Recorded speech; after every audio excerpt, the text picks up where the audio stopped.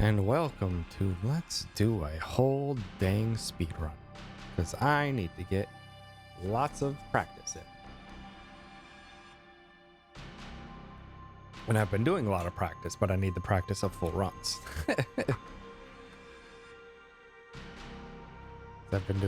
I'm done with all my refinements. I do not want to touch this run at all anymore for changes. I just want to do runs now. I just need to build the muscle memory, get the practice in, and just hone down my skills on it rather than honing down my strats. Because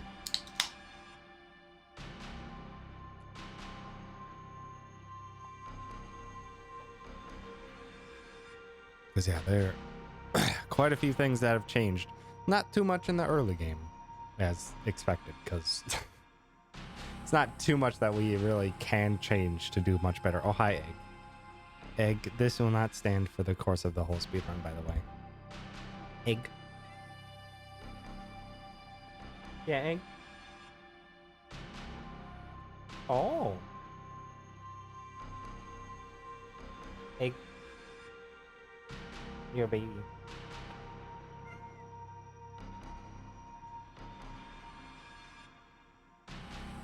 Okay. But let's get to it because I'll probably be here until like 1:30 in the morning. Later start than I wanted to, but we just had stuff to do. So let us begin. Make sure I'm clicked into the right thing. Make sure I have a new setup now. That I can scroll on my phone and the phone will scroll a monitor with my notes up. So very, very handy. Got my mouse at the ready because there are a good amount of stuff that that I've added in to speed things up. That is some mouse movement. So I need to make sure I got this at the ready. Ready to go. Got it back onto English voiceover, right? I do have it on English or Japanese. Yeah. English actually ends up being the slowest. I've done all three languages now. Japanese and Chinese I couldn't tell a difference. They played identically. English had a few quirks. Had one positive quirk and then a few negative quirks that ended up being like 5 seconds slower. So like in the long run, it doesn't matter that much. But yeah, English has a 5-second time loss. Or over the course of a 5-hour speedrun. Yeah, I think I got everything set and ready to go. So let us hop to it. And also, howdy do Thanks for stopping by and being ever so heckin' prompt. Let's begin in 3, 2, 1, go. That's not working. That's not working. I need to change something. Because that was not load removed time.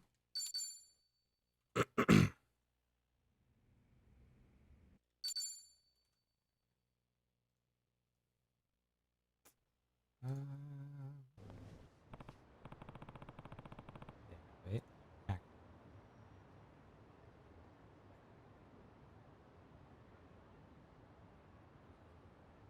Okay.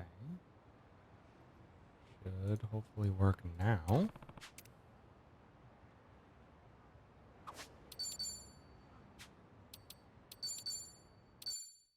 Let's try that again.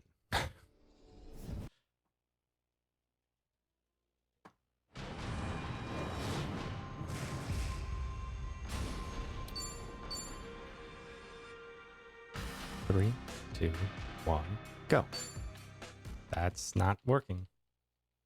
Why is the load remover not working? Howdy, gamer. Thanks for stopping by. Yeah, the load remover is not working. Oh, do I just have to restart the game? Probably. That's just all that was. Steam. Oh, now you pause. Now it paused. But howdy, gamer. Thanks for stopping by.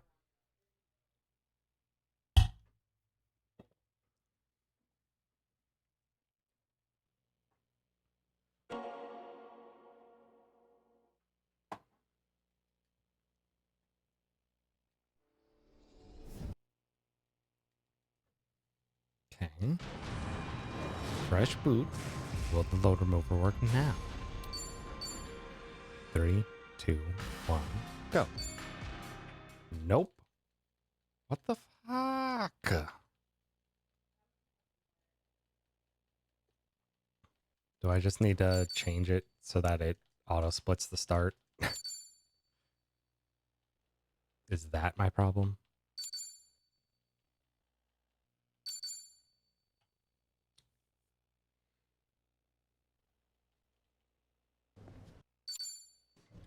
Why is the auto splitter not working? Oh, hi. Hello. Luster Lizzle. Thank you for the raid. I appreciate it. Hope you had a good stream. I'm trying to get my splits to work appropriate.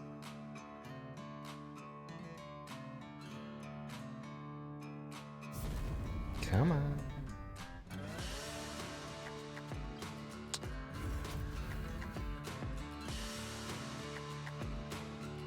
Okay. Start. Have auto splitter set to start now, so hopefully load remover can work now. Please and thank you. Auto start and load remover by Street Back Dial. That's what we have.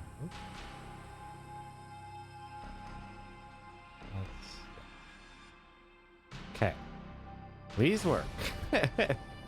Thank you, Lester. I appreciate it. Let's hope that the auto start and load remover is going to work now. So let us begin in 3, 2, 1, go. Oh, that sure isn't working.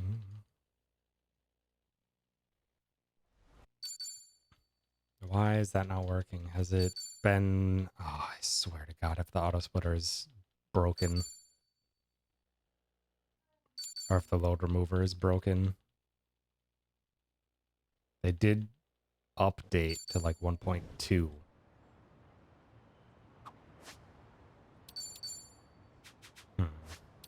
Might just have to be a loadless or non-load removed speed run today.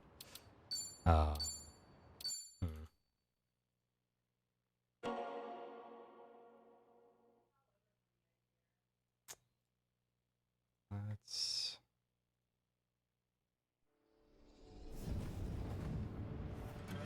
Okay.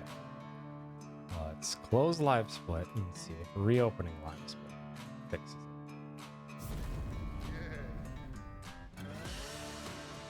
Come on, live split. I need you to work, buddy.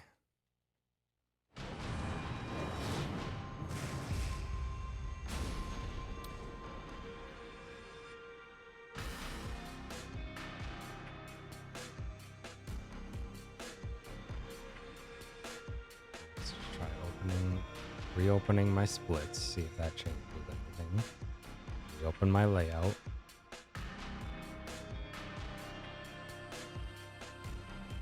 Split settings. Turn off the auto start.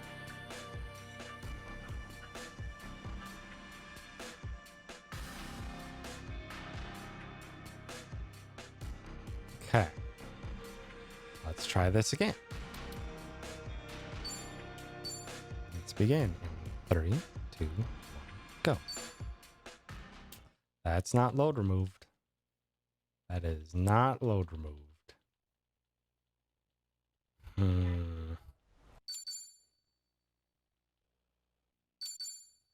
I think I'm gonna have to ping the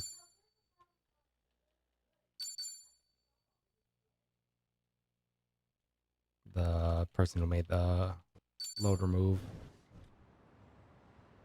because it is not working.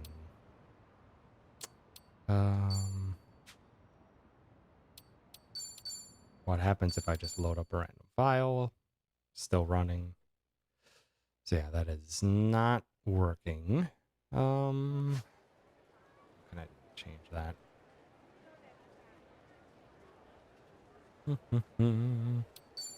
Howdy, Callie. Thanks for stopping by. Have a good time and thank you for the good luck.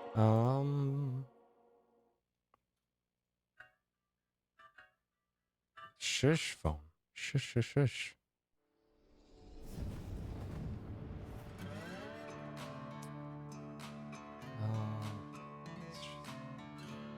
Change the game.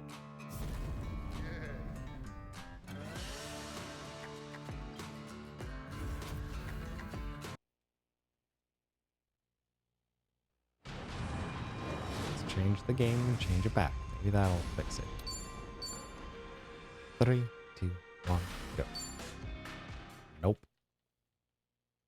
I think the auto splitter got borked because of a small update they did.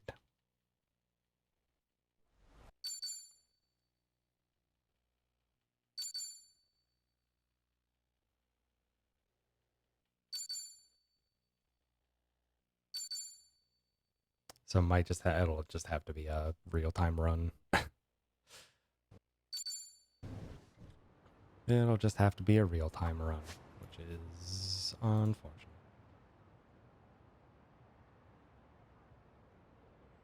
Yeah, it is not working. The loader move is not working. So let's see.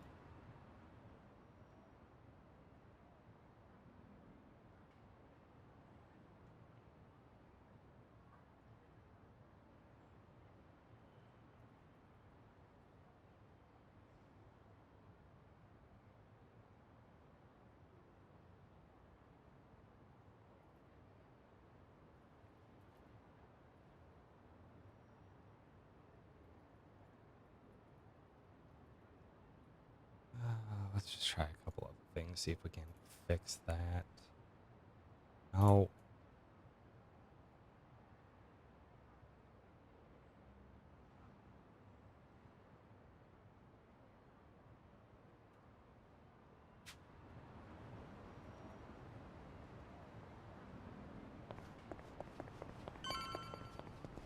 I'm just gonna see if anything happens if I get far enough along.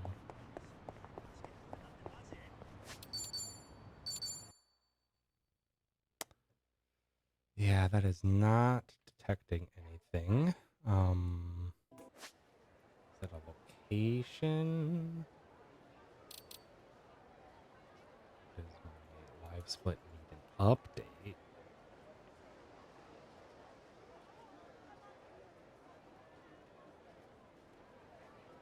I don't believe my live split needs an update. Howdy, Caddy. We are not winning yet because we haven't started. At the moment, I cannot get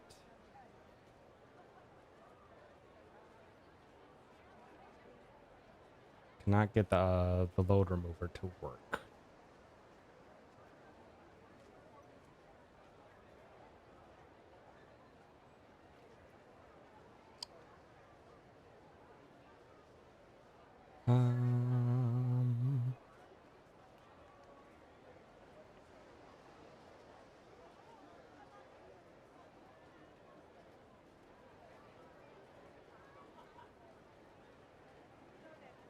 Okay, hold on.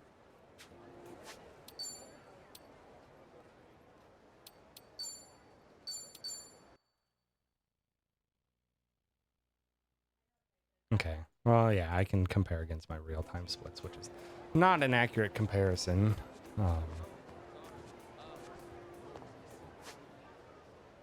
but would be a comparison.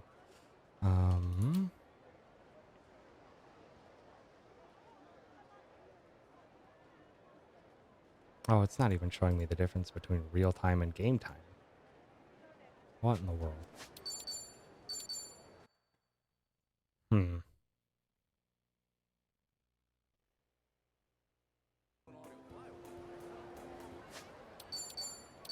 Try another reset of the game. So now it's working. It detected at the very least the game's not open. It detected that at least.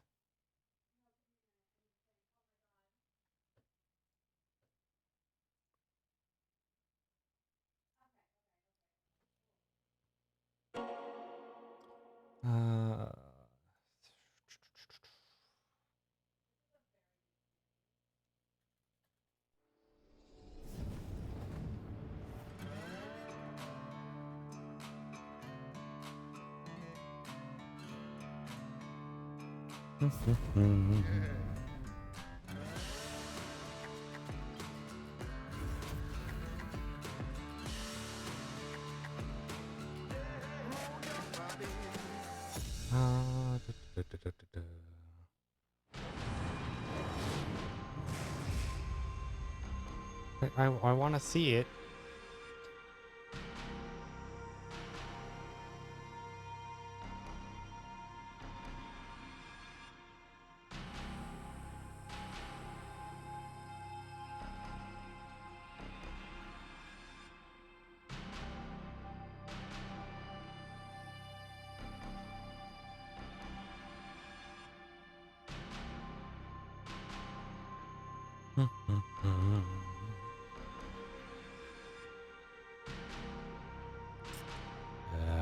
Trying to see if there's anything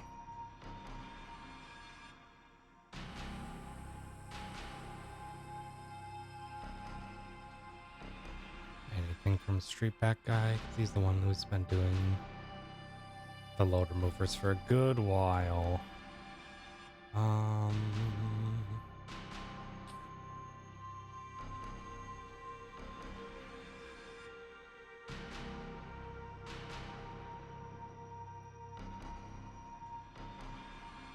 come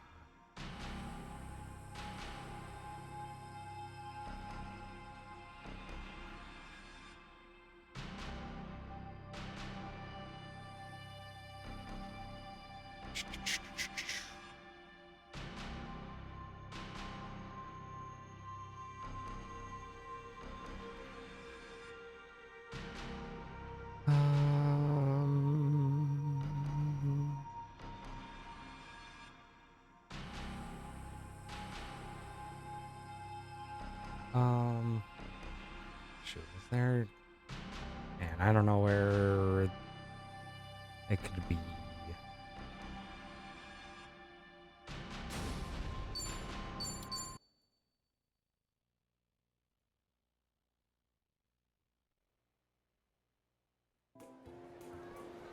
It is not pausing for anything. I can try for a little bit longer to see if I can find something. Otherwise, I'm just gonna have to ping Streetback Guy to resolve it when they have a free moment.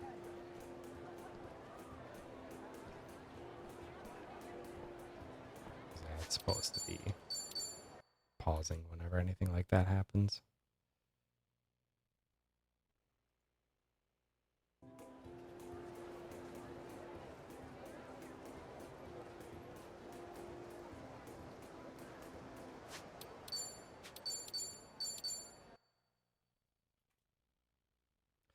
It most certainly is not.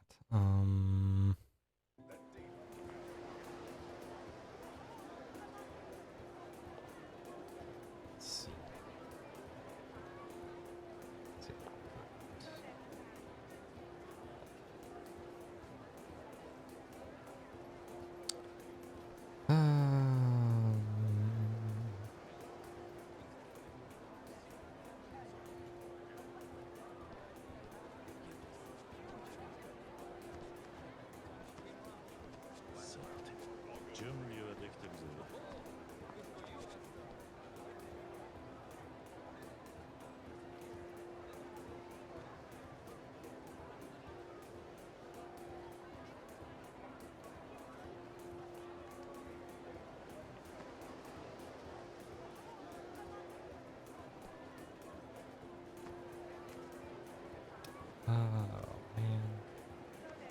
I'm just not sure there's really... It just may not have ended up.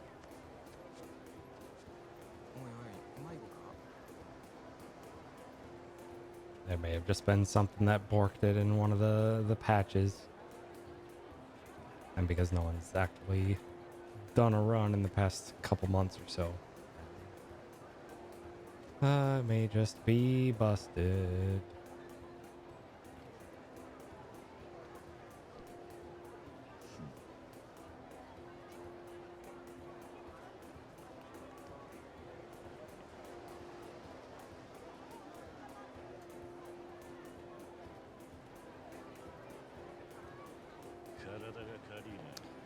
Um,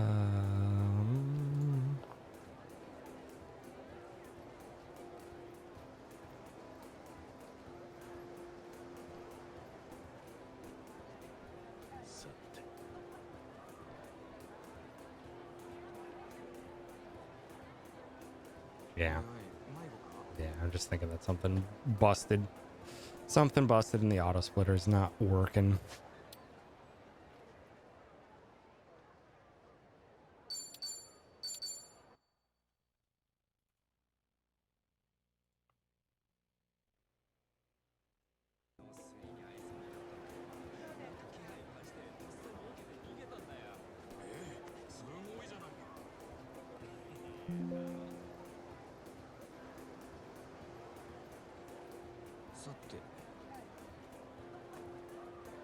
Okay. Yeah. I thought maybe that would affect anything. But alas, did not.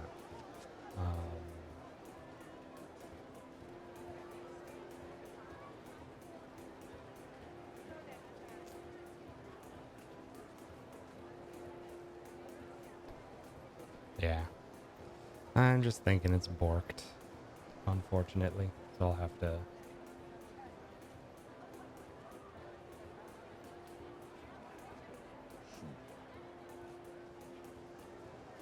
Well, I got it to glitch out for a sec.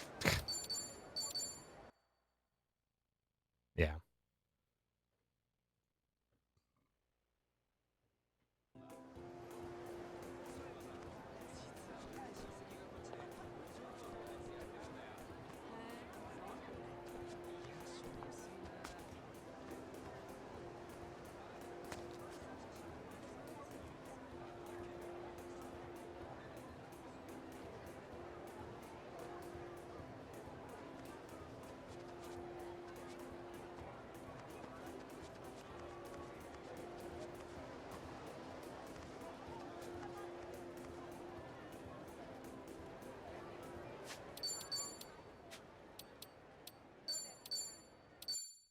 Let's just go back to the title now, just to double check that everything that I've done my due diligence, tried everything to get it to work.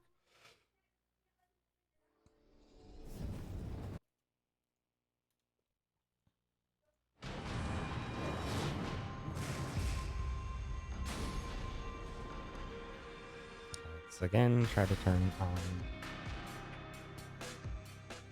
the auto start.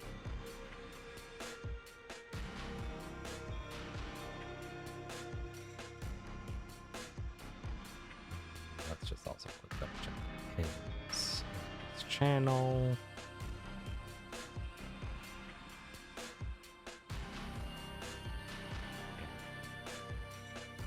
Nothing. Okay. So it just looks like I'm out of luck for today.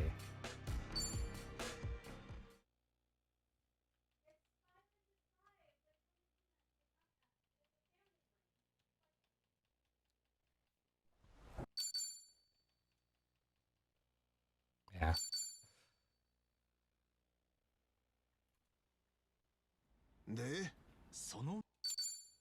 Yeah, so it must be broken at the moment. Unfortunate. So whatever this run is today, it won't be official, but it'll still be practice, which is the goal. So it'll just be a real-time comparison.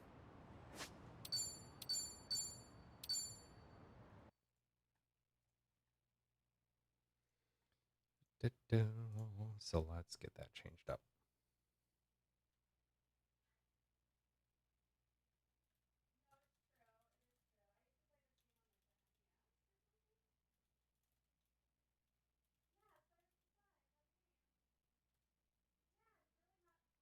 So yeah, let's just go back to the main. Did I exit the game? Oops. I didn't mean to leave the game.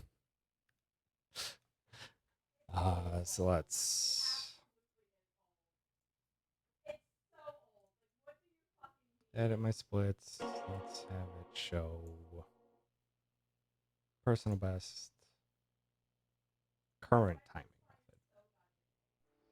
So now if I change it to compare against real time, nope. Hello? Splits, please.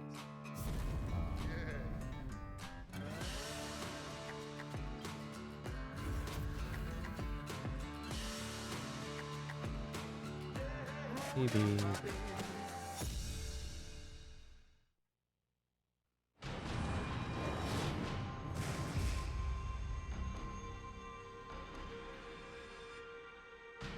Oh, okay. I had a bunch of stuff changed wrong. Okay, so PV, current timing method.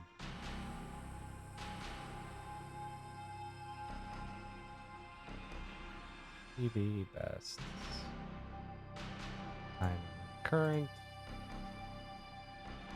Previous segment, current segments, best segments.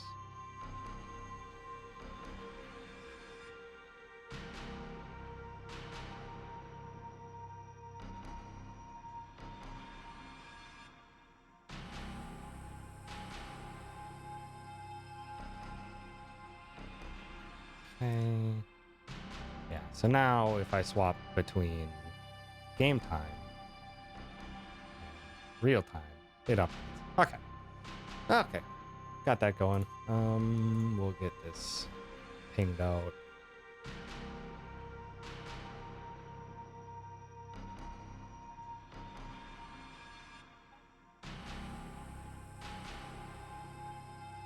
Yeah, we are version 1.1 or 1.20 now. So it may have just gotten borked.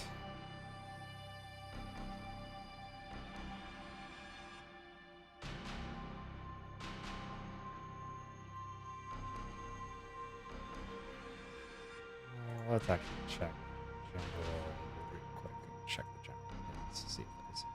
And there's no pin. Okay. All right.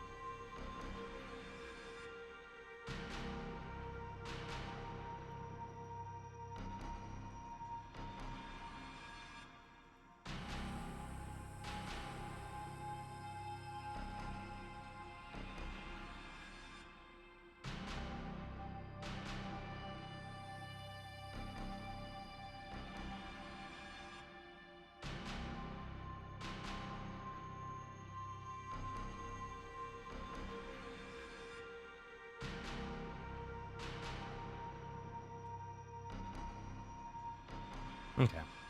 All right. We'll just do a real time. Sorry about that. Sorry about that. Yeah, we'll just do a real time run today. Because my my load remover is not working, and I don't know if it's a patch that broke it because they very sparingly do patches.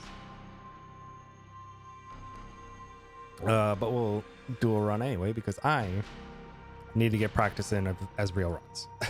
Could do a PS5 run. This is true.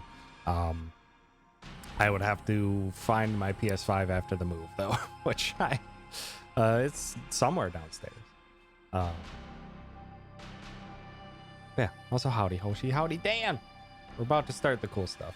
Just trying to make sure I got everything. Yeah, I think I got everything all set up. Got my notes.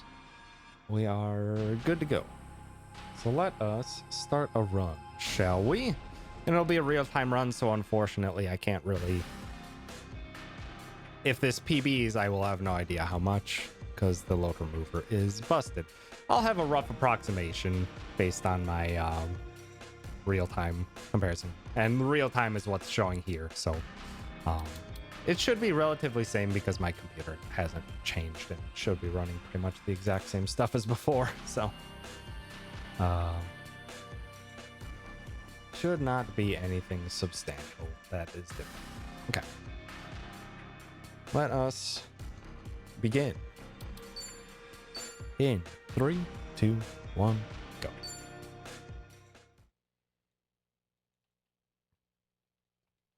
I hope everyone's having a good night, though. Yeah, as I was mentioning before I went and started doing all the technical difficulties work, I've put a lot into this over the past month. A lot into refining it and honing down on my strategies that I developed for the later half of the game. And I think what I've come up with is pretty dang quick. It's still quite an effort that we have to get over there, and I got my RPG Limit Break Speedrun Showcase coming up in just under 2 weeks, so I need to get my butt into just doing runs. Flat out doing runs. No research anymore. I need to just... Run needs to be in place and not changing.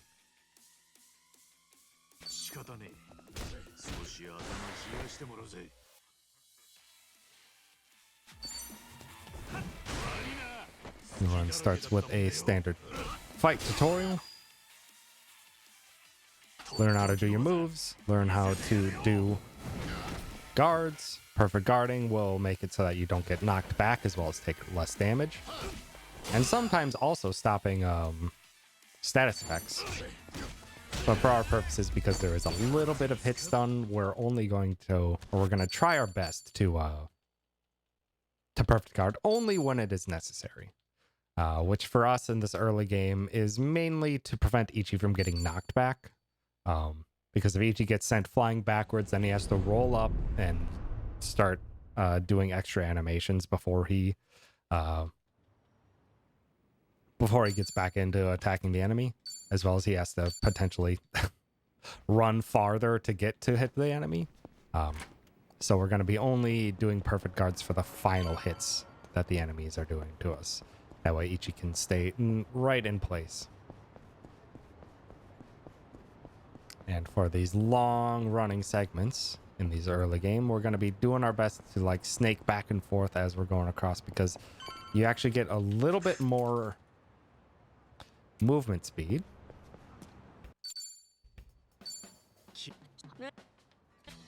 You get a little bit more movement speed when Ichi starts doing that like quick turn animation.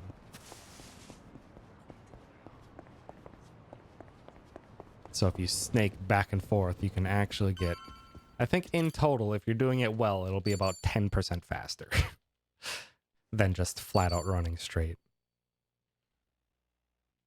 It's not too often that we'll be actually doing that, because sometimes in small corridors and stuff like that, you'll just run into stuff, which is not ideal.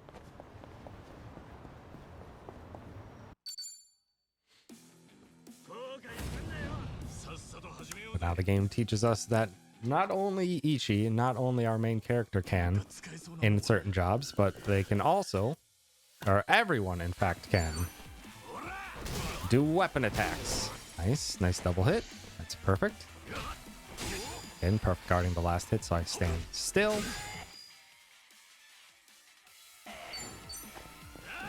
Making sure to weapon attack. Or I don't need to weapon attack that guy, I just need to hit him. Isobe can't die until this starts. And we're at it.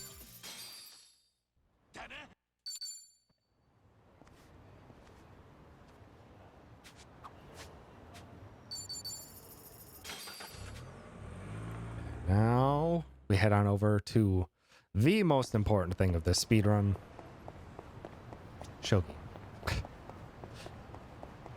We'll be at this for a hot second.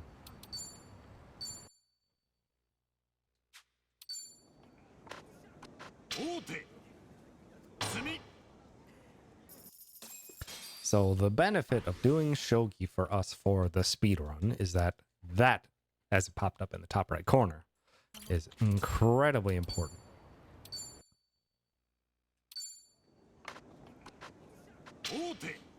And getting mouse movements for this is always a pain in the butt, because it is faster to do all this via the mouse, but it is like incredibly sensitive and like often recenters the mouse at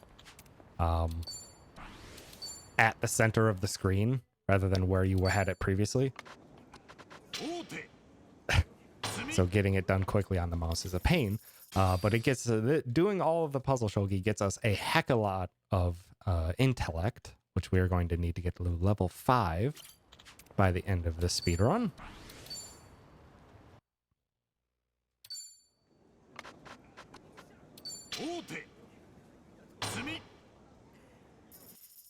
And that takes a lot of intellect. It takes intact 530 points of intellect to get. And with everything we do with shogi, that will get us 320 of the necessary intellect. That's a stupid controller cable getting in my way of doing my mouse stuff. All right, we're past the first 5 puzzle shogis.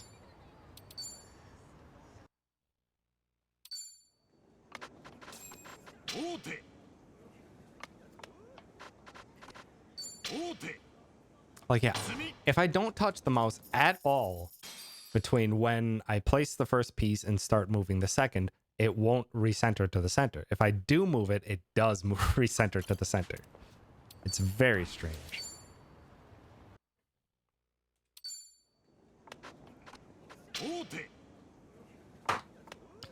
I need to get a better orientation of all my stuff for all this. So we're going to be doing all of the puzzle shogi the game has to offer. Don't move the mouse. Dang it. Move the mouse slightly so it recentered to the center of the screen. We're going to be doing all 10 of the puzzle shogi, but in addition, we're going to be repeating puzzle shogi 10 about 9 times. And that will become readily apparent why in just a second.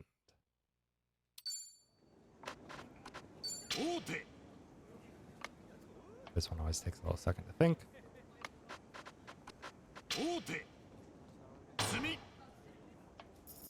Okay, puzzle shogi 9 down, and from here on we're going to be turning takebacks off because it gets us a little bit of extra shogi points. And then another trick that we'll be doing at the end.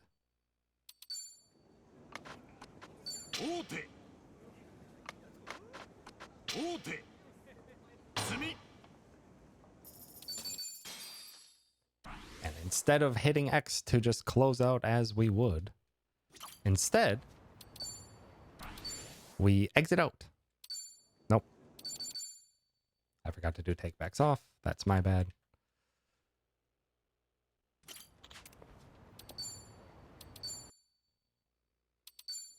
Okay. But yeah, by exiting rather than confirming, the game it gives us all the points for completing puzzle shogi 10, but it doesn't complete the flag that says we actually completed it. And puzzle shogi 10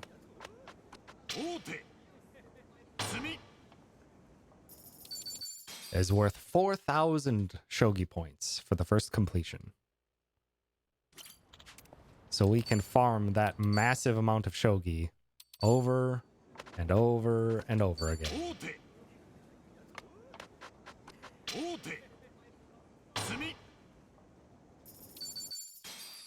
And we're going to do this so that we can purchase 2 of the Desperado's revolvers. Unfortunately, Desperado is a class that we are not going to use in the speedrun. It's a pretty fun casual class. But for the speedrun, it doesn't have anything we particularly need. Oh. But this weapon that we can get from Shogi is a level 5-star weapon, something you would not be able to access until late game. And it being such a late game weapon means that it sells for a whole heck of a lot of money. In fact, $3,300 or 330,000 yen that we can get at the beginning of chapter 1. And we are going to purchase 2 of them. That is going to be all of the money that we're going to need to vault our way through the early game of this speedrun.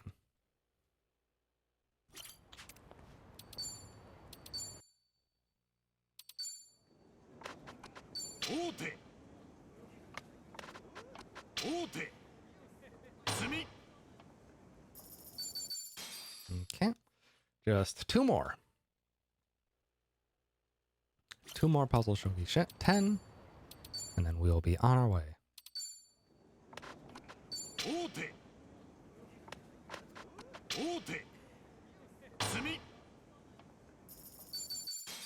$51,100 is exactly the amount we want to see. Now for this final one, we do actually confirm the final one. We do need to set that flag that we completed the final shogi.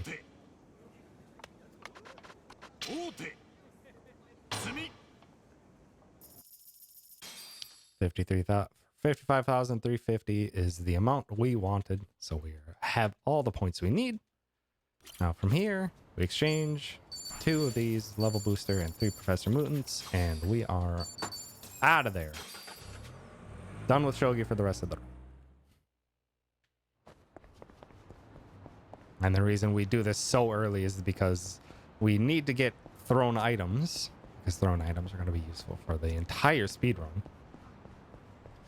And we can sell our Desperados right there for all of that money right away as soon as the game begins.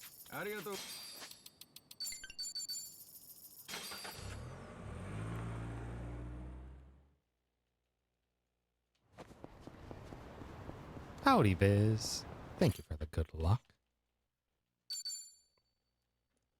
And welcome to it's showcasing my new route, and a lot of the stuff that like the second half of the game is where all the big changes happen. But it'll be an unofficial speed run today, just because the auto splitter seems to have gotten borked thanks to some updates. So, or the load remover. So alas, I cannot do load removed times today, so I'm just comparing real time today. Which should be consistent for me. It'll be a nice comparison for my purposes, but I cannot submit it to a actual run, unfortunately. But it's good practice for my showcase.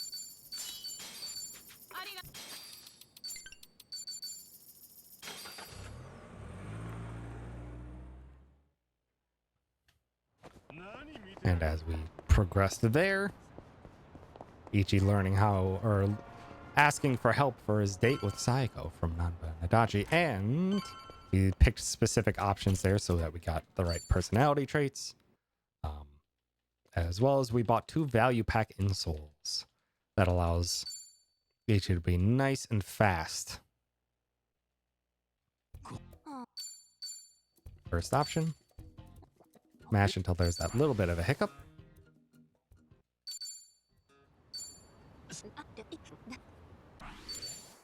All of these are pretty much mash until there's a little bits of hiccup.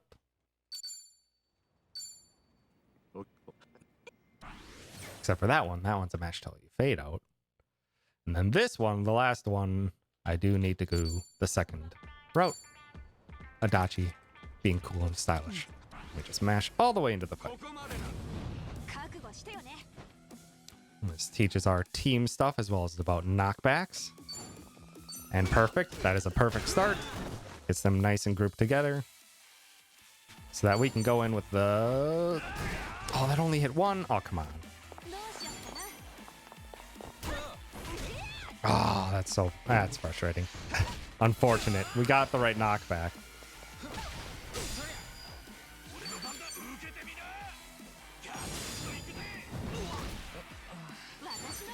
Oh no, Psycho, not that guy.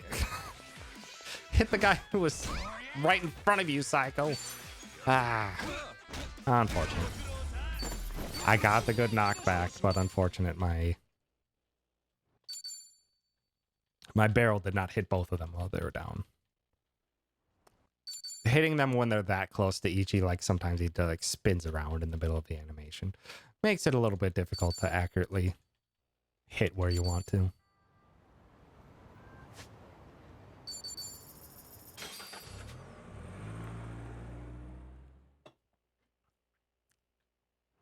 Howdy, Yeti. Thanks for stopping by. Thank you for the good.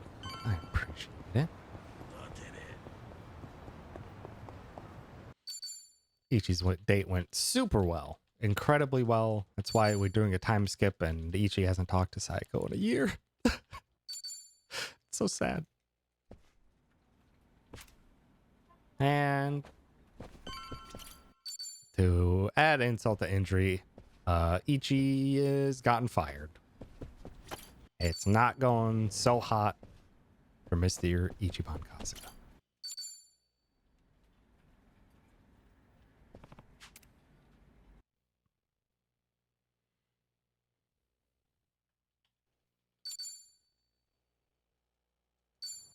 And now that Ichi's out of work, he's no longer a hello worker. He's back to old freelancer, his old job class.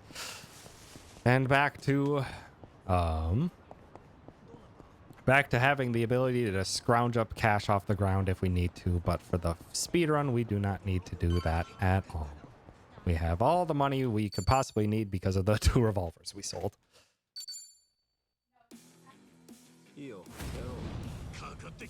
And now Ichi's being blackmailed on top of all this. We're gonna try and knock back as many of these into each other. Nice. 3-4 to start is perfect. Hoping I can get a... Oh, where did that guy go off to? That's unfortunate.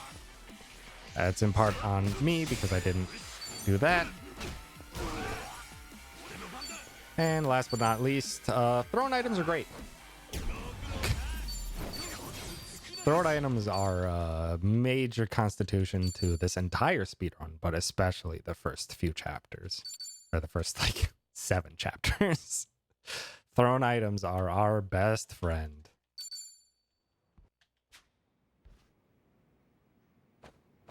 And they're so much our best friend that we're gonna store some right away.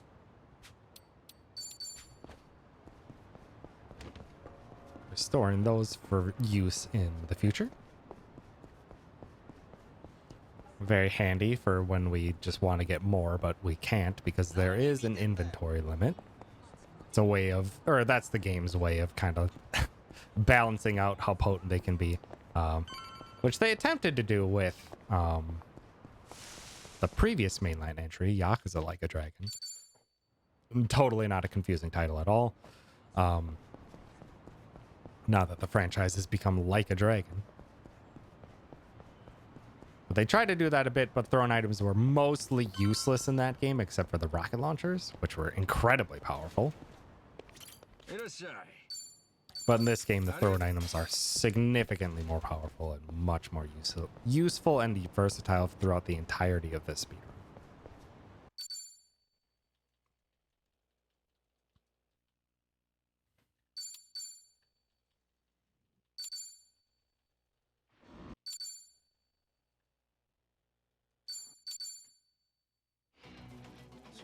And now Ichi's back with the old gang. And back to imagining everything as Dragon Quest. So all the enemies now are going to be changing into various different forms. Can I get a knockback chain? This might be perfect. It is very rare that Namba goes first. Okay, that's good. So long as it doesn't break the sign on Adachi. Oh, or get the fear. That's unfortunate. Oh, come on. Normally it would be faster to wait until Ichi gets his chance. But the camera decided to take its sweet time. New weapons for everyone. Shoot. Ichi, you need help.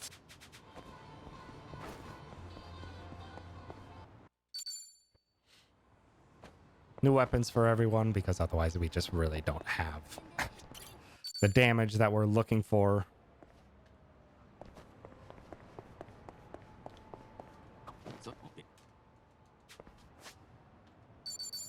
And that is the game teaching us about party chats that are ways that we can boost our bond with all of our allies throughout the run.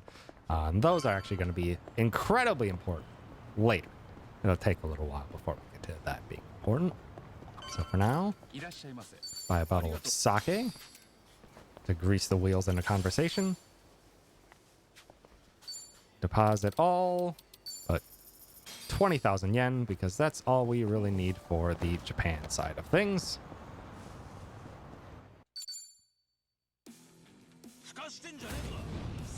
Hopefully these guys line up nicely. Okay, well, took their sweet time lining up.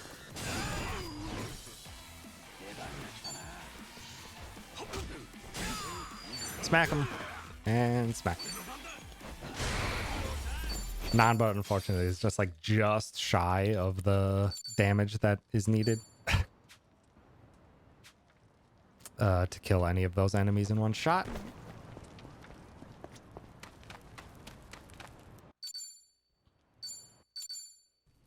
So instead, we just wait until it's Ichi's turn. Take us in, boss.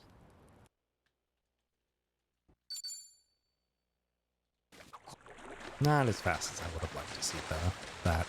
But I had a couple kind of rough fights there. And the shogi was a little... I think I had a couple errors in the shogi and some slow-mo's movement. So it makes sense. Things that'll get better as I get more practice in and just do more runs. That's the kind of stuff that just doing more runs and practicing more will get for me. Now we're in the first official set piece of the speedrun. And all of these fights kind of have specific interactions that we need to do. We're kind of weak for this fight only for some reason. We're going to knock this guy back. Send him into all of those. And that was actually perfect. I didn't need to guard at all. That is actually... That's as fast as that fight could possibly go. That was a lovely little chain of explosions from those propane tanks. It was lovely. Can skip that fight, and we're gonna run into this fight onto this propane tank. Oh, that is unfortunate. It is... Wow! That is very rare that... That is very rare. That is rare that any of those enemies outspeed. Let alone two of them. Ichi had a really low roll. That's bad. Bad fight. Yeah, that is... I'll be honest, I have not seen that before. I have not seen Ichi get outsped there.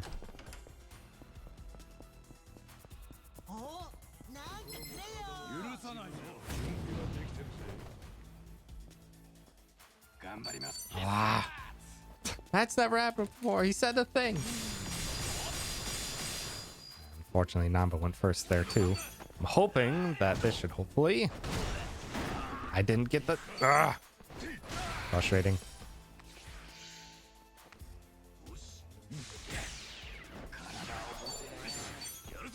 Finish him off. Unfortunate I wasn't able to get the knockback either there.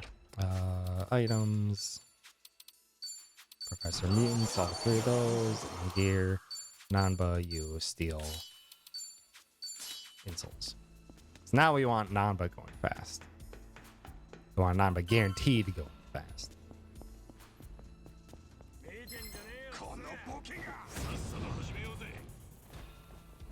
So now with Nanba going fast, hopefully we can get good lineups on these enemies.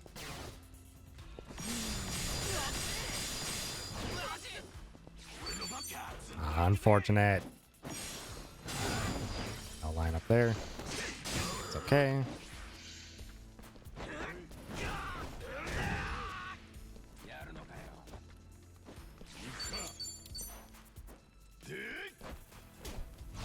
Nice damage roll.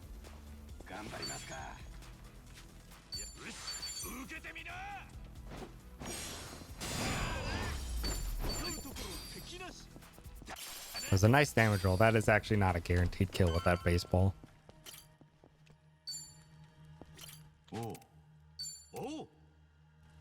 So typically we like to do a little bit of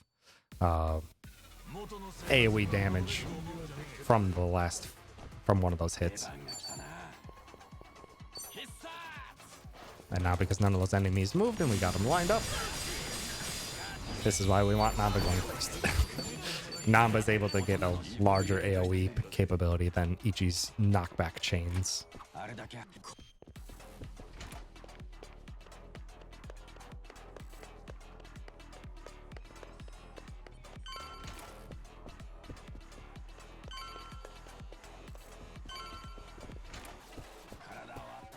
Recognize this location from the previous mainline entry as well, the Seiryu Clan HQ. Turns out they aren't possibly up to anything good.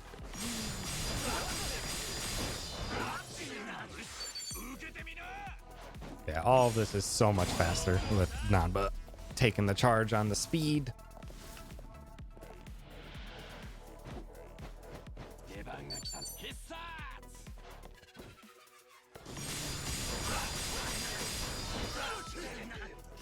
Ideally, it's fast if we can get all 5 in there, but it's just so RNG if enemies will even move to align themselves for us. So for hitting 4 of them and not really having to wait for them to align or anything is very, very good.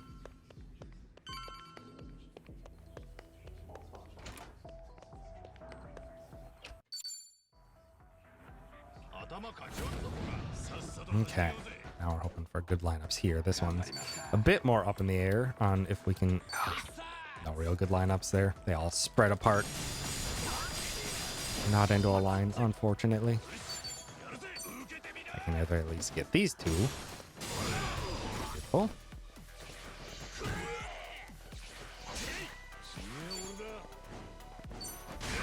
Nice back attack.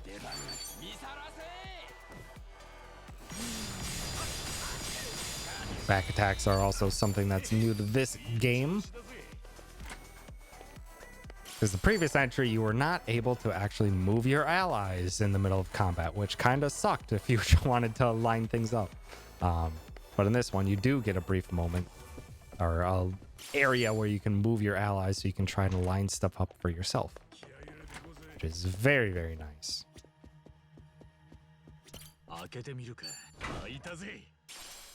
Here, Ichi, you get an optimize and you steal Namba's value pack insole.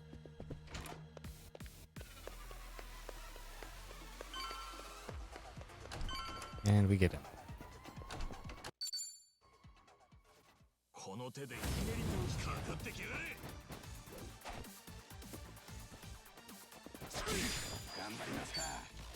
We don't want to do anything because now he's guarding. That is also new in this, and we're going to break his guard, which we can do with grappling attacks. We're going to throw him into the corner, where we can hopefully keep him in the corner. What about back shots? Dan, please. Yes, those are also new in Century. But we wanted to keep him in the corner because we can knock enemies into walls for extra damage. Very helpful. Increases the damage done against them by about 50%. And in this game, we got again for what wasn't really there in previous title or in the last entry. There's some mid-fight cutscenes.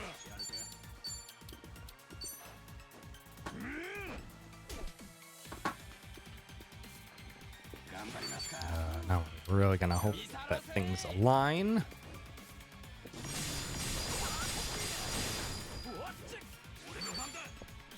Oh, come on, guys! Come on, guys! Line up! Line up! Line up for the camera!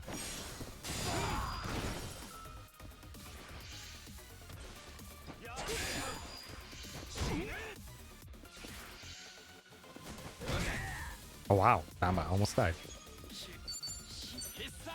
Hopefully that hit anyone. Oh, perfect. Perfect.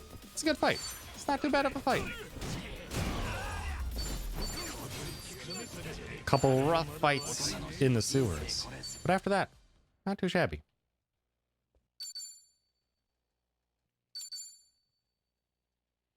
Not too shabby.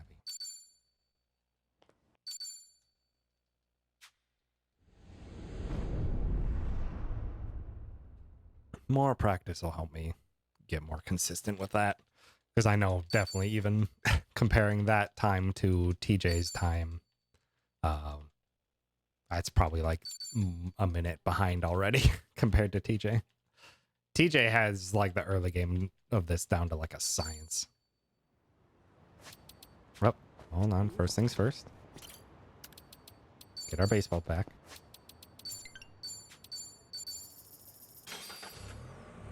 Can't go anywhere without our baseballs now that we've used them all up. So rather than taking a trip to the pawn shop again, we just retrieve those from storage. And like in many Yakuza games, that fight spawn can be despawned by talking to a vending machine. So we can just sneak on by and also pick up a coffee there because I'm going to need the extra money.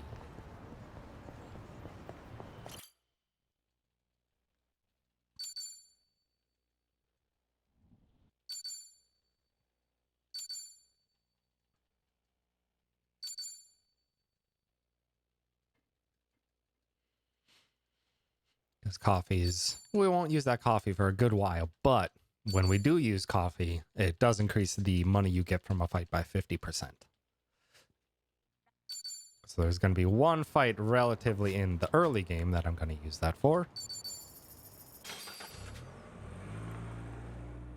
But mostly we're going to be using it on a lot of fights in the end game. So we can get big boosts of money. Infinite wealth, some might say.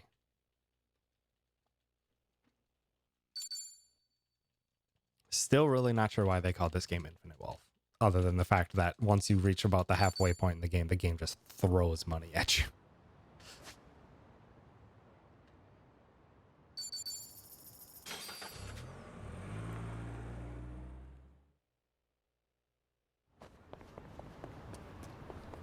Okay, now that we're done with the set piece,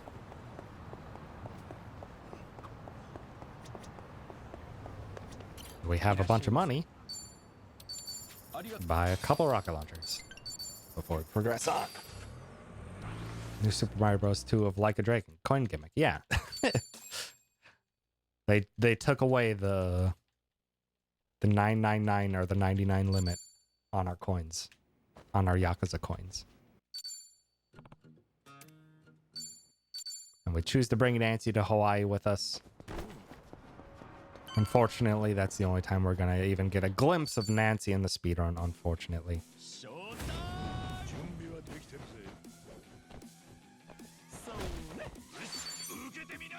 Because Nancy is a great summon in this game. Unfortunately, for us, it takes a little while to get Nancy unlocked. Probably like a good minute and a half. And that's a minute and a half that we can't take when we get a different summon that's roughly similar. And gets us more of what we need. Oh, come on.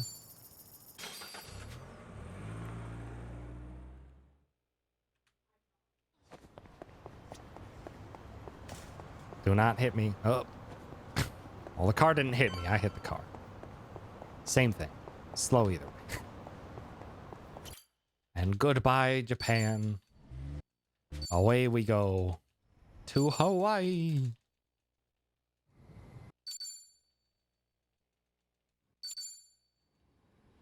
And now is the time when we see that it's a fantasy game. Conversion is exactly 100 yen to $1. Makes it easy for us, but it's how we know it's a fantasy game. I thought they were just trying to hide away the 8. That's what I'm thinking, honestly. It's just like, oh, a sideways 8 is the infinite. So we'll call it infinite. I'm like, yeah, but kind of...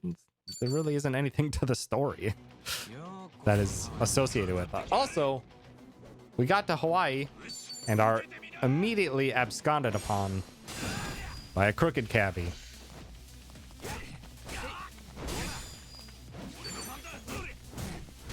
Nice paralysis. And this cabbie also loves baseball.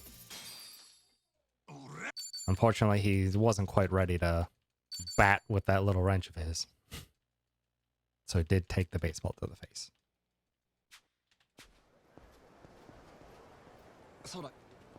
And this is our friend Eiji. Ichi ran into him on the plane and helped him out. Ichi's a good guy like that. Ichi's had lots of experience helping out folks in wheelchairs because of all of his time with the young master.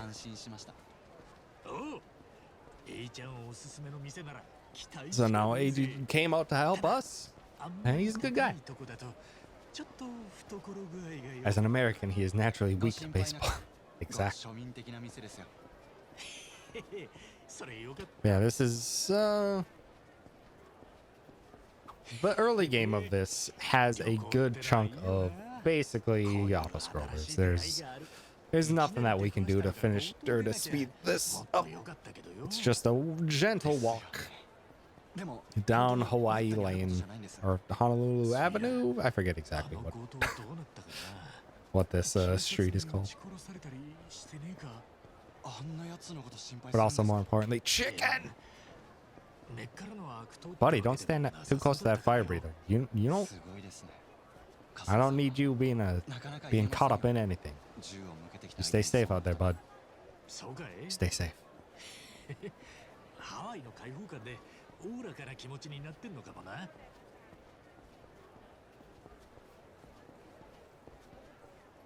My favorite part of the run. It is very nice for the speed run that there's just kind of breaks in the early portions.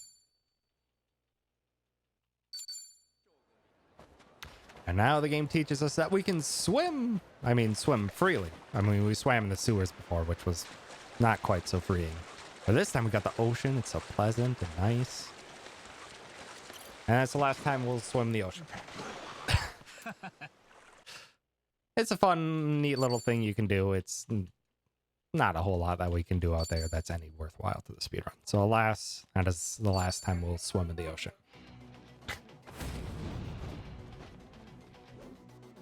All right, we need to knock back these guys into each other, and it is a pain in the butt to do so because of this right here.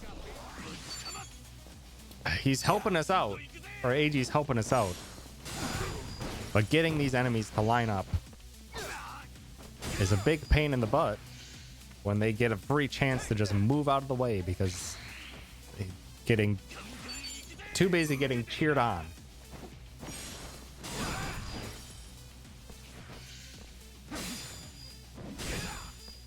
Get right. That's a typical fight. Ideally, you can finish that fight in just 2 turns by getting a couple good knockbacks. But it's very rare. It is very rare and RNG dependent. Worked up a sweat with all that swimming and that fighting. Grab a quick tuna salad sandwich.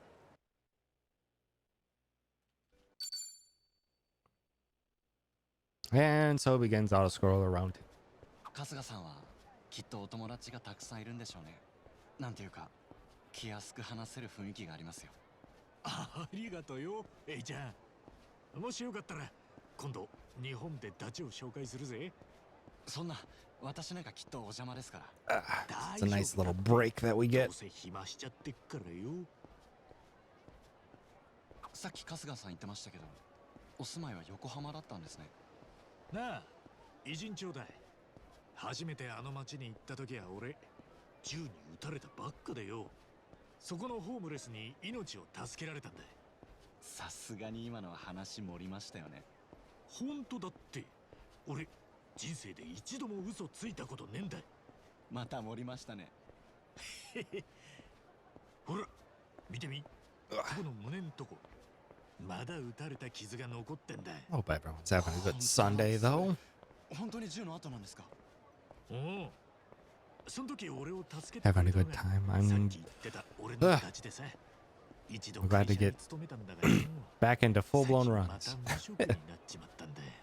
I need to build up a lot of muscle memory over the next couple weeks so I can put on a good show for everyone to come. RPG limit break. That guy just disappeared. Where did that guy go? He was crossing the street and then he just vanished before my eyes. 詳しい話は分かりませんけど、春日さんのお友達ならきっと気にしてませんよ。 My God. 優しいこと言ってくれるじゃん。 Why, he really is everything. Incredible magicians on top ど of ういたし everything. まして。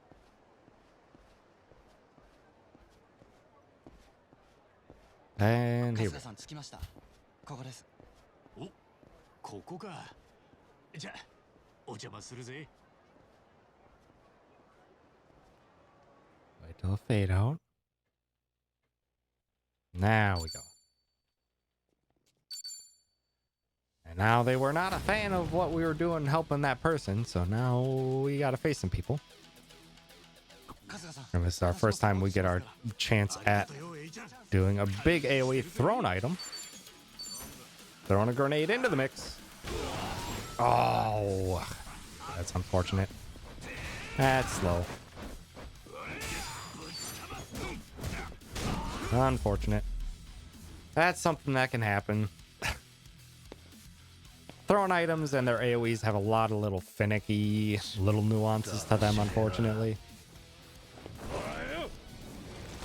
Where they can hit an enemy in front of who you targeted, and that really shifts the hitbox really far forward.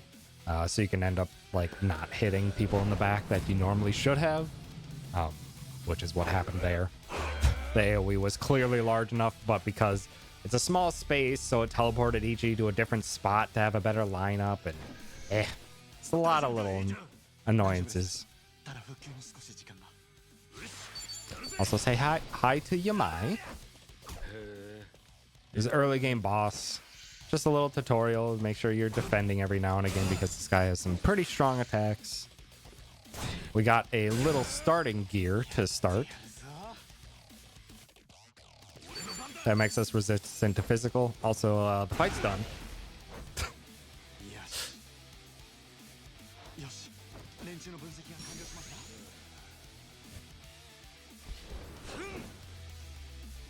Rocket launchers are very good, by the way. excellent damage for the early game, because our backbreaker would probably do about 75 damage at this point in the run, 75 or 80, and we could just get it free 300 damage with a rocket launcher. And he's down. Get him. Good fight.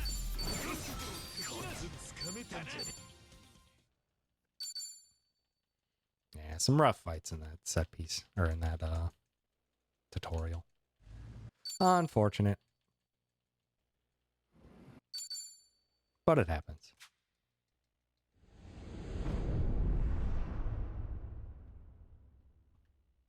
And now we're to probably one of the most RNG chapters of this run, in part because of more fights that are going to be very RNG. Because at the moment we don't really have, we have some forms of consistent AoE. Not the most consistent form of AoE, but some. But if enemies move out of line or move in odd directions, it's just not really a whole lot that we can do to really do more damage to one enemy, or do damage to multiple enemies yet.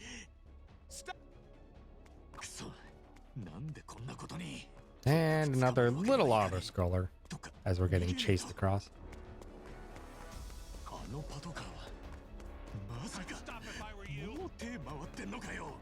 There's nothing that we can really do to speed this up. It's a little auto-scroller. The only thing we can do to speed up is once the camera starts shifting, we mash X. You can save a second by not letting that prompt come through. Get him! Oh yeah, also all of our stuff got stolen. Ichi came to Hawaii to try and find his mom because it turns out that she's being accosted by various Yakuza factions and gangster factions that are trying to track her down. So Ichi went to her place, found a lovely little handmaid, and she promptly stole all of his money and left him naked on the beach, which is why Ichi got arrested. Also, who the heck is this guy? Game makes a real big deal of him coming back. Gear, Ichi, you need value pack, and Kiryu, you need help. So now Ichi's gonna be our speedy boy, and Kiryu gets a little bit of a health boost. This Kiryu is gonna be doing a lot of damage in this next fight, as he has very special stances that he can do with his base class. The game is going to teach us. The Brawler is a standard attacker, but has some special stuff it can do. Hopefully I can, yep, there's the essence of pole crash that I was looking for. Don't mind this guy's nuts.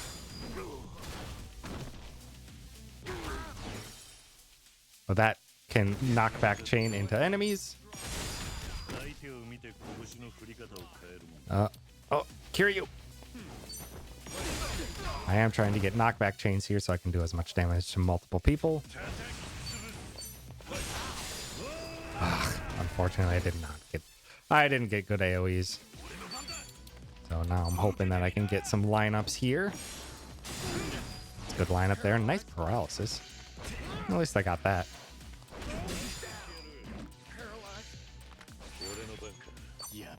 Break this guy's guard. Yeah. Good. Oh, I didn't get that freaking. Rough fight. Didn't get the QTE prompt. That's honestly probably why that guy survived. Rough fight. But that heat action can honestly take down like 4 of those enemies right away. We're forced to shop there, so we might as well get some nice Hawaiian shirt and sandals. Yeah, that was a rough starting fight, which tends to be how it goes. It is very hard to get a good fight going there because it's so dependent on enemies lining up.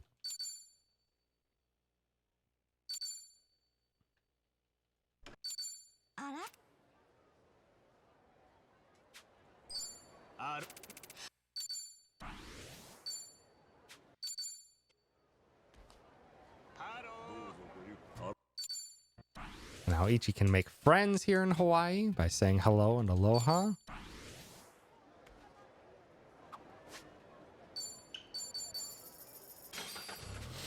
And gosh, Hawaii is a heck of a lot bigger than Japan.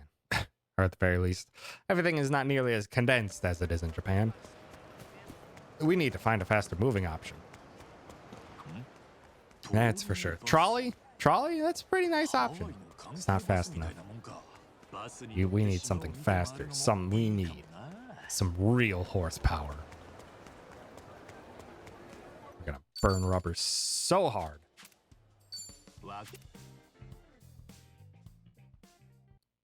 Let's go!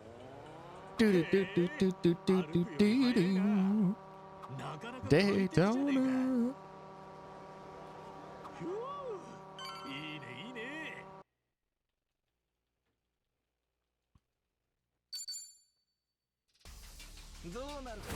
Also, people aren't a fan of our new transportation method. Sucks for them. They get a baseball.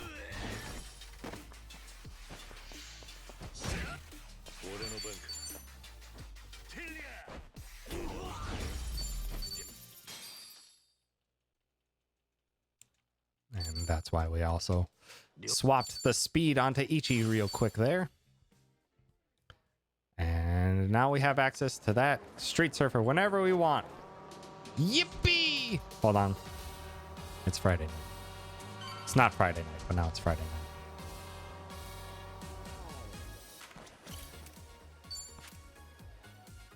night.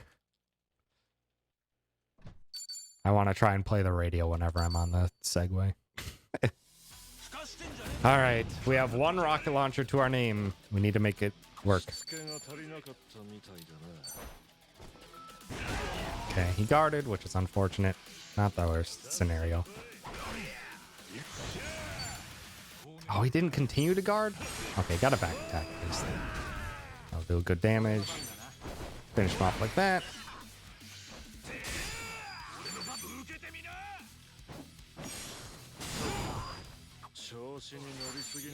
Ah, unfortunate. That guy decided to run away from everyone else. Ideally, the main enemy is not guarding, and you can just get the rocket launcher in and take everyone out in one quick swoop. But we were not so lucky. Oh, hey, that cabbie is now our party member. Wish he would have kept that gun. I mean, he has lugs. He can use a lug wrench to launch at people. That counts as gun damage. But he apparently gave up his gun when he joined our party. Now Camelop joins us from Japan.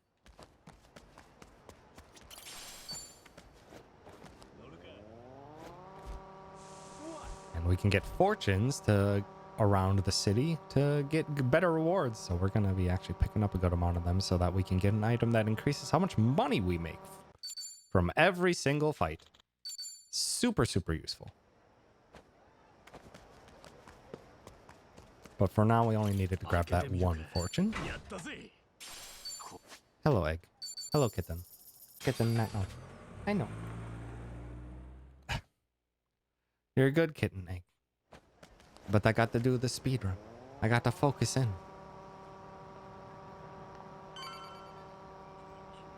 Gotta focus in so that I have less RNG.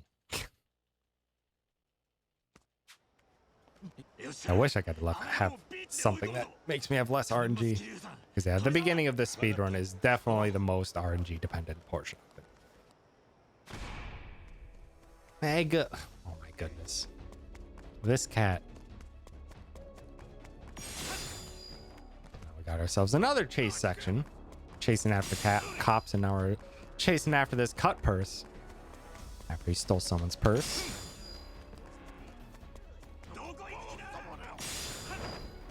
Again, this is nothing that we can really speed up other than hitting these prompts as soon as they appear. Egg. Egg. Not now, egg.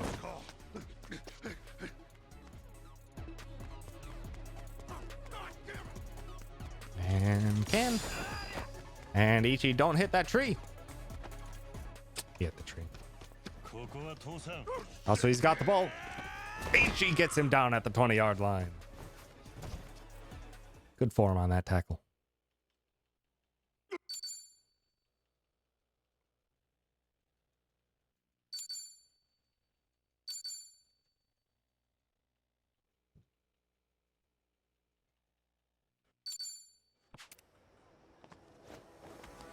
We got the purse back, and then that guy went off and committed another crime, and he did it around these gentlemen that now appear around us, around the Barracudas. A very rough and tumble Hawaii gang that may have just straight up murdered that guy. It's not looking great for him.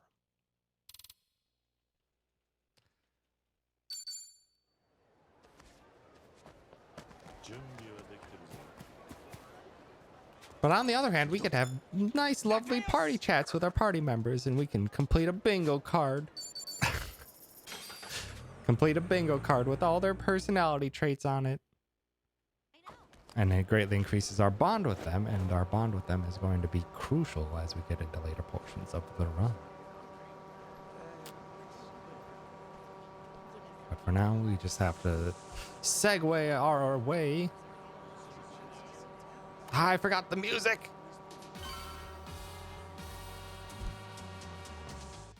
I need to remember the music. Also, welcome to another incredibly RNG fight, because this is where we are introduced to the Pound Mates, our summons. They kind of operate like mercenary kind of summon. Spend a bunch of money to bring in a new ally, and oh, those enemies moved around a bunch. And guarded. That is really bad. Hopefully lined up. Perfect. Okay. Good recovery at least.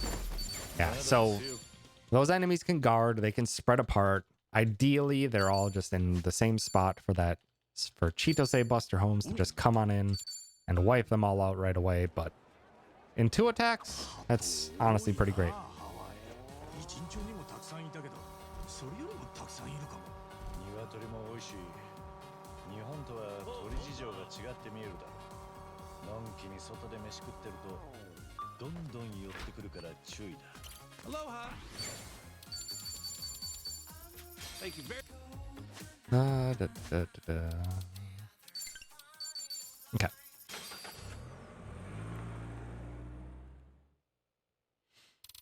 Now we stop by the pawn shop so that we can get even more thrown items in the bank. Howdy, Louise. Thanks for stopping by. And one little detour before we progress for a fortune and so we can wave hi to that band. Hello, wave hi to the band. Thank you, Ichi. For 5 style. Exactly 5 style is what we needed. And now we gotta do some crazy delivery.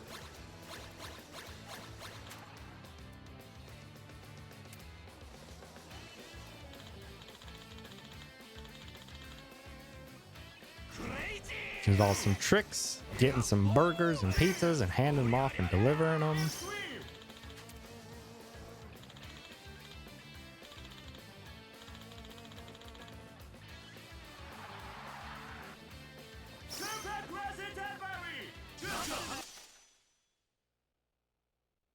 We did the tutorial. Let's do it for real. Let's go, champ. Let's deliver that food. Go. Go, Ichi.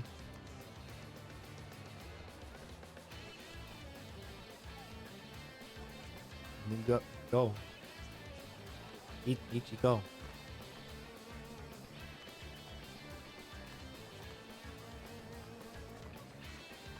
Yeah, he just got great balance on the fight. Very impressive, honestly. But yeah, we don't have to do anything here. You'd think that like, oh, you can finish this before the timer goes out and everything and end this in less than 3 minutes. No, you can't. Alas, whenever you stop to do a delivery, the timer stops.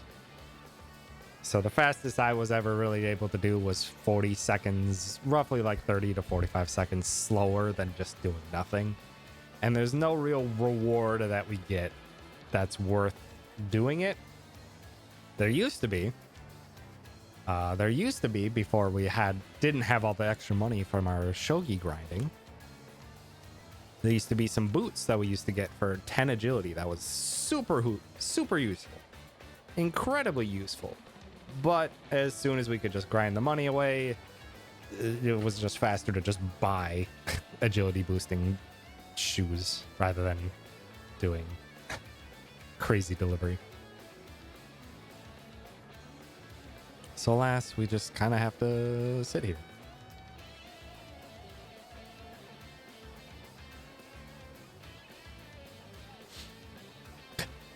Have a good sleep, cat. Thanks for stopping by. You have to go to bed, you say, at like 2 or 3 a.m.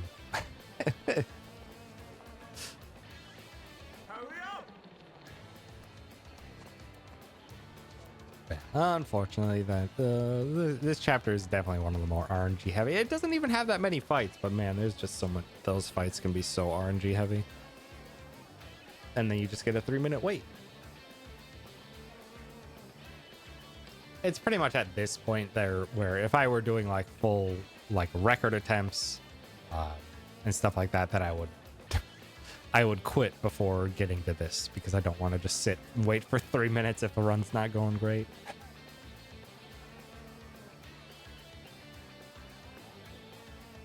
But yeah, there's unfortunately no way for us to exit this early. They really force us to do it. And we do such a good job at doing nothing that they give us $30 anyway.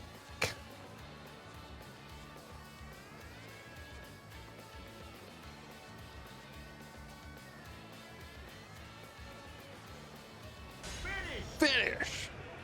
You did it, Ichi. Good job. Also, any money we get also like ticks down or ticks up. So it's beneficial for us to literally do nothing.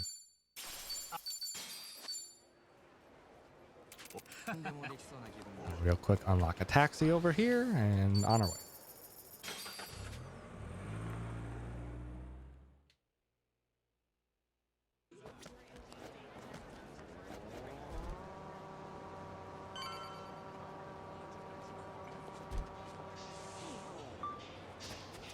As we're finding out that that housemaid who took all of our money is a woman by the name of Chitose, and she turns out to be in cahoots with the Barracudas, those nasty gang members.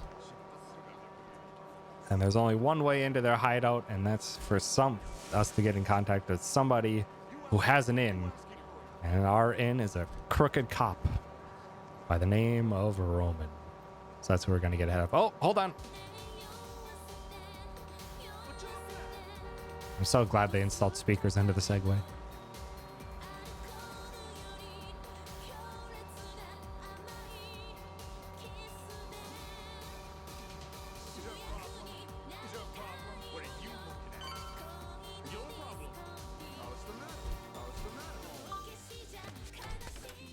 Okay.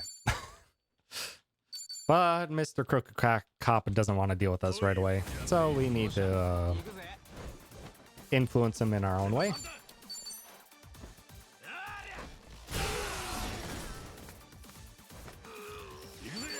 I.e., teach him the beauty of grenades. Mainly at this point, flash grenades. He is weak to lightning, and we didn't really have any lightning damage until we got these specialty grenades.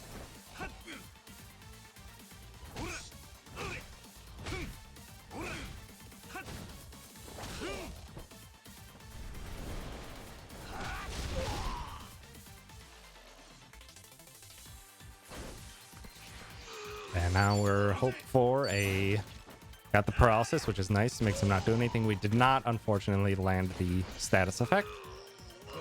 So we're going to have to use up our next 2 flashbangs to finish this fight quickly. Which causes a future one to be a little bit slow, but that's okay.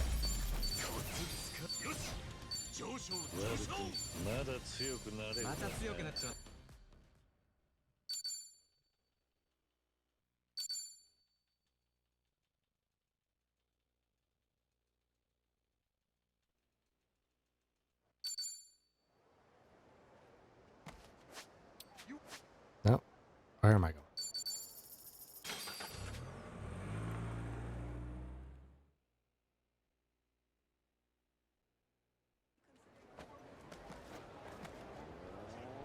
And we are done with this chapter.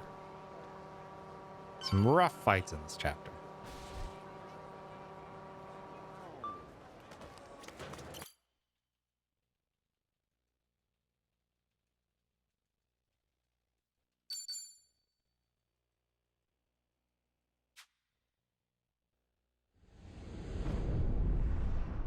Oh, that's what happened. Okay.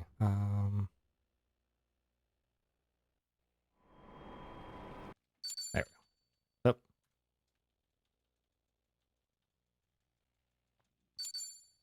Actually, let's go back and skip that.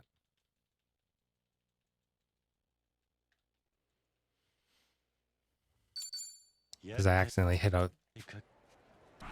a button with my setup and it changed it from viewing mode to editing mode. And that threw me off. All right. We're back at it, and now we're facing off against some crown enemies, the Keepers of Hawaii. Because these Keepers are kind of like little mini bosses that you can fight at various locations and at various times throughout the run. And they hold special rewards and are typically a good source of XP as well. Not so much in the early game, XP doesn't really matter to us too much. But importantly, those enemies had gear that increases one party member's XP gain by 20%. so long as they have it equipped at the expense of 40% of their MP. But because we're going to be so throne item dependent, MP is not the most important thing for us right now. So, さあ、ご要望は not the worst thing in the world for us. And now we get introduced to blacksmithing, where we can customize stuff like that. Unfortunately, because we had to use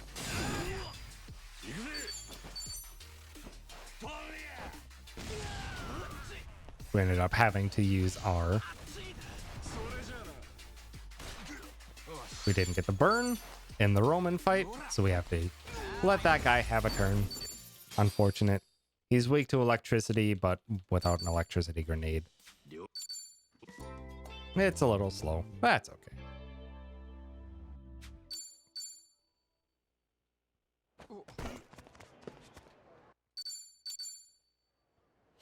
And we're right next to another pawn shop, so we can pick up our stuff and finally get back all of our money that we deposited before we got our money stolen away.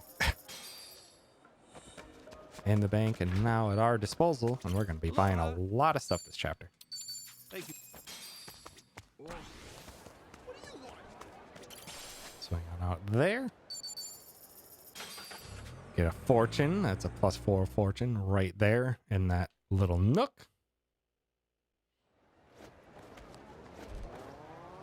Make our way over to the mall to progress the story. And while we're doing so, also pick up some more fortunes. There's a +3 here. And a +4 here.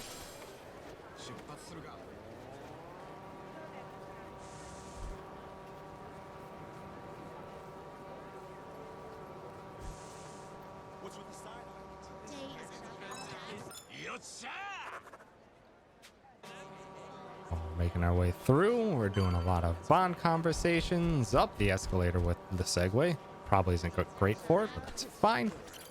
Grab a fortune there. Aloha. Grab rockets and hallucinogenic bombs.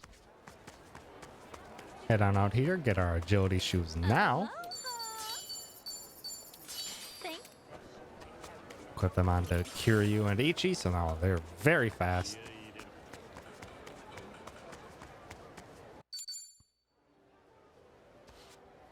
And progress the story. And as we find out, Sujimon Sensei is in Hawaii, taking a vacation. What are the odds? So that is... Nope, that is not enemies, interestingly enough. Have to pay attention to the mini-map here because it's a very treacherous area to get past enemies. So Sujimon Sensei is here, and he's going to introduce us to the Sujimon League. Surely isn't an offshoot of Pokemon or anything. But this is actually a really fun little mini-game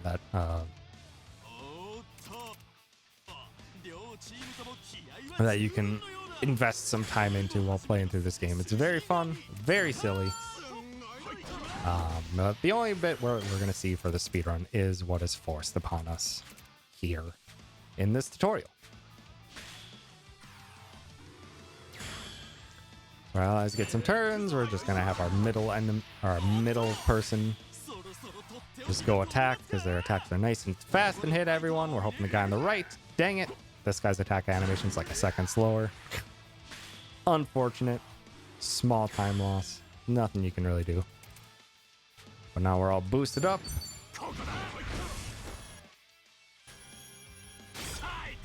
And the game automatically gives us the max boost for your game.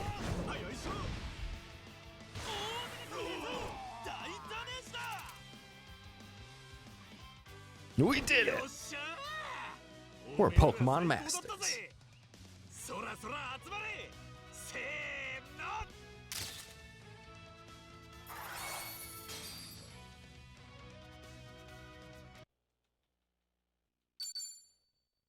And it gave us the jingle that we got money. We didn't get any money. It's very unfortunate. And now for whatever reason, we can't skip through this and we just have to mash through it all.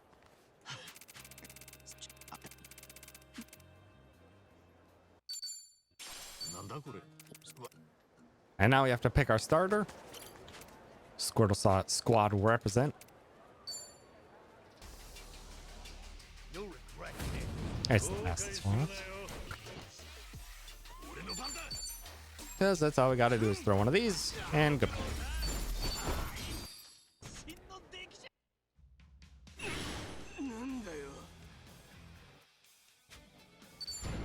Show 'em we care. Take it. Gift time. Make sure you know he's appreciated.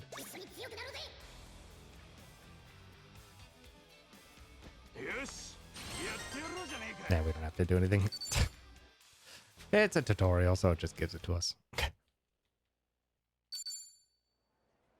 Now you can do all the Sujimon you could ever hope to do, and it's actually a lot of fun. But that's all we're gonna do for the speedrun. Now I got a big running section here. I need some tunes for this one, so we're gonna be on this Segway for a good while.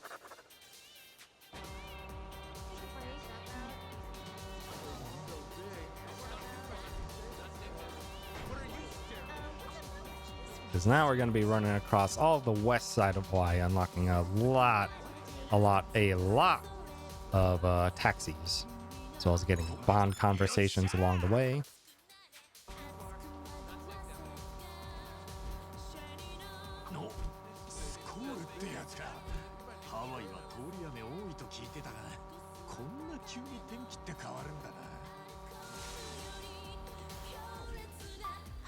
Stopping back with this safe. That gives us a happy light that makes it so that rewards are more likely to drop from enemy fights. Not too useful in the early game, but incredibly crucial in the end game. Unlock the orphanage taxi there.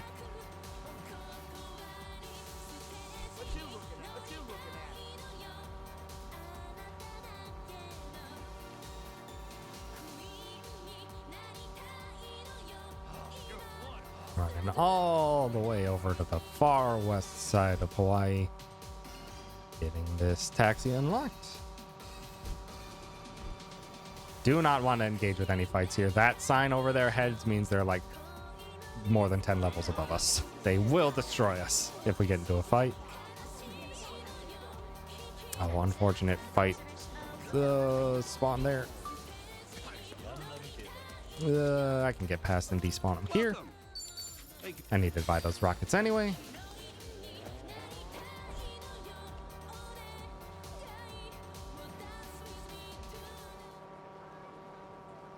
One final taxi to grab. Grab this fortune while we're heading on in. Let's buy some good stuff at the pawn shop here. We have even more powerful grenades. Thank you for.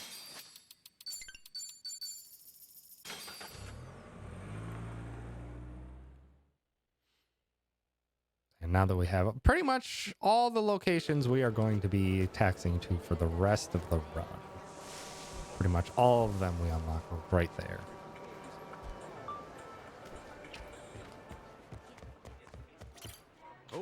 And now I'm famished after that long drive. Gotta stop in for a burger.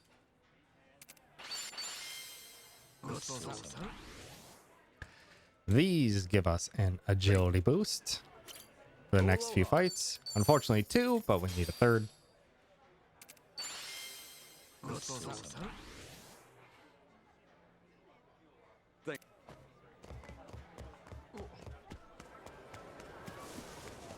Now we head across to start the Kazumi Evolution sub-story line. Who needs to summon the wind for a photo shoot? We're gonna help the man out. Do the first phase, and we're gonna do the second phase right away while we're here. Because this actually has a nice fortune and a nice bit of the personality trait stats that we are looking for. Get a bond conversation with Tomi. Up the escalator. Talk to this person here. Have a little honk. Don't know what that means.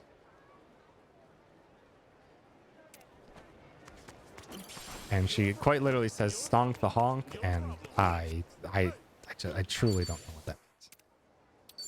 But we jump straight into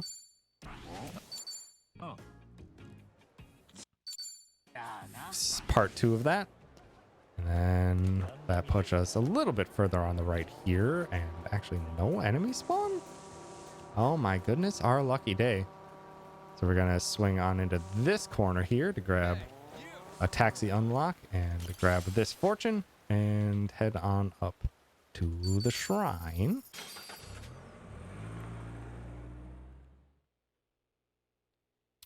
Get one last fortune, and we'll turn them all in so we can get our money increasing item right away.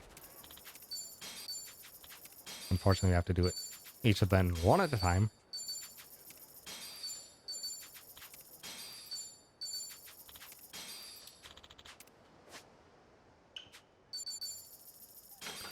One last big run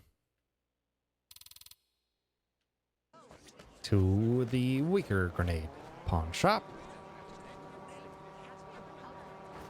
because we're about to enter the Barracuda's headquarters and we need a full arsenal for it. Otherwise, it would be a very slow and difficult time.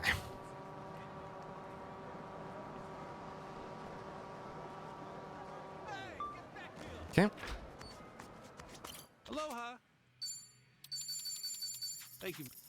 Here, Ichi, you get the ankle weights, and you, Tomy, you get money and the happy light and the upgrades. And we leave, and we head on over to Backped.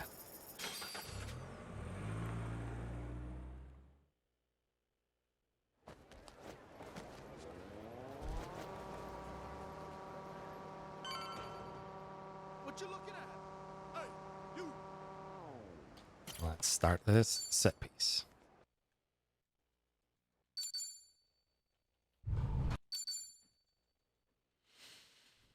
And this set piece, definitely, we will be using the majority of all those grenades we got. Got 15 regular grenades, 15 modified grenades. We have 2 rocket launchers, 2 modified rocket launchers. We have 5 baseballs and 5 volleyballs. Each is keeping them all in his pockets just for this set piece. Because we're going to need everything. There are so many enemies, and if we didn't have the speed boost from our meal,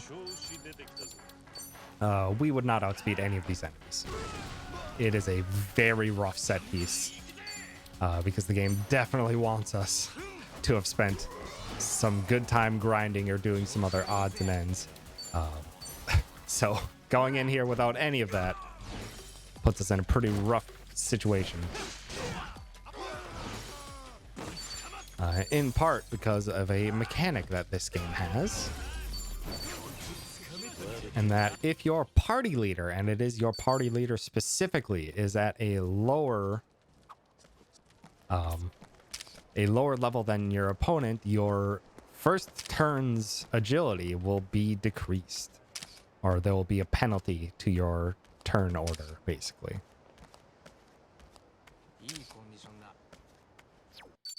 And a nice little trick there while we are walking in a forced walking section is that it is a little bit faster to go into first person, or for us, the camera. And also gives us some time to take some pictures because we do need style to level 4 by the end of, or by a certain point in this game. And taking 10 photos gives us 20 of that.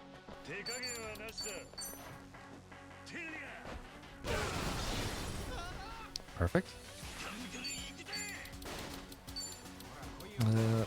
That's probably only gonna hit 2. On hit. That's good. Good fight. Last one goes down here, and this guy didn't guard, which is lucky for us, and he got fire. Goodbye. Status effects takes him down. Forced right into another fight. I'll sue you.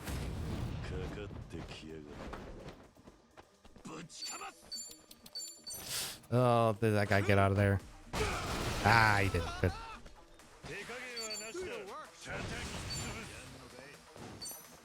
Break his guard with proximity. Goodbye. Unfortunately, we really don't want a weapon attack there because the weapon attacks will not break his guard. So we had to make sure that Kiryu got over there. gonna... What? I wasn't far enough to the right. That is unfortunate. This is a fight that we can skip. And of course I get feared. Perfect. Flawless. Fantastic. Oh, that didn't even kill him. Rough.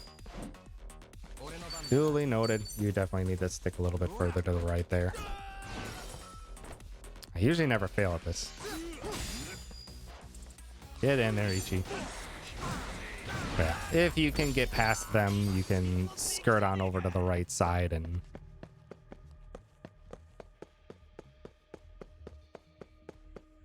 break the line of sight.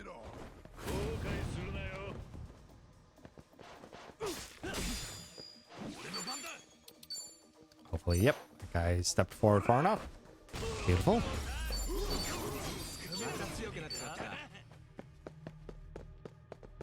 So there's typically one enemy that will outspeed us here. Oh, come on with these fears.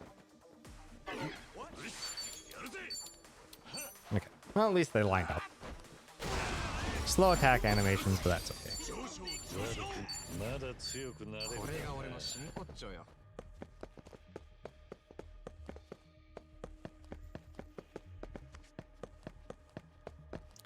Now we're on to this fight upcoming here, which, if we didn't have our powerful grenades, would be absolutely terrifying.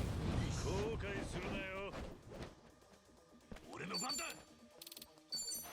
we're going to hit these guys with a modified flashbang. Get them good and weak. And paralyzed for good measure. And goodbye.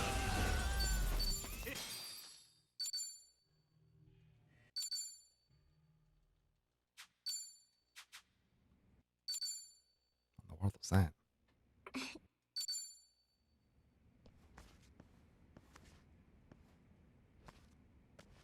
Now we found Cheetos, eh? Person who took all of our money. We'll ask nicely for it back.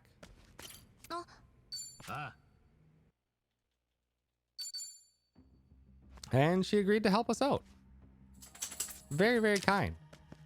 Also, paparazzi here. Cheetos, Cheetos, people say you're going to betray us. Is there any validity to those arguments? It's another fourth section where we have to go slow. And now Cheetos joins us, and she is super fast, which is really nice.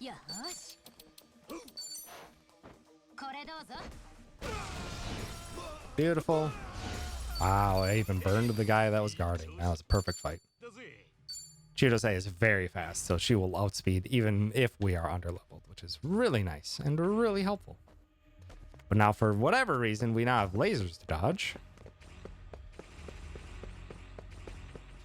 Oh, so close. So close to a perfect laser cycle. So close. All right, Speedy Cheetos, do your work. I shouldn't have aimed, or I should have. Yeah, that's what I was expecting. Luckily, this guy should go down quick. Unfortunate that the game loves to just pick a target at random sometimes, rather than like the expected, like, guy in the middle or the guy closest to you. It's very annoying. Fast enough to get past that, but we are fast enough to get past this fight without having to worry about it. Got some laser cycles here. Ow. Let's take a lot longer to set up than I always think. Now I should be able to just run kind of straight towards the end. Go. Dang it. Okay. Just in case. Just in case anything goes wrong.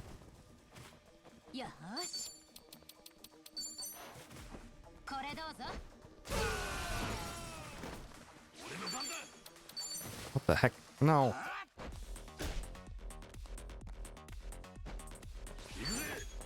Get him with the trash.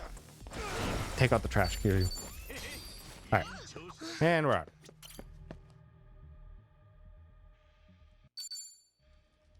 Into a secret underground duplicate of the mall, weirdly enough. And there's not really a fantastic explanation for that. Oh, come on. I need to get used to this setup. Now let's get this show on the road. No, I'm not typing. Edit. First up, Viewing we mode. got an all Change it access look at our to newest light collection. theme.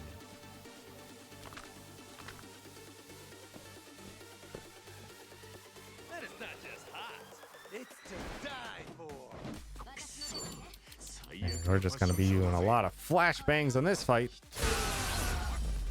Up next, a special treat just for you. Our prize Taking down Autumn Winter line. The stuff. Got back from PAX. We're on to get spicy. Hope you had a good time at PAX, Bram.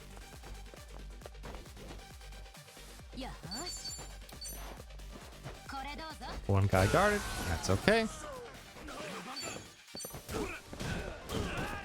Ah, unfortunate.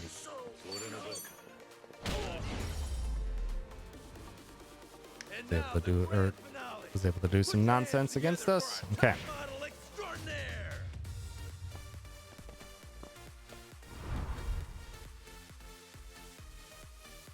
Got to take down the head honcho himself. Showtime's over, boys and girls. And these gentlemen are weak to ice. Hit him with the modified liquid nitrogen. And what about regular liquid nitrogen? Goodbye.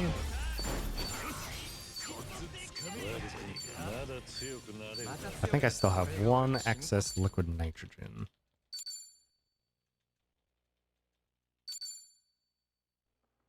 You're gonna regret this. さあ行きますか私の出番ねこれどうぞこの吸収が早いのよね This headpiece has so many fights. We used to come in here with only our weaker grenades, and man, you had to be very careful with where you were using each and every single one of those grenades. And we still are very careful with what we have to do here, but every single fight we have a grenade to answer for. Versus before, it was just like some fights, it's like, you're just gonna have to deal with doing attacks, and it's gonna be a rough time. Not anymore, luckily. 完了よし Hit him with a flash bang. これどうぞ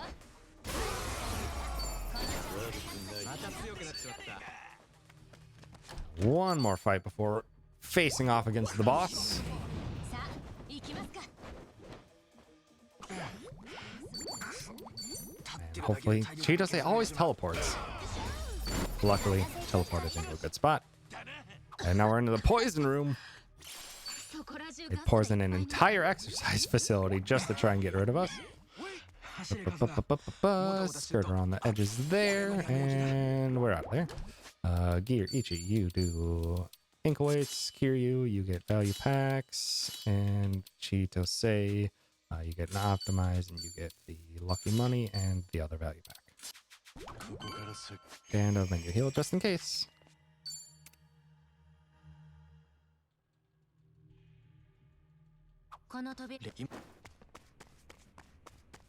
Do our lovely little bit of snaking on our way out of here.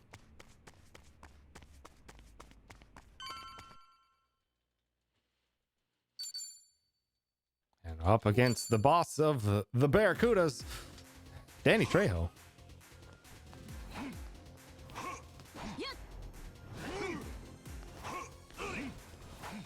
Who unfortunately for the Japanese voice cast is not voiced by Danny Trejo, but the English voice is actually Danny Trejo.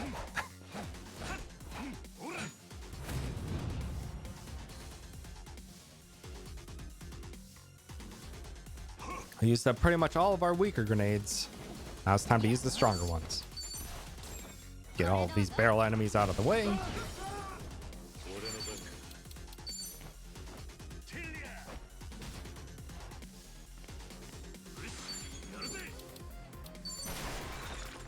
Really take them down. Howdy, Polar. Thanks for stopping by. Daniel Threehose, they call him.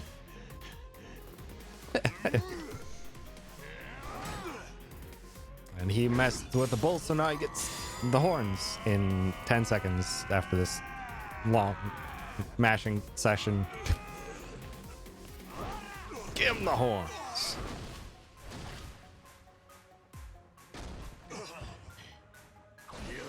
All right, now we're hoping that he guards.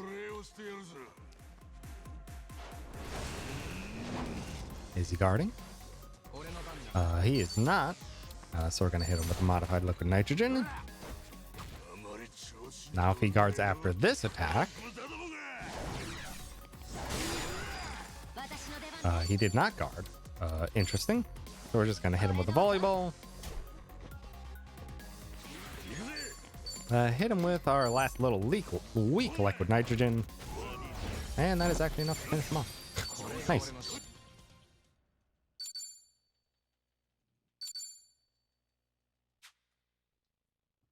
That could have been a much better set piece. Somehow actually gained time. Or like... Actually, no, we lost a little bit.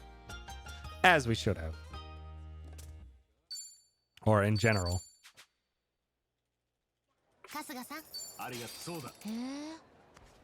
Howdy, chemist. Thanks for stopping by. Ah. Yeah, I should have gotten a lot more time back in that. Because that was a fairly good set piece after I did my mess up and failed the fight skip.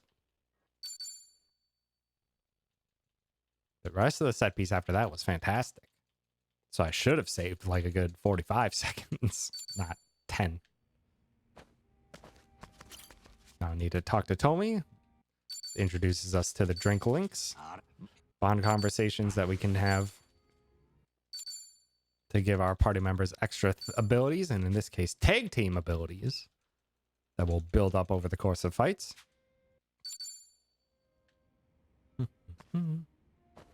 It's been a little while, chemist. I'm doing well myself. I hope you're doing well too. And now we need to put away 2 intoxication bombs for the future and head to bed.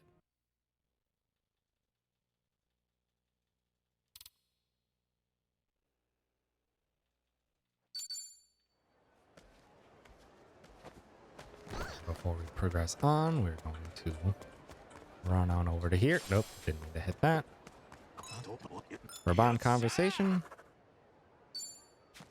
And we're going to head on over to the orphanage. Mouse is really fast to do lots of big map movements, but it is so finicky. It is so very finicky.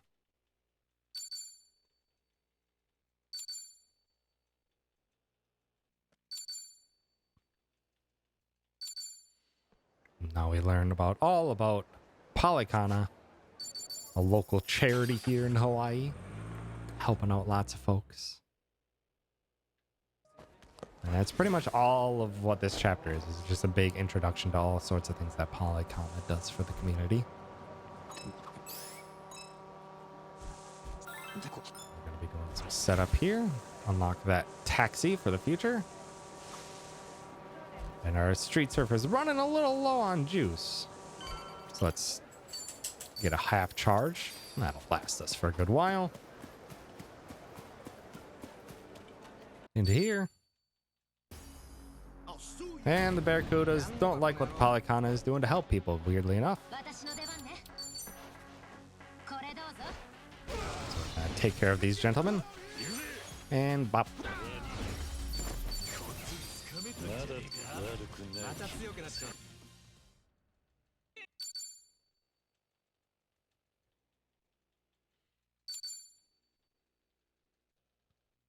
Now, there's so many different ways to fast travel in this. And it turns out you can fast travel straight from the legend menu as well. There's not too many times where we get to do that because usually it'd be a lot of panning, but East Aloha Street is right at the top. So it's very, very fast. Just very quickly. Get on over to there. Get some more agility meals.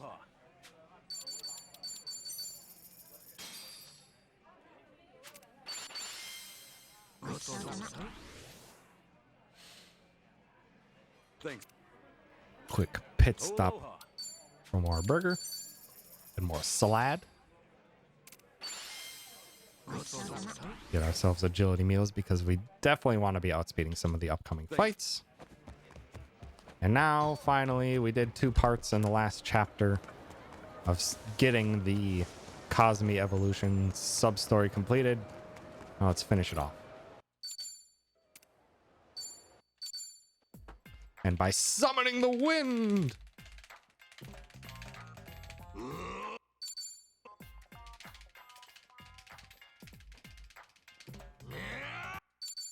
Spin the wind!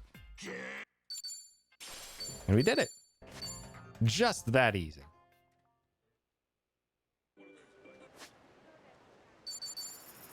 Just that easy to summon the wind. Let me stop quick here to grab a bond conversation for Tommy. And make our way further over.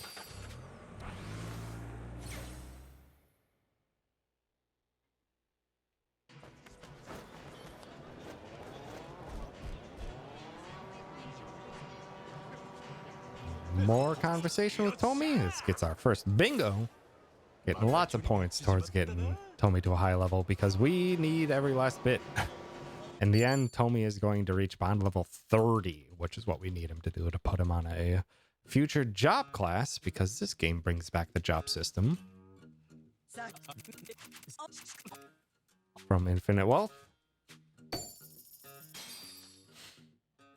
And the way we unlock jobs in this one is by taking little club activities in Hawaii. This one is forced upon us, and what we have to do is unlocks the Aquanaut job class, our part scuba diver, part surfer job class. That is going to get used a little bit. We're going to be putting Ichi on this job class right away. Not really so much for the job class itself, but for one of its skills, because you can inherit skills from one job class onto another. And one of the skills is a very nice heal that Ichi can have to keep everyone nice and safe in the late game.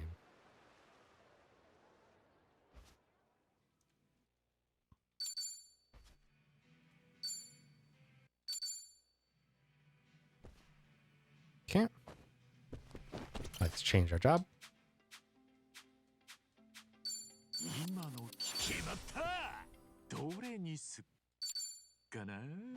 Ichi's gonna be on the Aquanaut for a good while. And now this is about photo challenges. We can take challenges of certain things around Hawaii to get a bonus. And it's not really a mechanic we're gonna interact with.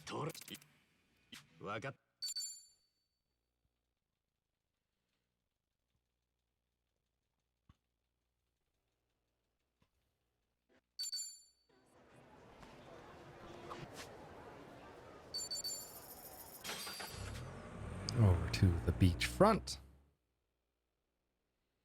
We're going to see Polycana doing some worship on the beach. And I'm staying as far away as I can away from those little dunes in the sand there.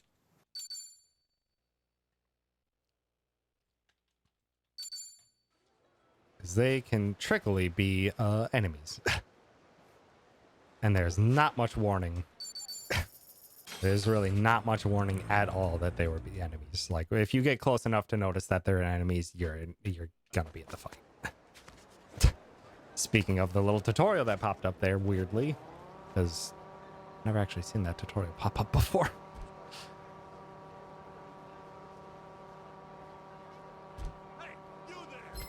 Now, before we progress on to the story, we're going to be doing a little bit of an extra fight here.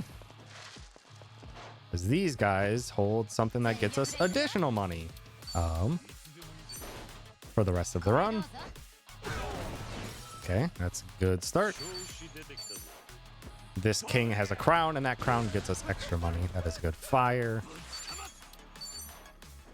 We have no... The amount of things that we can use here is very limited. We have 2 volleyballs, and this will get us enough to kill. And goodbye.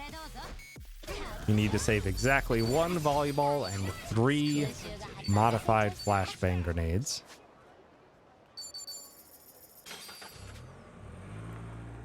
Now we have the crown that gives us extra money, and we'll wait a little, just a smidge of time before we go and equip that onto anyone yet. Could get a little bit more money from exactly 1 fight if we equipped it earlier, but it's not enough money to make a difference to us.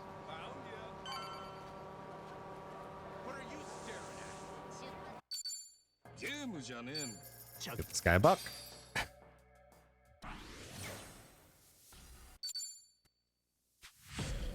And now we get to do Hawaiian Haunt. This game's version of some of the underground stuff they did in the previous title. Oh, come on. Ichi, get past them. I cannot get into a fight. I have to maintain my agility meals. That was honestly risky for me. They shouldn't have even gotten the ping that they might have fight. This first floor is automatically the exact same layout, but different like enemies in it, or different enemy locations. Now it's a completely random layout, and I just kind of have to guess as to where I think it will be. There's only a certain amount of layouts that are there, but I do not know them all yet. Oh boy. This is not good. I don't like to see that many options. And kind of reset their aggro by leaving and rejoining, and hopefully this is not just a dead end.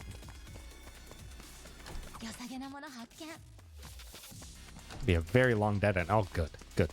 That's a good floor. That is a very far. You do have to progress. This is forced. There's a different one at a certain point later in the game that we can just leave after 1 floor, but this one we have to do all the way through. Okay. And now we have 3 flashbangs, and that's exactly how much we need to do this fight. Menu quickly so that they don't get out of range of each other.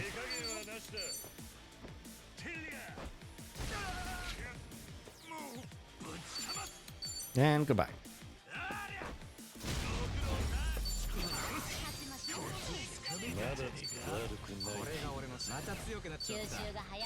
Beautiful. We get the Jet Cert board, which is actually a pretty decent weapon for the Aquanaut class, and that's actually going to be Ichi's weapon for a little bit.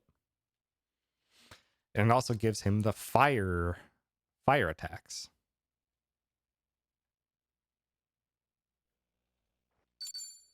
Which is actually crucial for 1 boss fight. Exactly 1 boss fight is incredibly useful to have.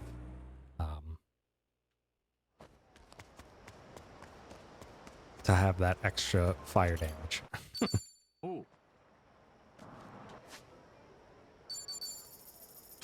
Konahe Street.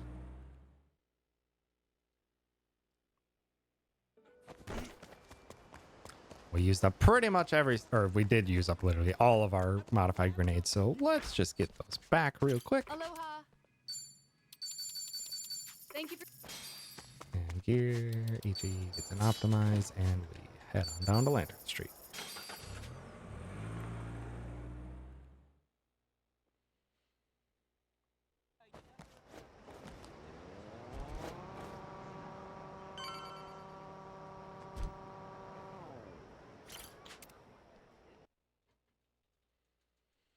And now, not only is there the Barracuda gangster mafia around, now we have a Chinese gangster mafia as well. And we shoot. Please blow up early. Good. This is why we needed the agility meal for this fight. Because man, this fight can be a pain in the butt without it. But because we're fast enough to outspeed everyone, that we can take them out before they get a chance to spread out. And the fight is done. Almost. Just in case an attack wouldn't finish.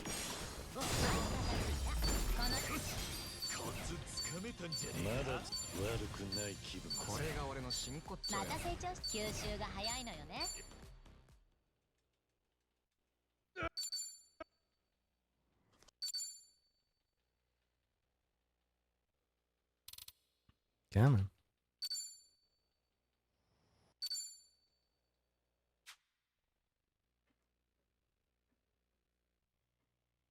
on. Okay. Now we're getting to a big resting spot. This is the big area, or the big portion of the speedrun where we kind of just get to take a break, which is for good and bad. Yo. It's nice to have a little break, but also it's slow.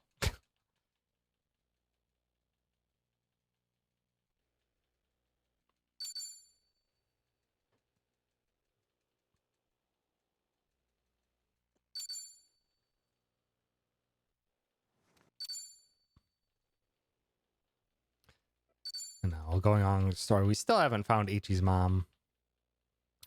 So instead of trying to find her, we're going to try and hopefully bring her to us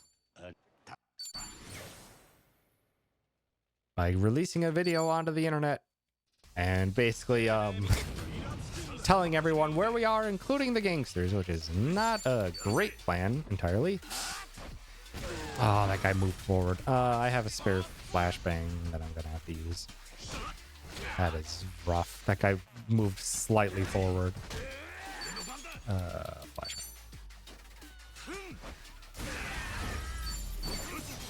That's frustrating. That almost never happens. That almost never happens. Also, don't mind that little creature.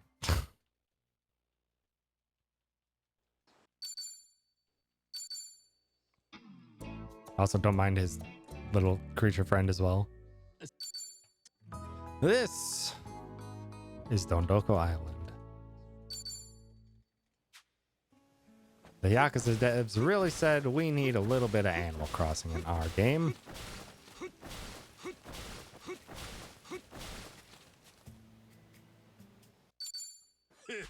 So we need to do a little bit of Animal Crossing. Clear out some trash, try and make the island a better place. Take out the ne'er-do-wells, the pirate guys. Fastest way to do that is these kind of delayed single hits. And we did it! Dondoko Island is finished. I wish.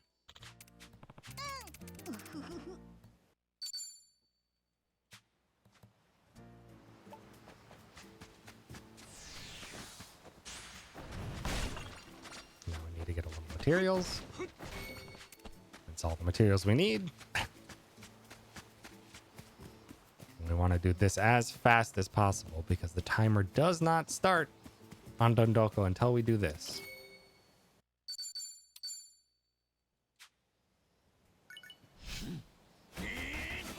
Do a little do it yourself. Fill the toilet.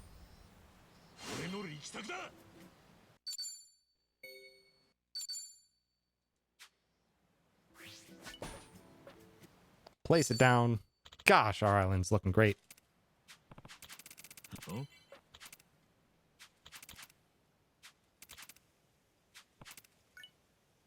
Ah. And now we get to do a whole lot of not much.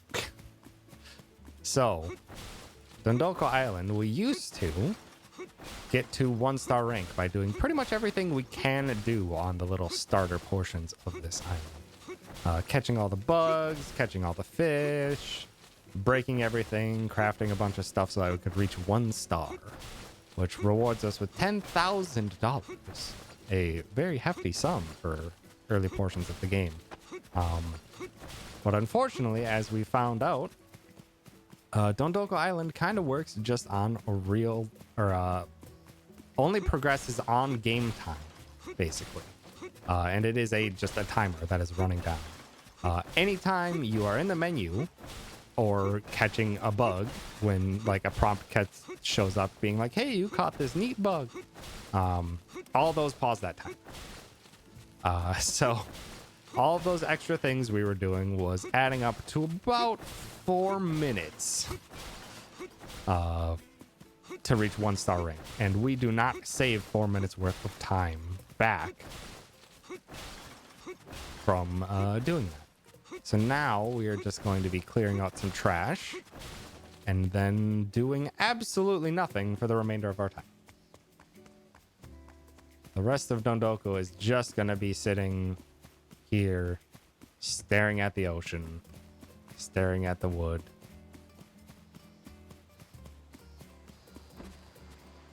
Get to just sit and watch this for the next 5 minutes, and then we do a little more stuff, and then we wait for another 7 minutes.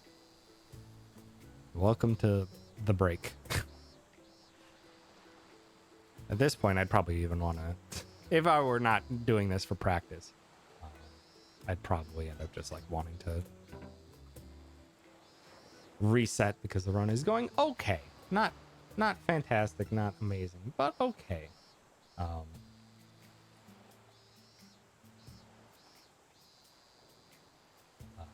We're going pretty well and getting the practice in, which is the key part here.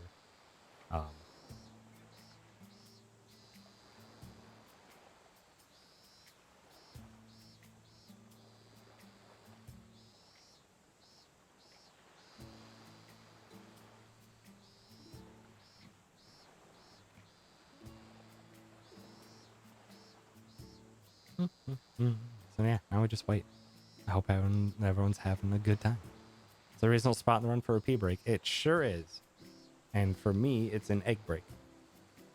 Because this egg is being very affectionate and wants attention. And will scream at me for it. Oh yeah? It's a good egg. Oh yes, you're very cute.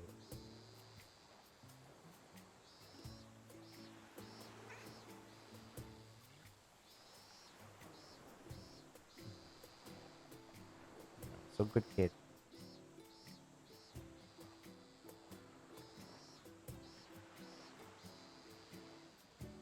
Is it really an infinite wealth run without egg? The best commentator. Right, egg? Yeah. Good kid.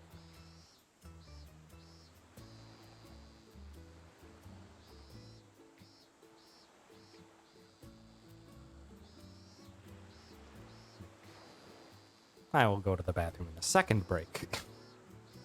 But for now, we just get egg time. You're very cute, egg. You're very cute, egg. Oh. Wow. Wow, egg. That's enough, bro. It's enough for now. Let's double check that I'm not missing anything. Still got everything going for my notes. Yeah. Because yeah. What I used to do for my notes is just have a really crappy old tablet that I had. Just use that crappy tablet and have that sitting on a box in front of me to scroll over, but it's a really bad tablet, and getting that thing to even charge appropriately is a pain. But now I have it set up with my phone plugged into a tiny monitor, and apparently Samsung phones have a thing called Samsung DeX that like opens up, honestly, a little desktop on a monitor that it's plugged into. It's honestly pretty neat. But I hadn't really noticed it was a thing until now. So now I have that open, so I have Google Docs open on that, and I can just scroll and pan up using my phone as the trackpad. It's actually pretty nice. I just need to make sure I don't accidentally like press a thing. Or in the case of me doing this at RPG Limit Break in a little under 2 weeks time, making sure I have my phone on Do Not Disturb. Because if I click on it in other stuff, or I click on it in the wrong way, it can like turn it into editing mode rather than viewing mode in Google Docs. I can bring up my keyboard on my phone, and that would be not fun.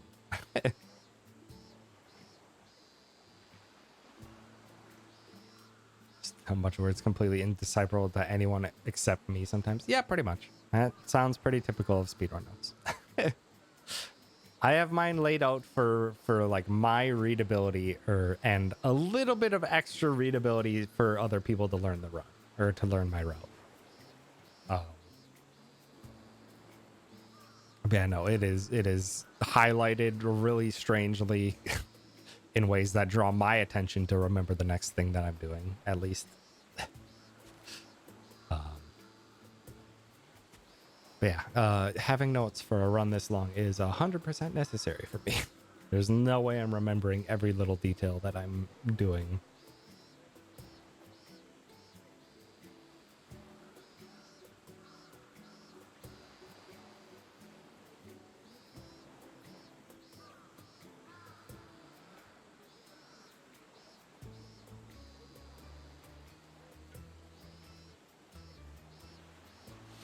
Okay.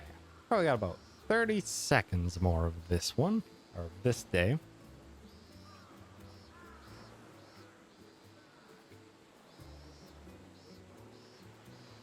Hold on, are the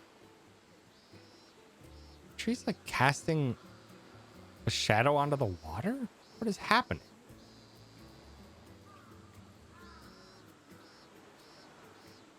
For Dave the Diver. Very nice.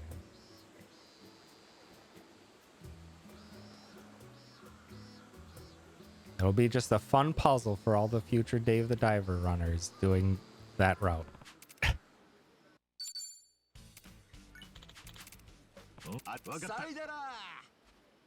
Screen space reflections love to be weird. They sure do.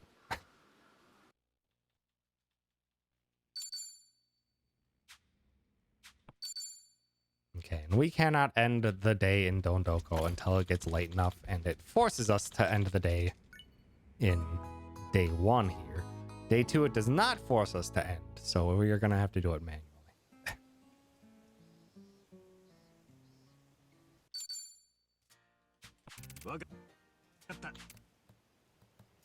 一日頑張ろうぜ。さてさて、Okay. New day, new trash to clear out. How they all got piled up and resorted, I do not know. But once we clear out enough trash, we are going to get a nice reward of Doko bucks. Once we clear out 100 total.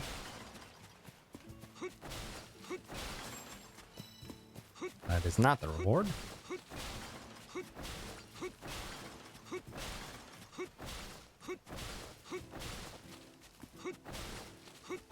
And there it is. We've destroyed 100 junk piles. That gets us an extra 10,000 Doko bucks, which will convert to an extra 100 bucks. Because we can convert our Doko bucks into money. And so now we just sit here for 7 minutes. Because we can enter Ichi's little hut here and start doing stuff there, but it pauses time.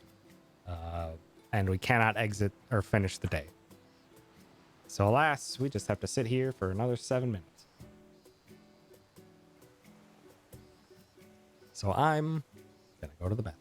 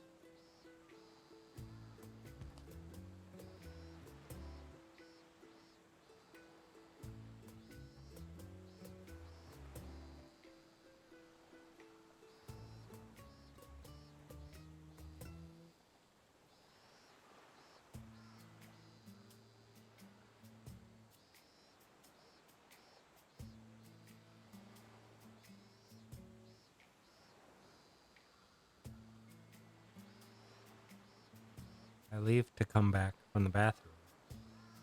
And lo and behold, what I have found in my seat is this.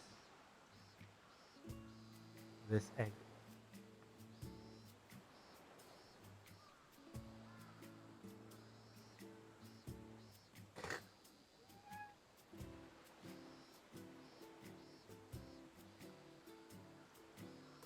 She's a seat thief.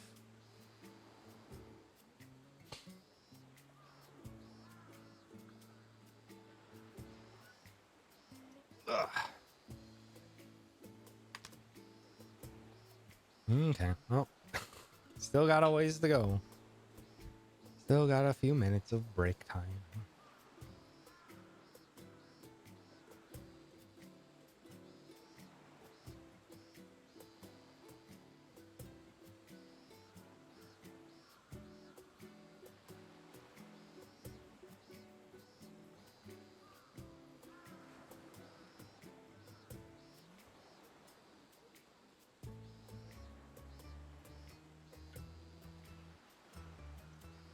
Ugh.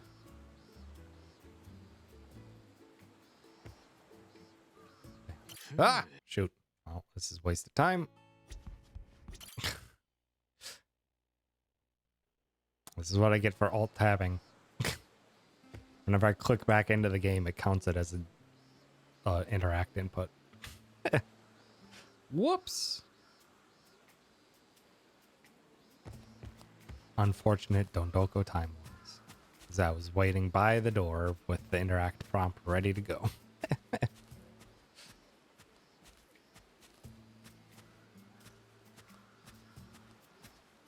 Hey, little buddy. It's having a little flop. Yeah, I feel that. Sometimes you just gotta.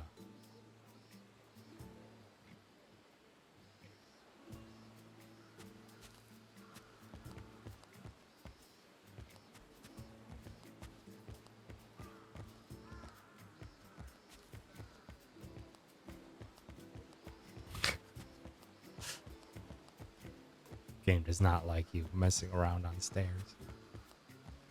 It wants Ichi to have a nice clean animation stepping from stair to stair, and I will not stand for it.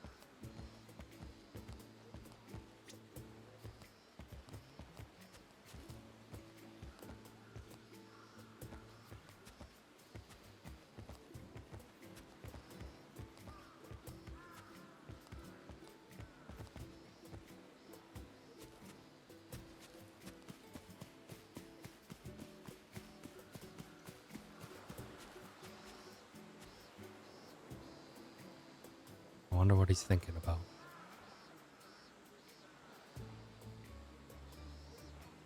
Man.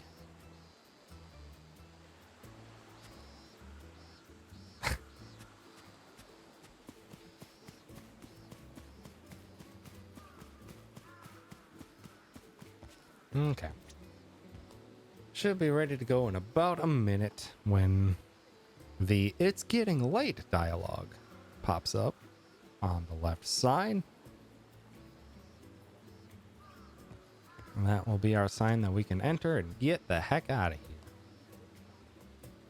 Yeah, I did end up losing a good chunk of time from that rough grenade throw.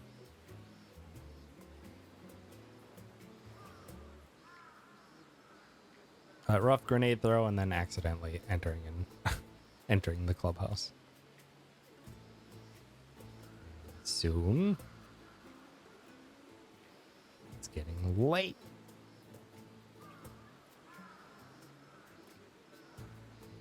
Come on.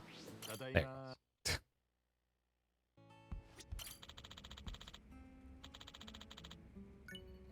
Yeah, not a good dinner.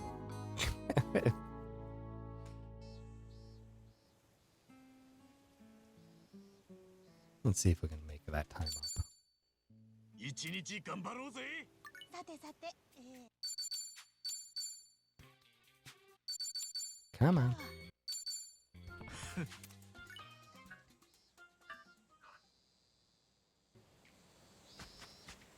Oh, come on, Ichi. Get over there. Convert. よ Miracle bucks. Get a couple hundred extra bucks.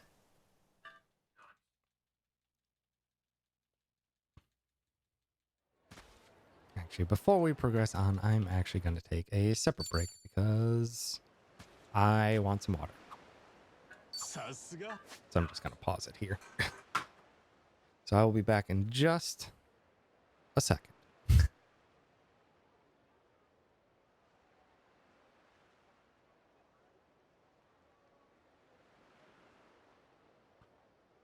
We'll be back in just a sec.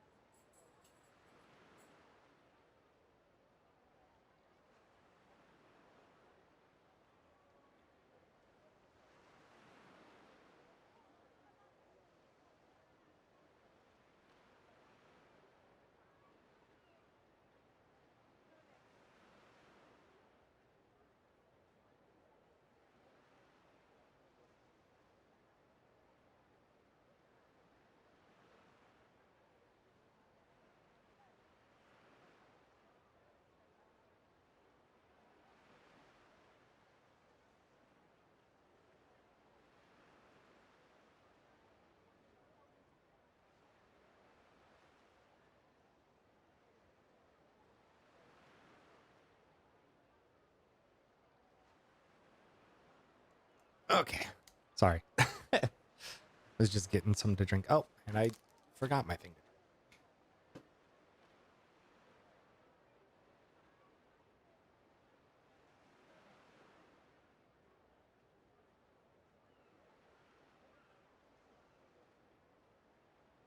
Okay. Now I'm back, and let's continue on with this run, shall we? Actually, let's skip that split because I didn't time it right. And make sure I got everything good to go. All right. Let us resume in 3, 2, 1, go. Hi, Kami. Thank you for the raid and thank you for being so patient until I came back. Amazing. Astounding. Hope you had a good stream.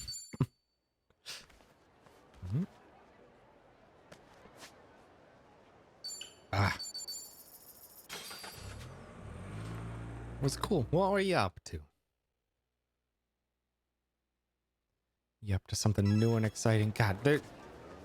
A game I will play, or I won't stream it, but I do need to play. 100% is the Claire Obscure Operation 33. I've seen even little bits of that. I'm just like, nope, this is. I will lose myself in this. I just need the time to do it.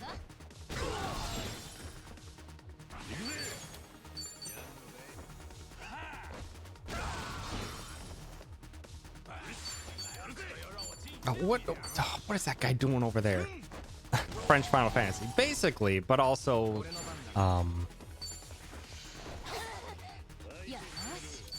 it's French Final Fantasy, but also mixed in with some, a little bit of Dark Souls, honestly, is what it seems like. Where you have to like learn the enemy's attack patterns and appropriately time dodges and guards and stuff. Like it's like really cool. Looks like it's like kind of an advancement of like the Super Mario RPG kind of turn-based RPG kind of stuff. It seems really cool and 100% up my alley. And Nicole will not stop yelling at me to play it.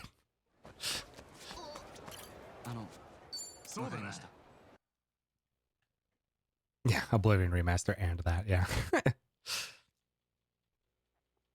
Very rude of them to drop two very large and extensive things very close to each other. Also, hey, this guy's back. Remember this guy?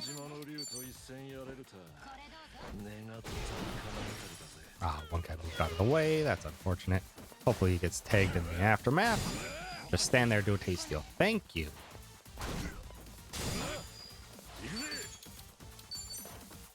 So now we gotta make Yamai here a little bit extra weak to ice. He is already weak to it, but let's make him more weak. Thank you for stepping by your ally there. Makes my job easier to take you out. And goodbye. Fast and consistent.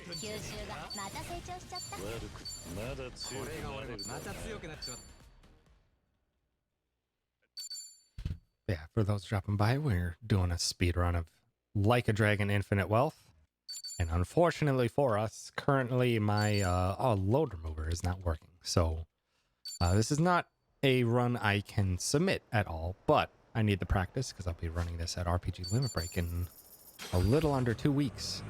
So I need to do full run practice, which is what we're doing today. And we're comparing our real time compared to my PB. And I'm pretty much on pace with my PB, which is unfortunate because my PB is okay in the early game. Nothing fantastic. It is okay. Oh man, why did that guy run? Just gonna have to wipe this guy out with the tag team because I had to use up an extra grenade. Or I had to use an extra flashbang thanks to a poor grenade number 6. And this probably won't kill. Rough fight. Bad fight.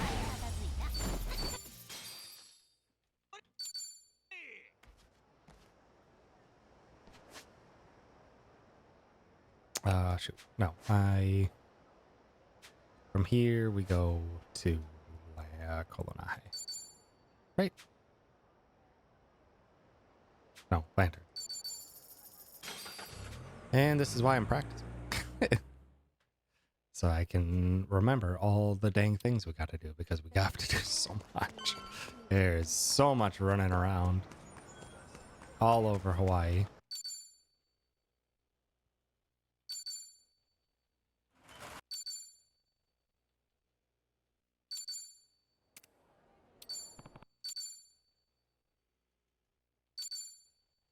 And it's Kolonai Street after this one.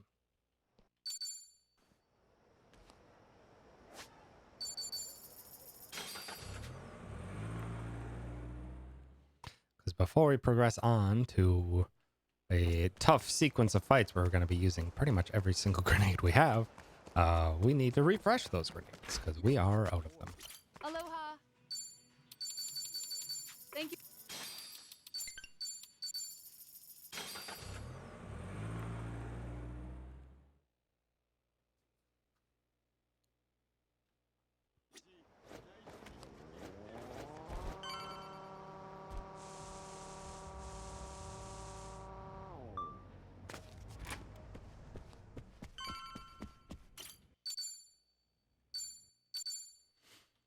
And away we go into 4 fights in a row that are not tough, but they are a little RNG. The first, third, and fourth are all very heavily RNG. Second one's pretty easy. Piece of cake. These other ones, though. Yee. Mostly in the second half of the run. There's just lots of changes and refinements to my wrong equip routing. Have to do a lot less and also cut like a good few minutes out of the grind. The grind is very minimal now. Dangerously minimal now. But it is very, very, very powerful. Or is powerful enough to survive it being that minimum of grind. Wong To here has a great intro cutscene. He's very elegant. And we need to get him a little bit drunk. I need to guard these because these guys hurt. I need to hit Wrong Toe with a rocket launcher. Hopefully get some splash damage. And our final volleyball, which inadvertently carries over the fire status from, or the fire element from Ichi's weapon. It's not really supposed to do that, but it does.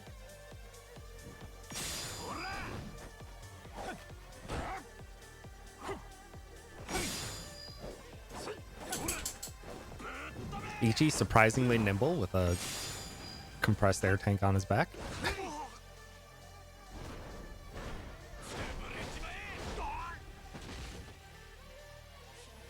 Wong To has a little bit of HP left. Stay right there. Stay right there. Good. Whoa, that guy guarded? Come on. Let's see if we can kill him with a guard break here. Beautiful. Yeesh.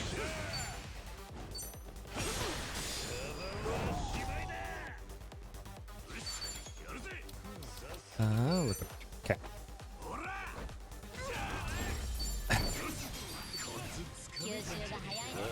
There we go. Not too shabby. Got a good amount of rockets, or I got a good enough amount of splash damage on the rockets, but unfortunately into guarded enemies, which is not common, honestly. Wait, hold on. You do sell first aid kit. Tempting. I changed my route to accommodate some extra purchasing. One being all those mental supplements, but I didn't even know that they had 私の出番ね。これどうぞ。 had that option. Oh, this is unfortunate. They spread apart and one guarded. Come on. Bad fights. No. Man, and he backed up. Come on. Rough. 俺の番だな。よし。 No. This is really bad. Really bad chapter. Kiryu, get in there and finish him off.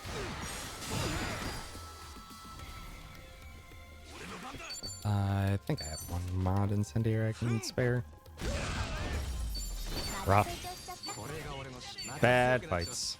Bad fights. Still have one more fight left, and it's the most RNG. Usually that fight, those enemies do not run away from me.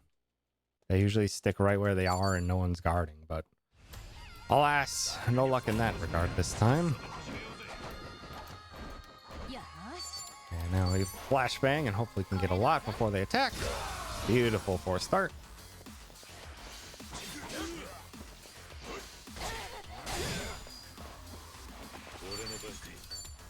Oh, come on. Everyone decided to just spread apart.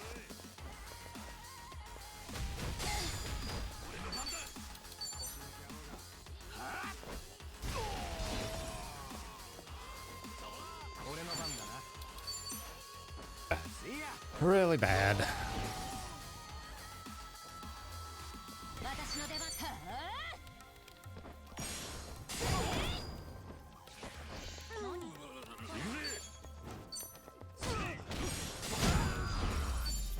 Bad. Really bad. Really, really bad sequence of fights there. Enemies guarding when they weren't supposed to. Enemies running out of the way of AoE. Spreading apart so I can't AoE. Rough. Rough few fights there. Let's see if our next very heavily RNG fight can be a little easier on us.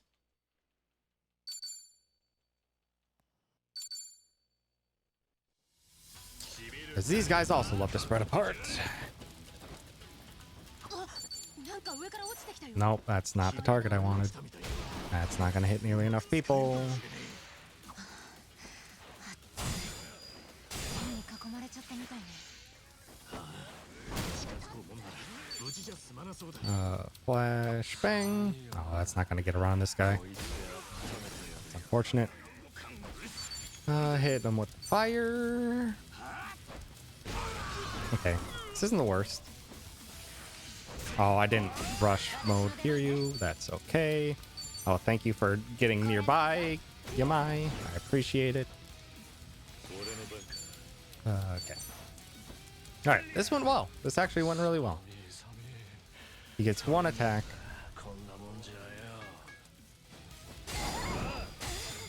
And then he says Iron Will. And then I say Iron Won't. Because I'm just going to drink a coffee in front of him. And take a look. これどうぞ。吸収が早いのね。 Not too shabby. Honestly, that's a pretty dang solid fight. Like, the only thing I could have wished for is, like, one of those enemies didn't get an attack in, but they regrouped really nicely.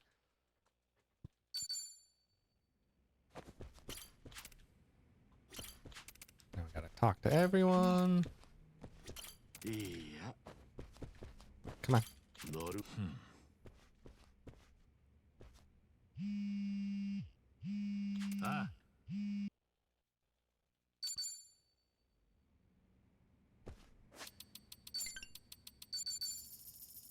All right. And Yamai, that dastardly fellow, even took Kiryu away from us. So now, it's time to bring in the boys. They're back! Looking fancy fresh.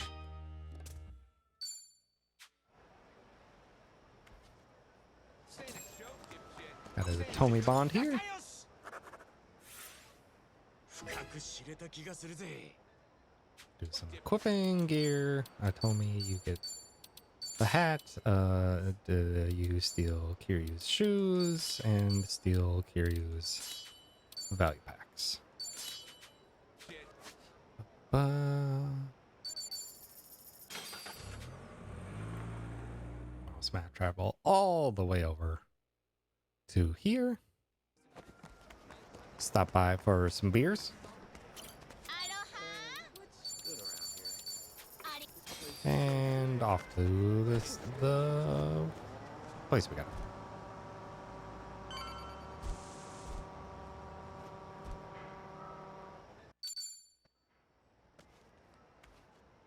And while we're making our way over, just in case as a backup, very rarely do I need that extra 10 bond points with Adachi, but in a worst case scenario, we really do need it.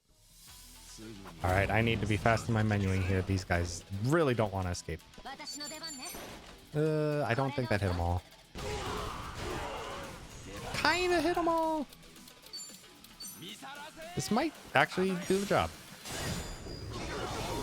Close.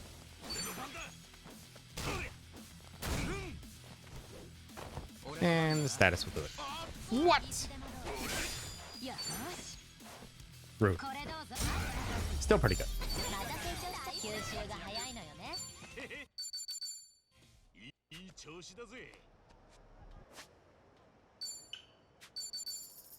Over to Lotus Street. Gotta refresh our modified rockets. Welcome. Thank you. Over to Kolonahe. Refresh our modified grenades for the last time in Hawaii. You're already starting to see that even the modified grenades are not enough to really clear out these fights quickly for us. So this is the last chapter where they receive prominence in our strategy.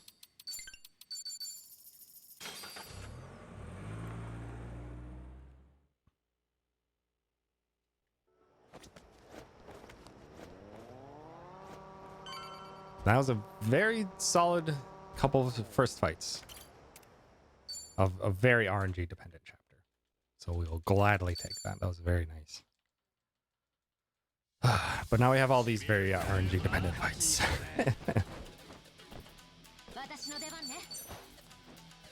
We hope that hits them all. Except for one, unfortunate.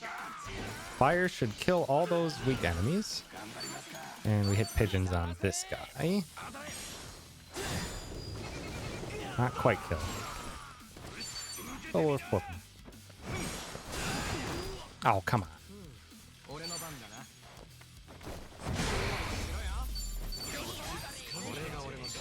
Yeah, we have to be very fast with our menus in this set piece. Because the enemies love to get out of line.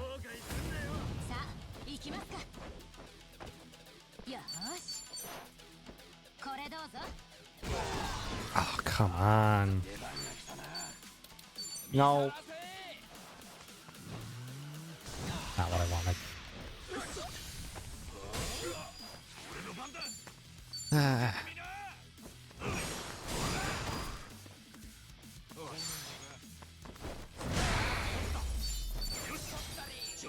Rough.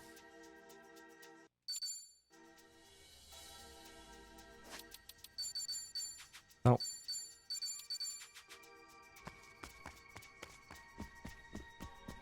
Need to get Tomy out and Adachi in, not Chitose. I think I need to change my notes on that. Which I can do in an upcoming cutscene. Or cutscene near the end of this chapter. Alright, hopefully this works out well. Mod liquid nitrogen to hopefully hit them all. All except one. It's unfortunate. Oh, that guy ran away!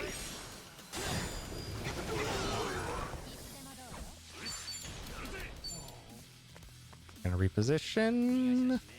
Oh, man. Sucks.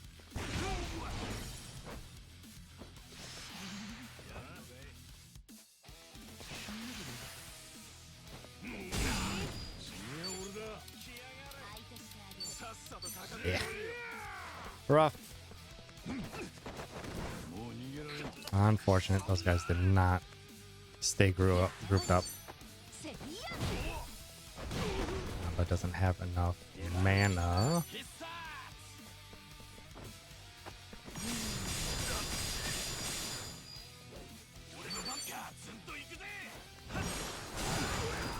Rough. Bad.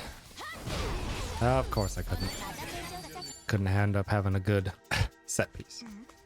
Unfortunate. Had a very good prep into it, but man, these fights are not cooperating, and they're so annoying when they don't cooperate. Come on, open door. Item. I need to Aloha Blonde. And gear. Cheetah Sig. It's an optimize and optimize. Need to remember to optimize these menus. Or to make sure these menus cooperate how I want them to.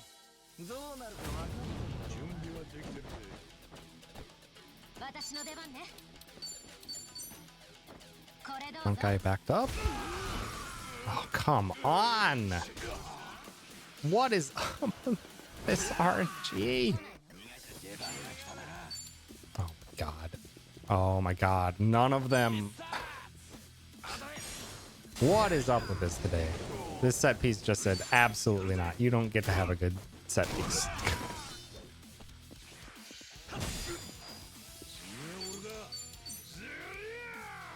Awful. Awful, awful, awful.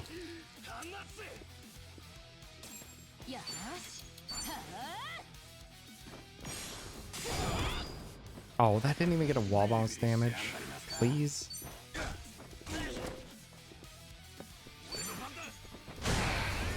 Terrible. Terrible.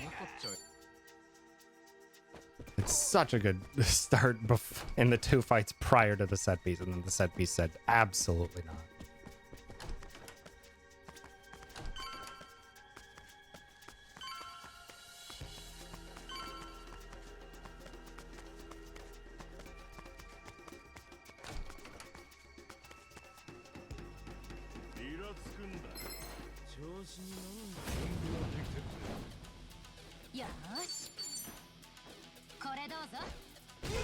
Yeah, this one cooperated.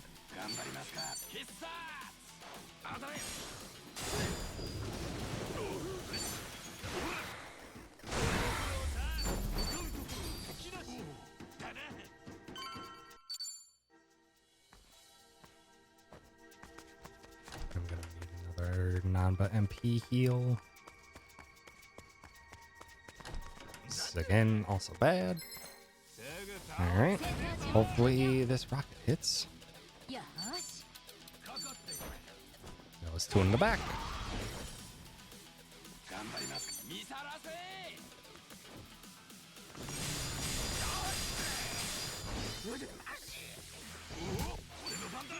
Get him with the fish. I need to make the heal anyway.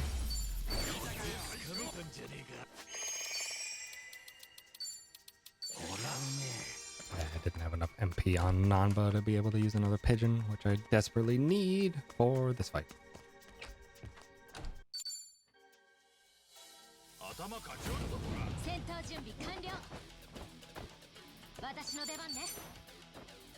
One guarding enemy is okay. It's these two on the ground that we or these enemies over here that we desperately need to kill. So the guarding guy, we can just take down with the dodge. Good. And he got burned, so he's done. That taunt does not matter to me. And goodbye. Your guard means nothing when you can just get arrested.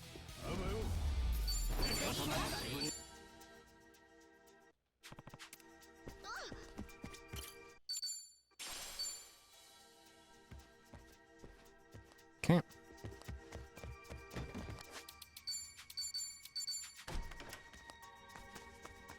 Switch back in Tomy. because Adachi is too slow for the upcoming fight.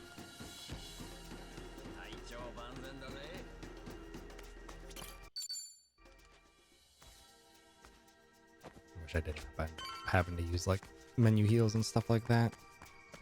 Otherwise, I would have been able to skip this little heal. Save a few seconds. And we go. If you haven't had enough of Yamai in the last 2 chapters, well, you get to see him again, dang it.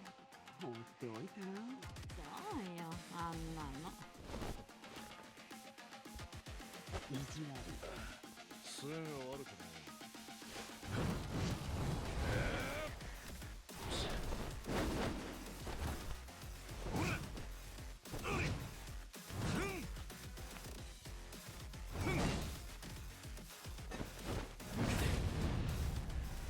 Come at me, Yamai. Hopefully, one of your goons does not guard. Everyone's been guarding this set piece, and I need you to not guard. Because it makes it a heck of a lot easier for me. Good.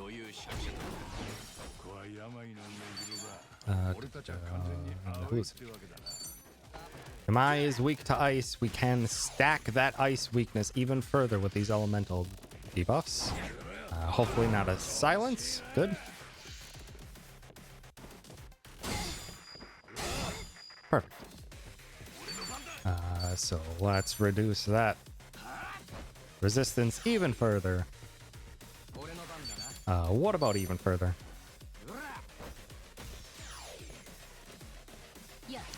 And now we start with the damage. Now he's maxed out on his resistance. So now these are doing 700 damage roughly per modified liquid nitrogen.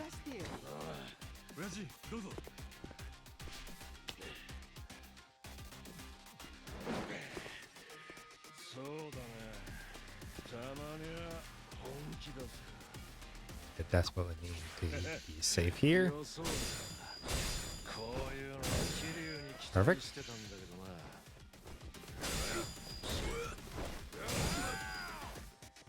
Ah, he got the heal. Dang. Fight's gonna be a little bit longer because of that. And I'm gonna play it safe with Ichi, and I'm gonna heal the party.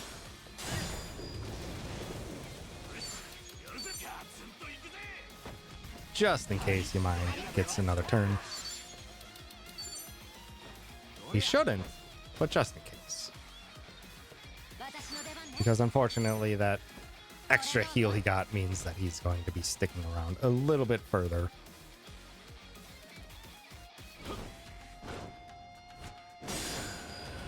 And come on.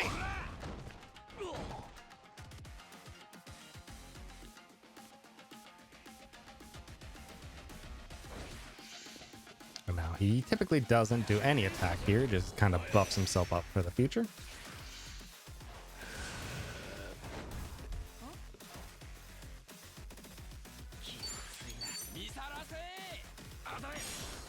I don't have MP audit heal. Let's use that. Liquid nitrogen. Alright, I ended up using a heal. And a mod flash. And Cheetah dance with him. I should use Cheetah to heal. And goodbye.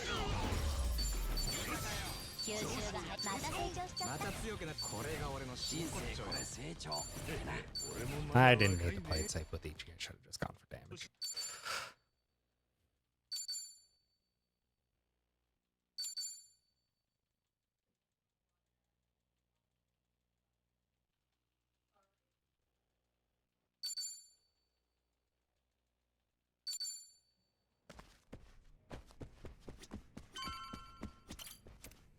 Call it a day. Long set piece, rough set piece. Everything went pretty well after the first few fights, but man, those first few fights were rough. And now Kiryu's back, or Kiryu got back, but he's just kind of not doing so great in general. So Kiryu is going to be returning to Japan, along with Nanba, to oversee his healthy recovery, because Nanba is a nurse. We do have enough intellect and now enough money for us to go and do some yoga on the shore.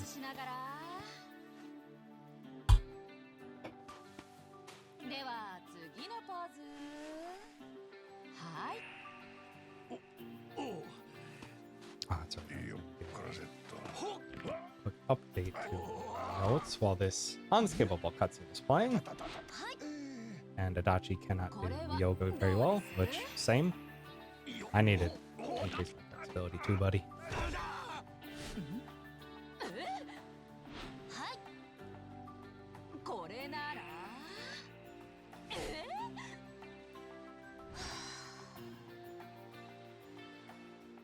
これはさすがに無理でしょ。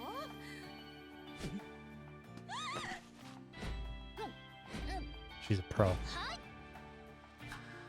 So professional that she's even going to be doing yoga so well that it unlocks the Kunoichi job class for literally all female party members, not even just Chitose. And this job class is busted. This job class is so incredibly strong.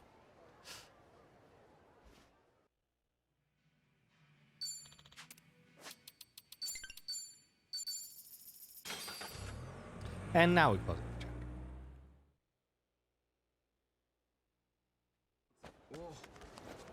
Yeah, that was a rough set piece. We did have to use the extra time because Yamai got the heal as well, rather than the buff. Unfortunate. Now we have to deal with these fights. And hoping that we can take out enough. That is a good start.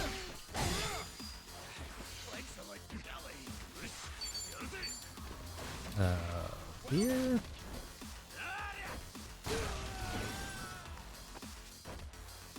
Nanba, hit this guy with a fusee.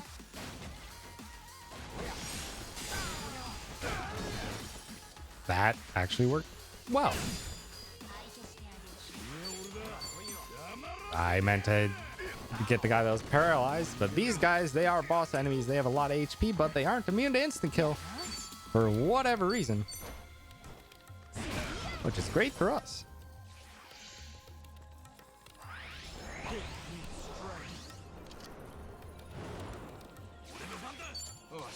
So now we just wait until it's Adachi's turn.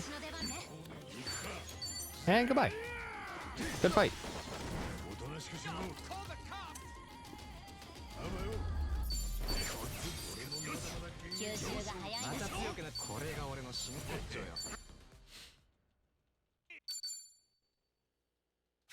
Rough. Such a good fight, or incredible first two fights before the set piece, and then the set piece just lost the exact same amount of time back. Amazing. Oh, the RNG giveth, the RNG taketh away. Now we're back in Japan, and now begins the other half of the speedrun. We're out of the early game. The thrown items kind of have already worn out most of their use. They'll still be used throughout the run, but they are not as overpowered anymore. Okay, before we head down, Gear Ichi or Kiryu, you need crown. You need Ichi's wind sneakers. You need to do what is it? It was Chitose's value pack into ankle weights, and yeah, there's a training gear, and Sonhee gets money and ankle weights. Okay. Howdy, Dr. Pringle. Thanks for stopping by. You're about to see, or we're getting to the part where we're doing a lot of changes.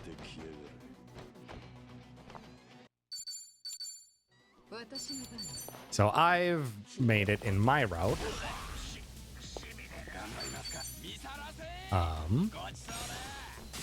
To wrong equip weapons from one job class onto another.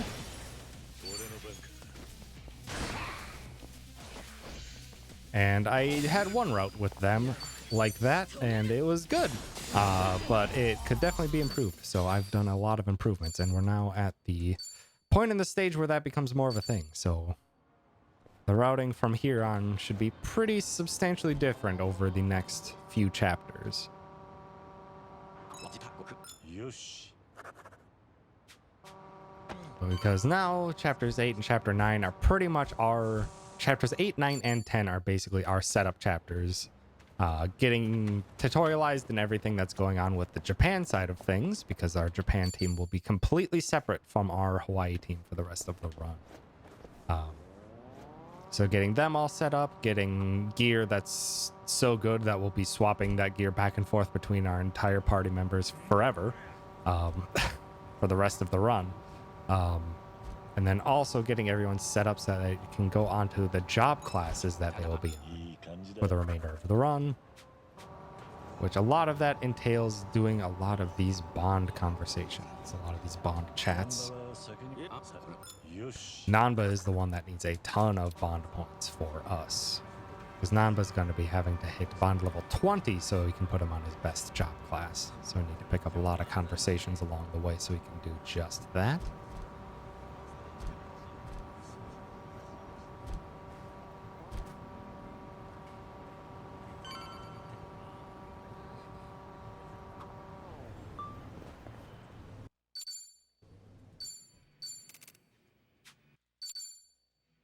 Okay, now here comes some big changes. We are going to be running across the street. Shoot, I didn't get that bond conversation. Crap. I was going too fast. いい感じだ Going too fast. So we're going to be heading over to here, to the Popo, いらっしゃいませ。 where we're going to be getting tobacco, Tarner, toughness, and Suntory. ありがとう。 We're going to leave, get to this red vending machine, get Poseidon, coffee, quickness. And that is basically all of our healing items that we're going to be using for the rest of the run. Is what we just grabbed from that Popo. 開けてみるかやったぜ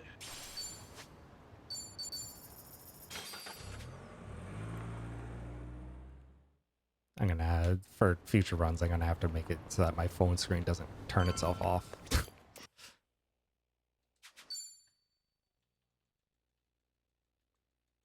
Because I keep having, or I keep scrolling as if I'm ready to go, but then my notes don't scroll.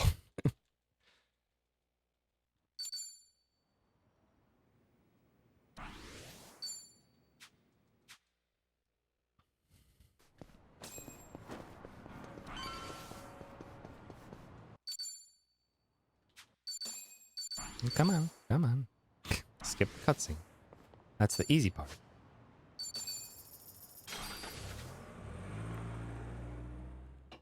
All right.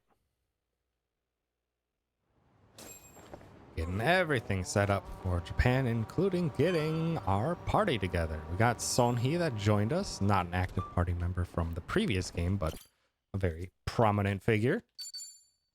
And now one of our main parties is back. She's back and ready to kick some butt.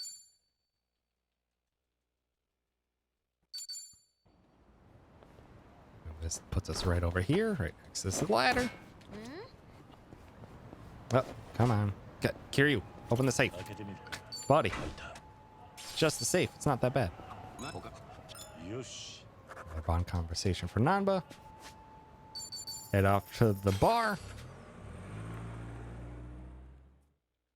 So that Kiryu can sing his heart out with some Bakamitai. Bakamitai. Kodomo nanone.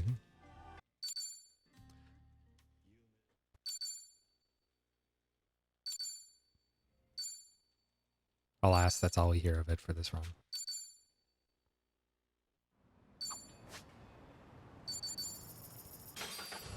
Alright, and before we progress on with more story stuff, we've used up all of our grenades. We still don't have that great of gear. Sonny's able to do a good chunk of damage, but not really so much Saiko, so we still need a bit of No, I don't need gifts. I do not need gifts. Thank you. いらっしゃいませ。 To refill. ありが All those, get to the street, get that party chat, and make our way over to this safe. 開けてみるか。 Military insoles.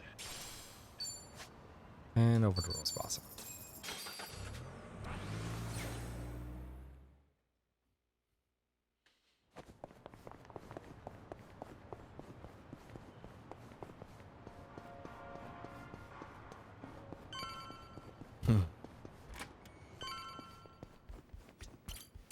Oh, this is a good. It's not a break, but it is a good. It's a chill spot for us.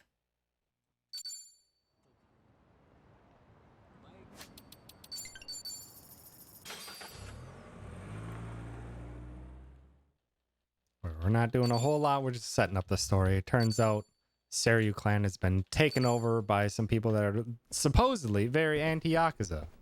And they sure are acting a whole lot like Yakuza to be anti-Yakuza, including taking over the old Tojo clan HQ. Surely this doesn't portend to any bad things that could be happening over in the Seiryu clan.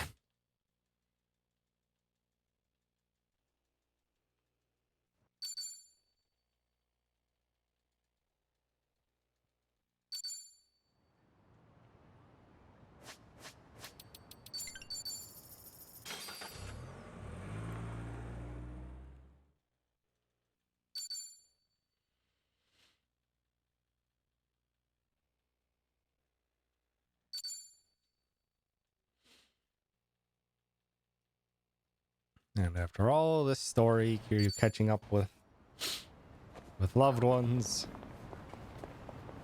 Puts us right next to this safe for some military armor. And we press on.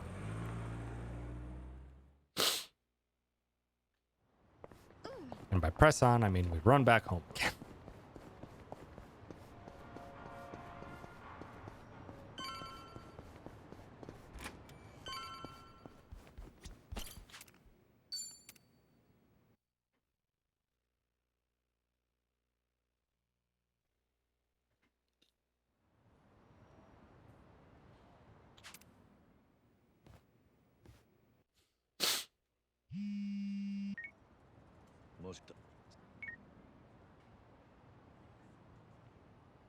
Date tells Kiryu that there's a old kid he orphaned around here. Do this for a good chunk of soul so that we can reach Kiryu Brawler level 4 at a certain point in the run, which can save us from some bad stuff in the final boss. Got some drunkards doing some nonsense. Double flashbang, and then we're just gonna close in on him with a dagger.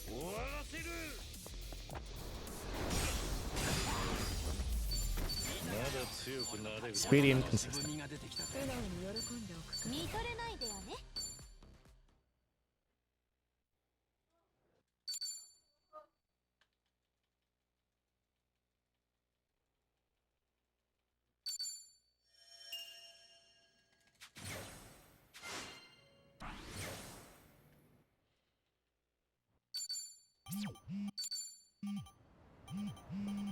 And a call from a mysterious number. Who could it be?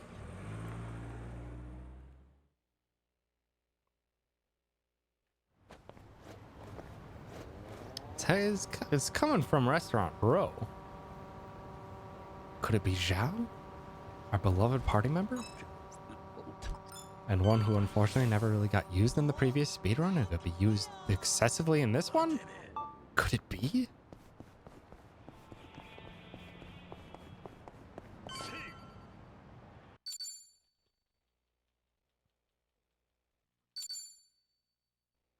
No, it's Amon. いつでも行けるよ。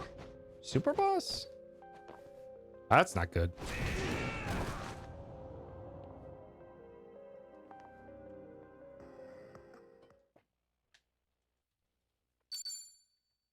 And we have to die there. He used the fastest move at least, so that saved him a second or two. This is also the tutorial for the Resurgence. Kiryu can do some brawler gameplay. 1, 2, 3, 4, 5, 6, 7, 8, 9, 10. 1, 2, 3, 4, 5, 6, 7, 8, 9, 10. 1, 2, 3, 4, 5, 6, 7, 8, 9, 10, 11, 12, 13.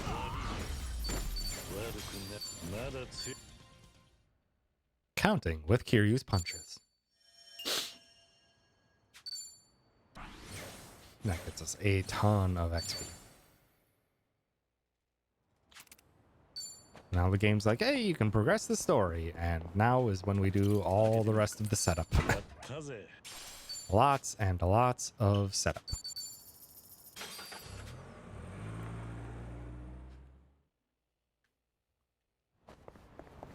So we still want a lot of Nanba Bond. So we're going to get that here.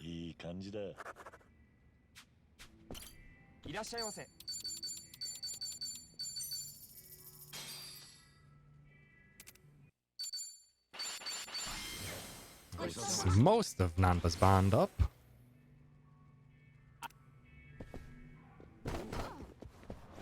Head on down to here.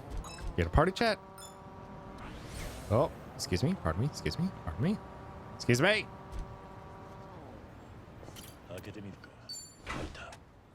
Grab some great boots. Head on over for another party chat. And we're not quite to Bond level 20 yet. Now we are.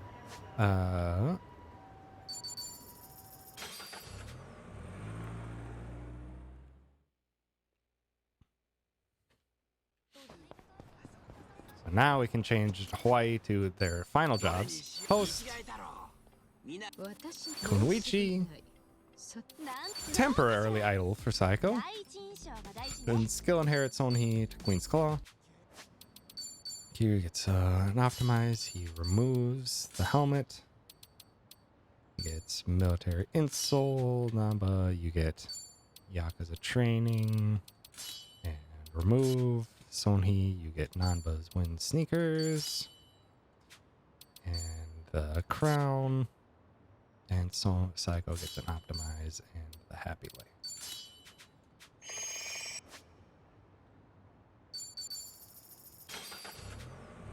Up to Jedi Station.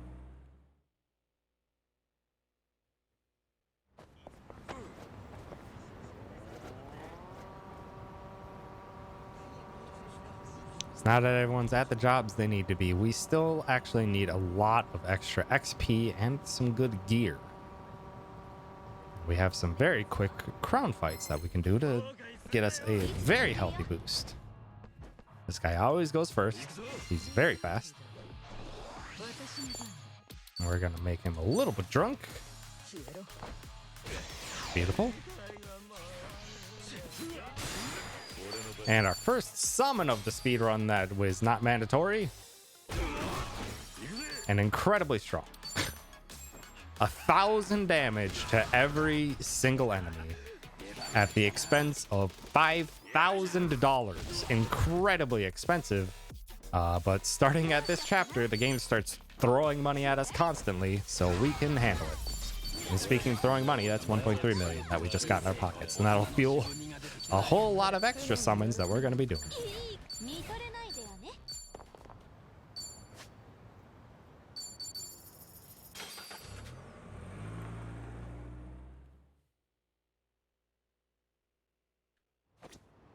Now, one keeper, we went and got that fancy meal from Lobohama, so we have extra XP for these fights, as well. But also, we can get a little bit of extra money as well. Lots and lots of money. Summon away the riffraff. And same as before, get this guy a little drunk. And he's gonna use Bound and Gag. And we only have 2 turns to finish him off. We have 2 very strong rockets. Stand up. Good job. It was about 1.8 million yen that we got out of there. Up to Heaven's Gulf. Got one more XP fight that we can do, and we got another pretty speedy keeper that we can do.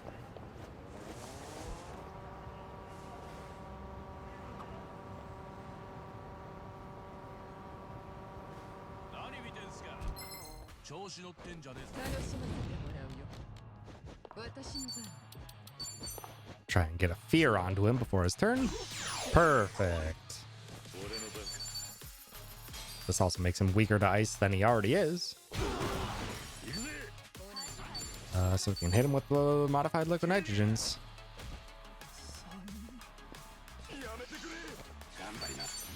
Weak to ice, you say?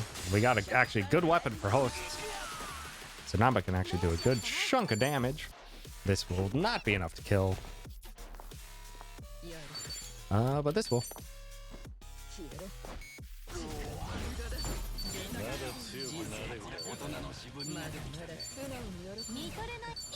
With that healthy boost in XP, we can head on over to Kamurocho. It's actually available to us. And now for the next fights, we actually need some speed so that we can outspeed the enemies. Because these ones are going to be way over level compared to us. So we actually need a healthy bit of extra speed. This fishery has what we need.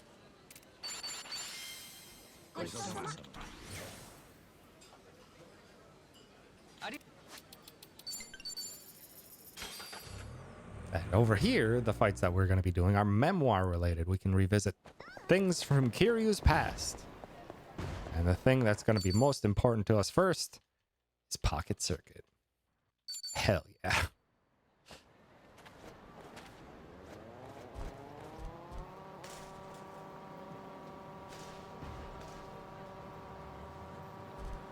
Before we progress with Pocket Circuit, gotta get this safe for another military insult so we can go fast. And then over to Tenkaichi Street. And time to actually do that memoir.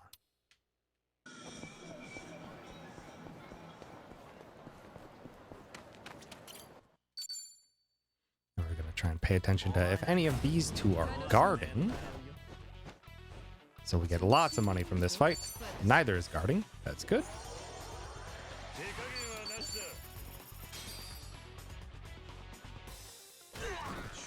We gotta wait until either of them get up.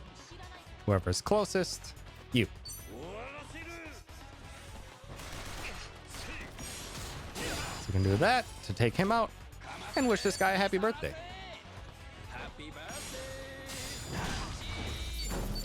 Beautiful. That got us like 3 million yen for that fight. And the Transcendent Insoles for even more speed. Now we gotta do a little menu here. Gear. Kiryu, you need leather shoes, and Nanba gets an Optimize and the Transcendent Insoles. To Taihei Boulevard.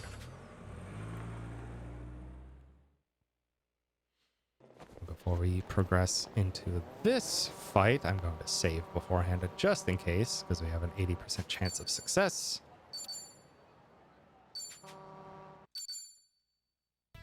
Just in case it fails. These thugs are trying to mess with an old man. We won't let that happen. Coffee. And then Golden Finger, Mr. Kawaii. For 3.75 million yen. 37,500 bucks that guy had in his pocket.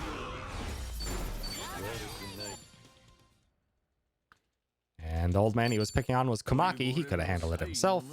But we do not want to actually fight him. We do not want to fight Komaki. Thank you very much. So in the meantime, we are going to head on over to here. Get 2 Kiwami and 5 Muscle Soda.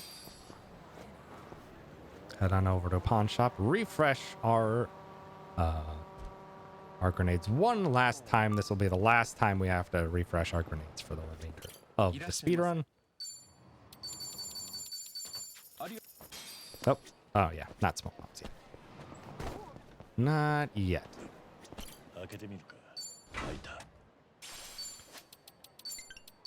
And And we are out of Kamurocho for now.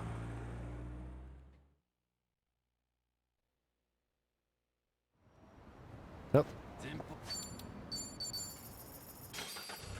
We still have one more speedy meal on us. And we're going to make use of that by heading on over to Munan Suzuki. Still at it.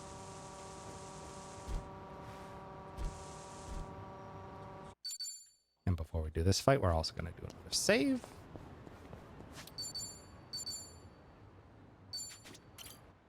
Because we're going to be stealing more money, which is, again, 80% accurate. Sengoku Coffee to start. Because again, nope.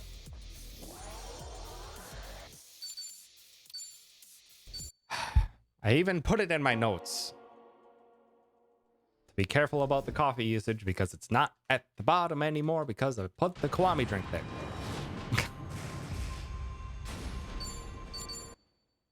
Thankfully, again, we prematurely saved.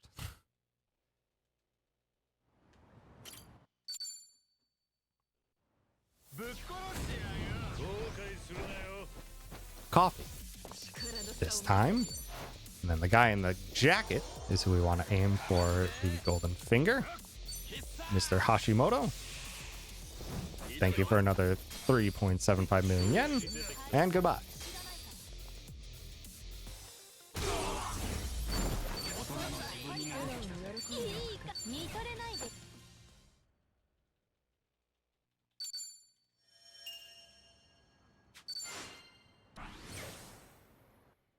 Those are all the optional fights that we're going to be taking for this chapter. But now we're going to head down to South Chinatown because I'm actually going to approach this next portion from the opposite direction than I usually did. Because it actually turns out it's pretty stinking fast for us to just zoop on over to these stairs and get at it from behind.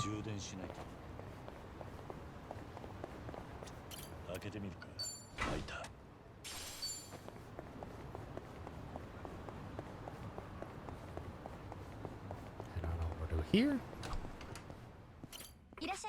Grab silver bracelet. And down to West Central Street where we're going to do another pawn trip. Our last pawn trip for the entire speedrun. With just enough fuel left in the Street Surfer as well. Okay, big purchase here. Buy. Intox. Hallucinogenic. Fulminous. Smoke. Passion. Helmet. Work clothes. That. Sell equipment.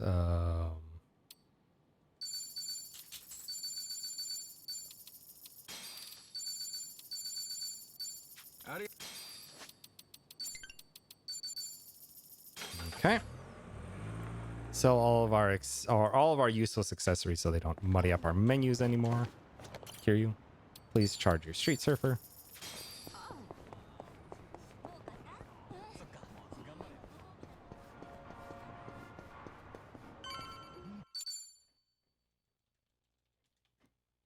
And we are almost done with this chapter.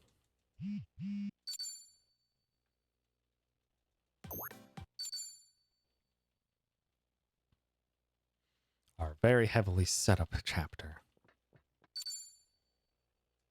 We have to run back down, go over to Seiryu Clan HQ. A couple things before we do that. First, though, refill our coffee.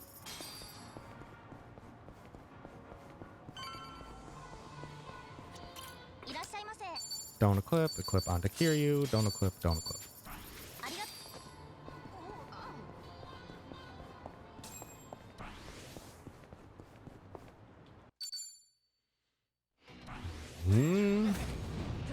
One last fight before we progress. You pretty much know the drill by now. Coffee. Except Amma doesn't do anything. Get rid of the riffraff. This is a two-wave fight.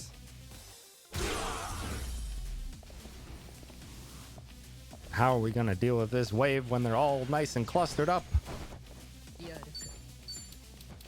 With a rocket. Ow.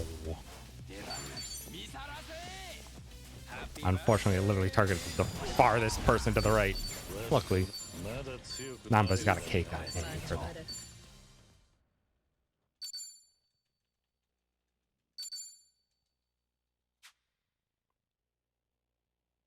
That's it for Japan for a while. Lots of setup there, but we are good to go. Ready to go. With a lot of equipment that'll be super useful for our team over in Hawaii, which we're going to be getting back to. Now, Rocket only missed because it was his birthday.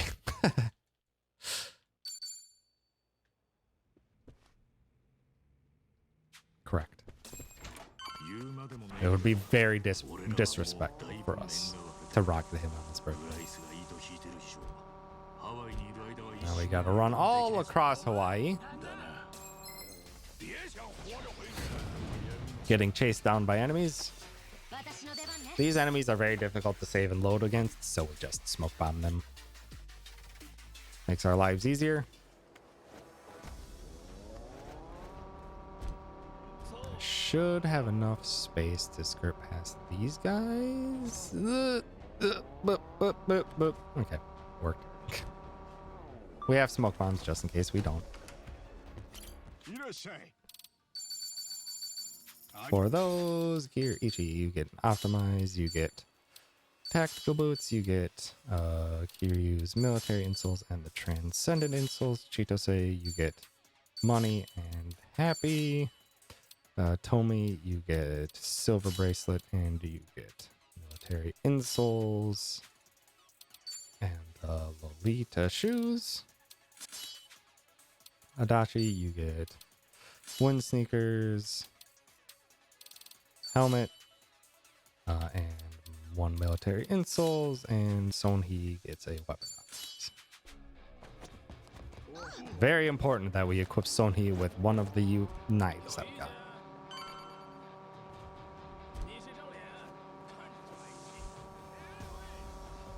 Now we begin this very, very long chase sequence, where we have to dodge and avoid some enemies that have near infinite sight lines.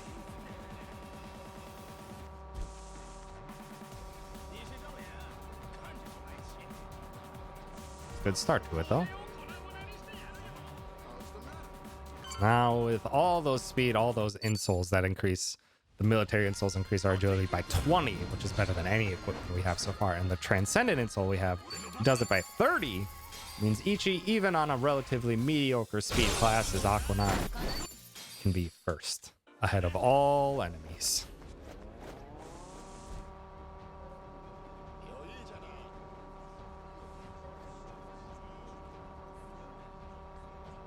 And this is also why we refilled the street server before we came back to Hawaii. Man, excuse me, sir. I'm trying to make sure I'm breaking line of sight against those enemies, because those enemies are the ones with just infinite sight line. They will see you and chase you down forever.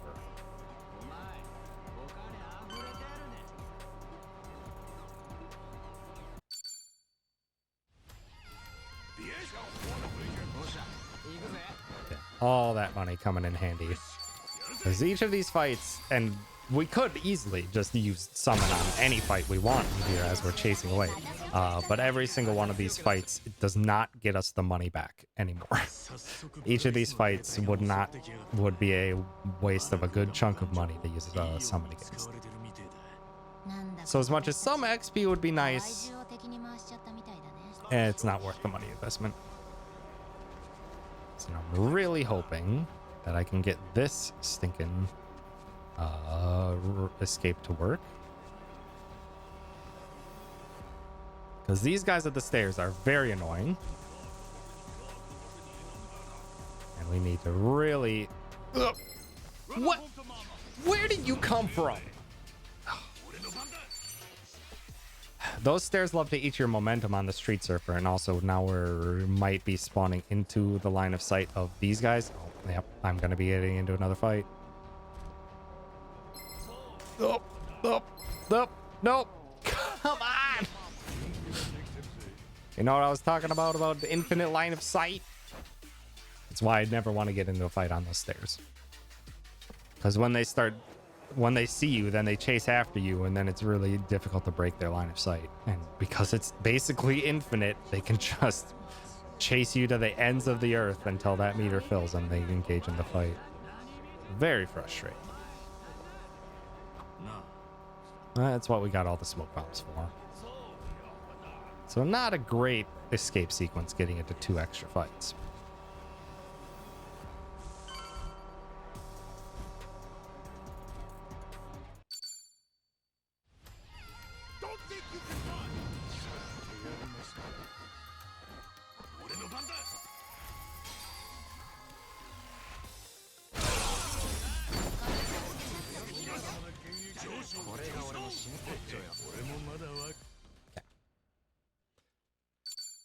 After all that, we get the tutorial on the ultimate tag team, which is so dang powerful. So incredibly powerful. It's not powerful right now. It increases in power. It increases in power based on how many other of your party members' gauges are full for tag team. And right now, Tommy's the only one who can tag team. So with only one, it is unfortunately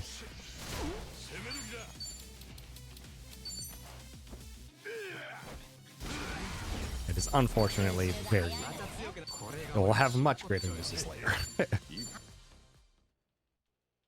It is also unfortunate that Adachi actually got outsped there. That usually never happens. He always has a quick attack, so it doesn't lose that much time. But usually it doesn't lose any time at all.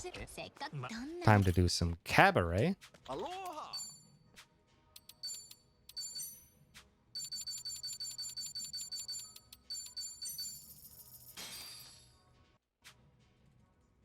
Because we need a lot of bond points, and we need at least 180 on Tomy and 140 on Adachi.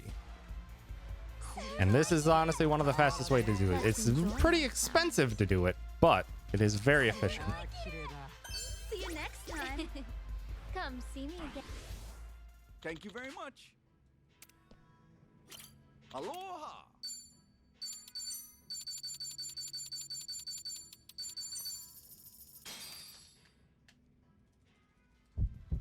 Ideally, we only want one of them to activate. Because if you have 2, then you have to sit and lose 5 seconds. But because we got a full 200 bond points for Tomy and Adachi, that we are more than set. We are more than set for our entire time. Now, so that's all the bond points that we need from Cabaret. Need to talk to this lady. And before we progress, items, Suntory on these 2, and head to the West Aloha Beach. A taxi we unlocked by running down to a yellow dumpster 5 chapters ago. So this lets us get a bond compensation of darts with a Tomy.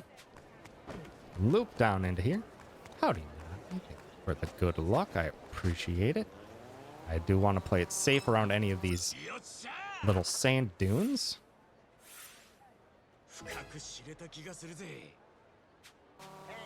Because any of them could be an enemy, such as that one. I want to swing really deep into the water here to avoid a cutscene for a sub-story. And so we can fight these keepers.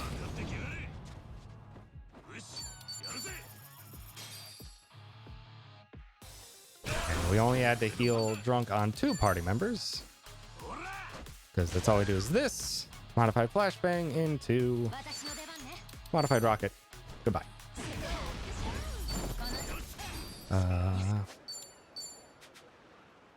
Where am I going? Where am I going? Where am I going? North Waikiki. I changed up the order of how I go about this chapter, so it's a little confusing. Now we're going to order everything at Ahi Poke.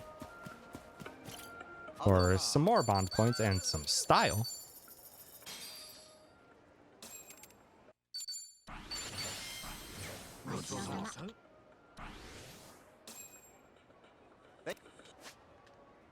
And we are all set for everything we need.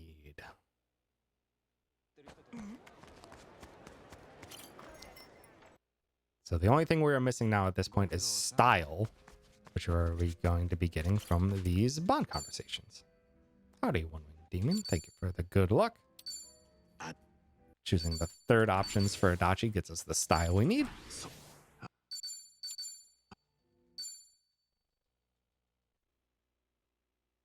Let's have a chat with Chitose.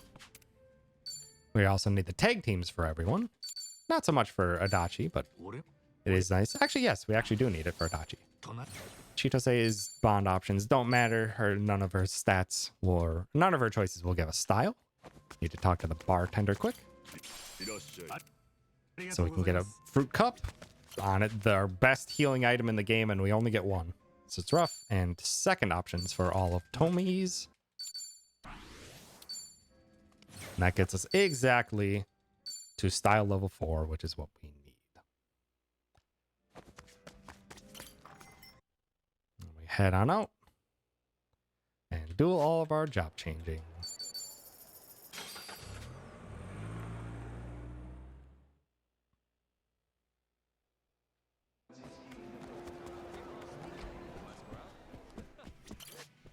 Ichi becomes Breaker.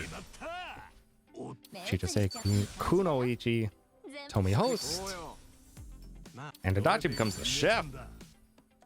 And skill inherit, we need beachside buffet, we need violin, we need scrub down and battery, and Adachi, we need arrest. And now we're setting up for the primary glitch of this. Say this run is hard to learn. It will take a lot, in part because we're not like 100% set. I think at this point, I would say we have 2 active routes. One sec here while I do this. I need to upgrade the host, the prestige to exactly +1.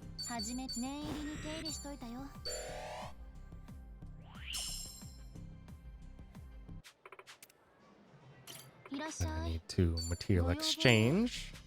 Kunoichi, the first hero's knife. Shoot. Craft. Now I need to upgrade the prestige to +8 if I can.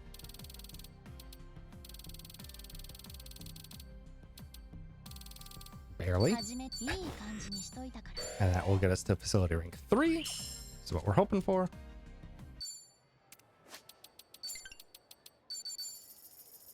And now, if we do everything correctly, we will get the wrong equip to happen at this shop. Welcome. And Inferno Knuckles, Gear Ichi.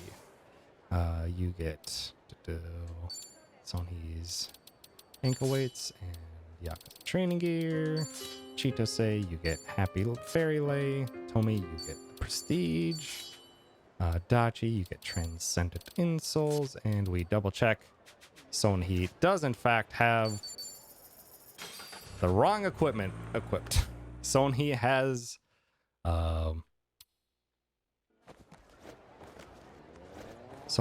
the Inferno Knuckles equipped now, which is not her job class. So Nicole, thank you for the sub. I appreciate it. Oh, whoa.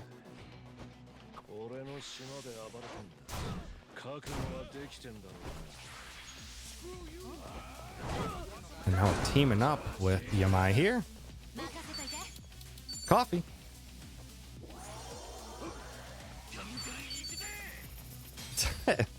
Yes, my partner is simping.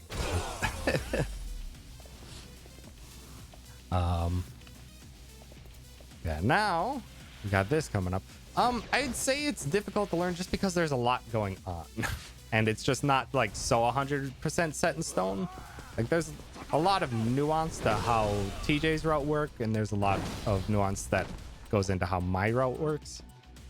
So it'll take a lot to learn, but like once you get into it and if you're familiar with the game, it's not the hardest.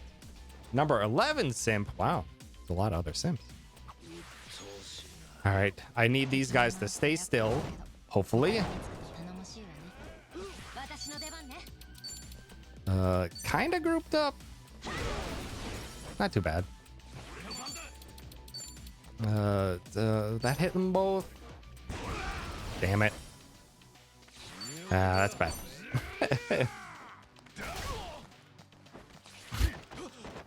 Dan coming in clutch at number 10. This is a bad fight.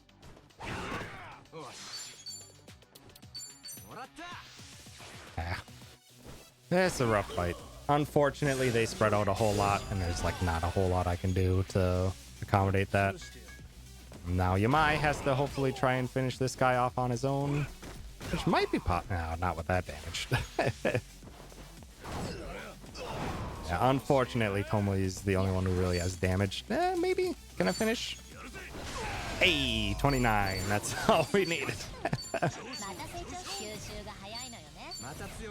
Yeah. And another hard thing about this speed run is just because of how long it is. Like, we still have another good couple hours, at least, of the speed run. It's a long run. But now he's back. We were briefly allies. Or we were briefly allies. And now we're back to enemies again. Luckily we have strats and the prestige is amazing. Bralix. Gonna start off buffing up Mr. Tomizawa. Giving him some soda. Taking out all the bad guys with a summon. Making Yamai weak to ice, like we've done in the past. And honestly, Tomi, you could use a drink.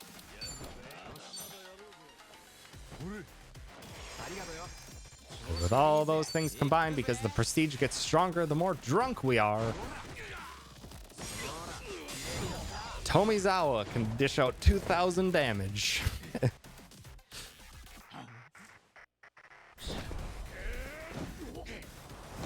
Which is honestly pretty low. He has everything equipped.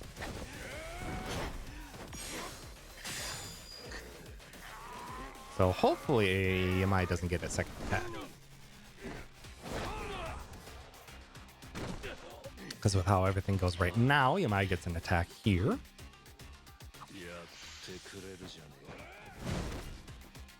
this is the slowest attack he could have done. Great. Love it. Love to see it.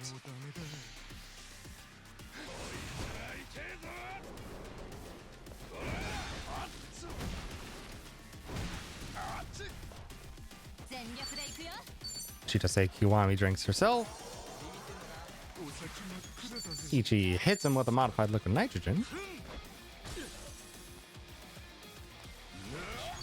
Adachi has some coffee. And because he is guarding against the guard break magical move, goodbye Yamai. That 2,000 damage jumps up all the way to 3,000 because he was guarding.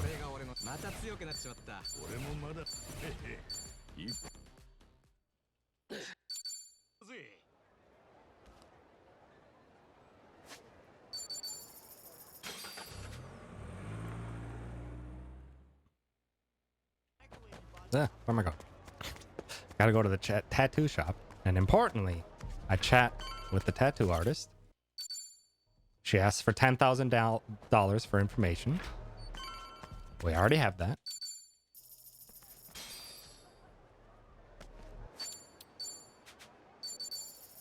So we give that money to her.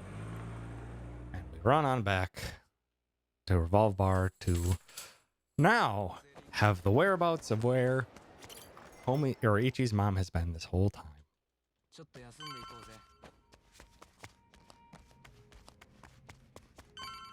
Go up and rest because we will see her later.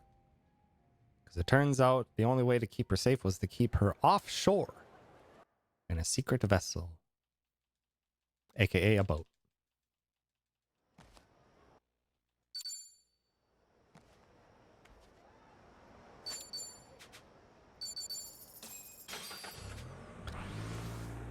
While we are here, we're going to swing down by one last taxi. One last taxi to unlock here in Hawaii. And it's going to be used exactly one time, but it's very important when we use it. We need not that much extra XP on the Hawaii side of things, but the little bit we do, we need that XP buff from that shop.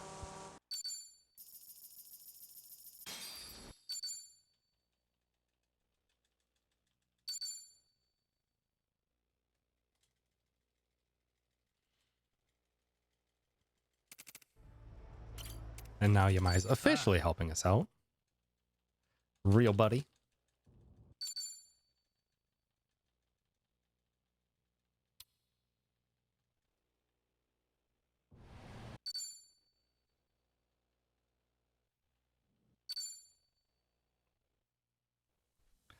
And it turns out we've been betrayed.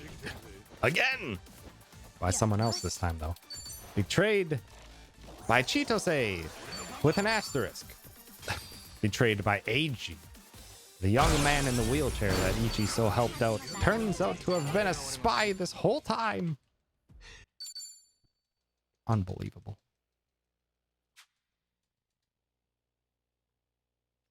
And he's been blackmailing Chitose to get her to spy on us.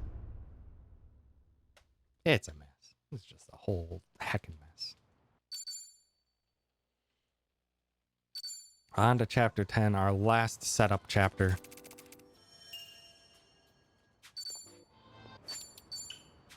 Ah. Ah.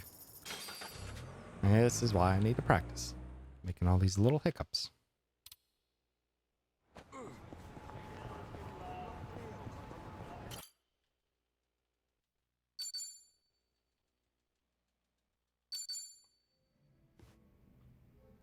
Everything's gone to heck over in Hawaii, and it's about to go a little bit to heck in here in Japan as well. Oh, Zhao!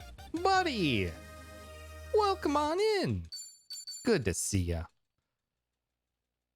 Good to put you on the bench for the entirety of this speedrun. I'm so sorry, Zhao. Wasn't used in the last mainline entry, and the last is not used in this entry either. He's such a good casual, or such a good character casually. But he just doesn't have what we need for the Japan side of things. Because the Kunoichi class is so powerful, so we absolutely need it on our two female party members.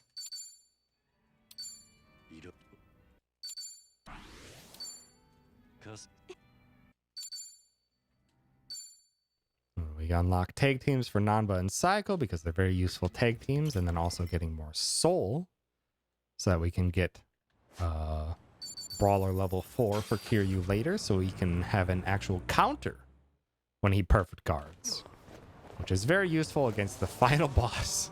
It's like not all that useful anywhere else, or won't really even be used anywhere else. But the final boss, gosh, it can save your butt. And now we gotta do the Japan side of these.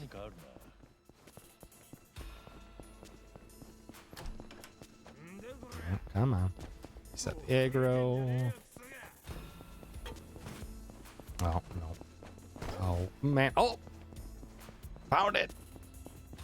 That's good. That's pretty solid. This is very RNG. I just have to find the exit. This one we don't have to continue on. We can just exit. That's pretty good. That is a pretty good exit.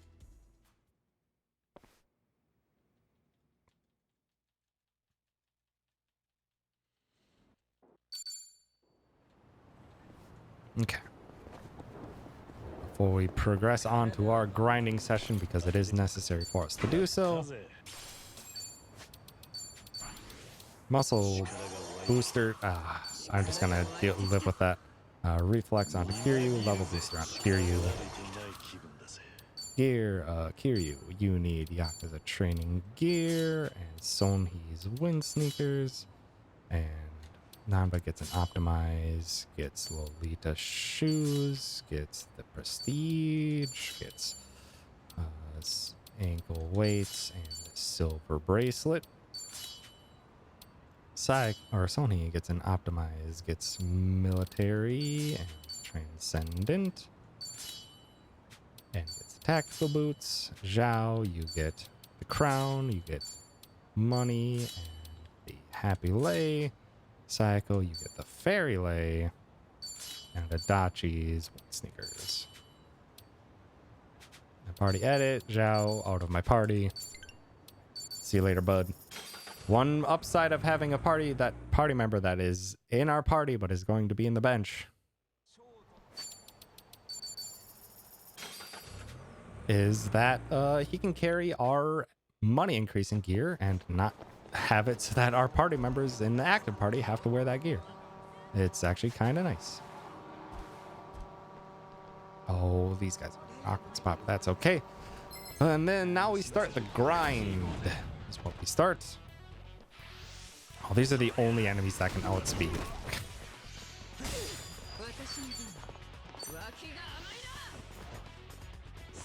Fortunately, it's only 3 of them.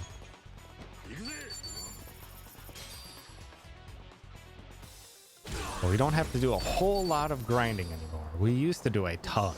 Like a ton. I mean, when Metza first started doing their route, and like even my first route, Metza's first route was like 45 minutes of grinding roughly. And mine ended up being like 30 on my first route. Now it's going to be hopefully only like 6, 7.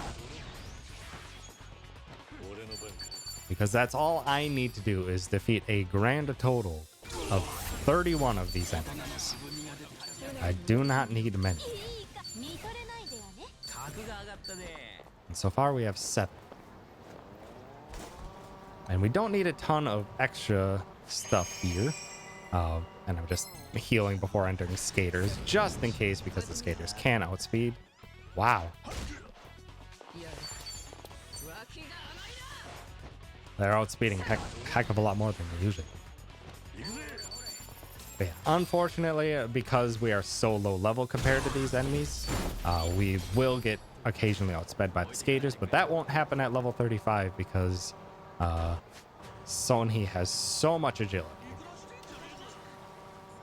She is stacked to the heavens with agility.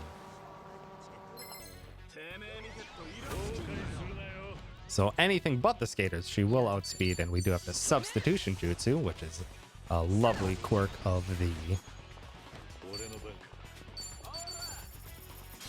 Kunoichi job class.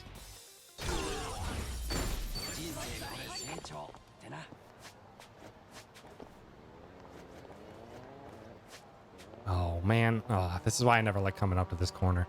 Because a lot of the times the enemies that spawn will spawn out of bounds and then slowly walk into bounds, which is unfortunate. Good. We needed at least like one of these guys to come up. This is a plutocrat rat. They give a heck ton of money. I actually don't need all that much extra money for my route. But I do need like at least one, because I do need to leave this grind at like 5.9 million MP or yen as minimum. And that guy gives 1.2. Oh, come on, guys. No, let me get him before he gets out of bounds. Let me get him before he gets out of bounds. Okay, good. Unfortunately, they are the slower fights. They're a little bit of a slow fight, unfortunately, because of the fact that they don't die in an immediate summon. So we ideally only really want to see like one of them. But now that we're job level 35, we actually need to pay attention for Kiryu to potentially outspeed some enemies. Kiryu could outspeed these enemies, which would save me a good like 6 seconds. Perfect. Not having to substitution jutsu saves a lot of time. But we will be doing this grind for probably only like 3 or 4 more fights. Typically, it's an average of 9 fights that I have to do.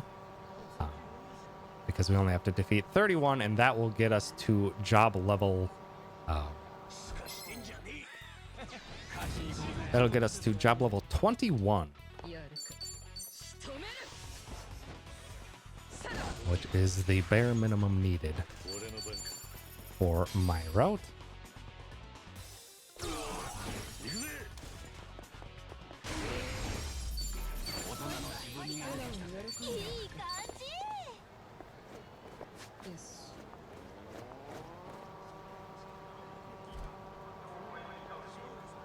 Good, more security guards. These are the fastest ones. I wish they would spawn in groups of 4, but take what we can get.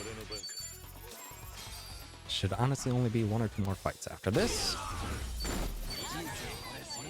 I have 8 million yen, so I've got plenty. Already job level 20. Good, that is a close spawn.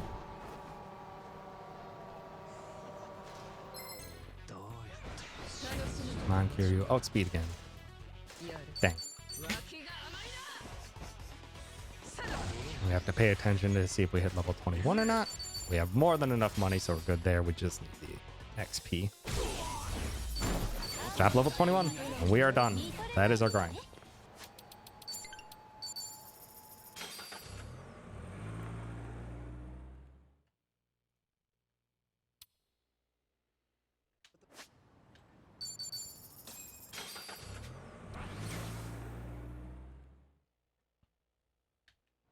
That is our grind, but we are not done needing more XP. That is for certain. So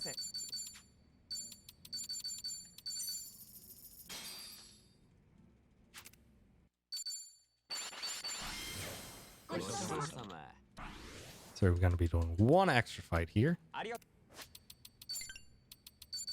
before we reach job level 22, which is our actual goal. We're going to use a keeper to get us there because this keeper is pretty quick and gives us, like, after our XP meal, gives us like 43,000 XP, like the equivalent of like 5 of those other fights we'd have to do. So it's pretty dang fast. We just have to make sure we're menuing fast.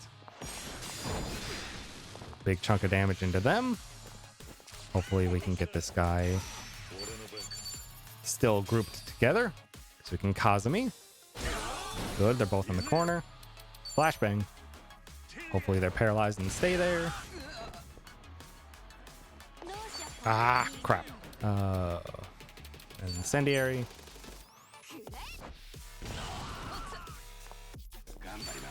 And Ice Spreader. This won't kill this guy. Shoot, I shouldn't have tried to kill this guy.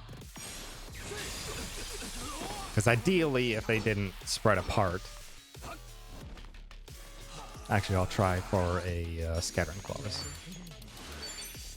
This might kill them both. Beautiful.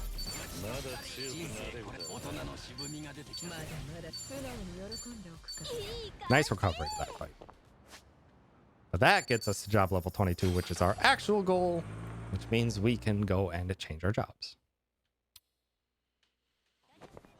And by change our jobs, I mean just Psycho, who now needs to be a Kunoichi, and I'm actually going to change it to pattern A. Shoot, I need to skill inherit. Psycho, you need magical concert. Gear, Kiryu, you need transcendent and military. Sonhi, you need an optimize. You need superpower and the Yakuza training. And Psycho, you get ankle weights and military insoles. And we progress on to the end of this chapter.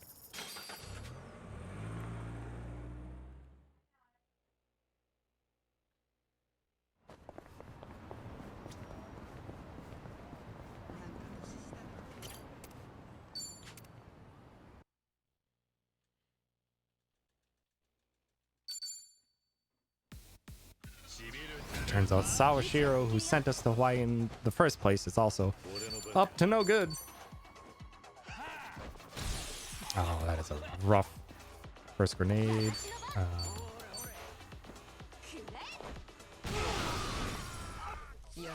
Oh man. Gonna do that. This should finish him off. Not a quick fight there, unfortunately, but that's okay. And then the second phase, we can just take down the summon. Now, the thing that you might be wondering is if summons are so strong, why the heck are we not using multiple in a single fight? It's because their cost multiplies by 10 or multiplies by 20 actually for base summons to use a second summon in a fight. So what Biko was 5,000 to use one, the second use takes 100,000. Massive price increase. So we have a lot of money, not that much money. Yeah. We will have that much money later. Now Sawashiro is our enemy. We must take him down. Take care of the riffraff with the summon. And now you'll see the true power of that wrong equip. Quickness summon into Sonhee. Muscle Soda into Sonhee. Sawashiro is not weak to fire, by the way.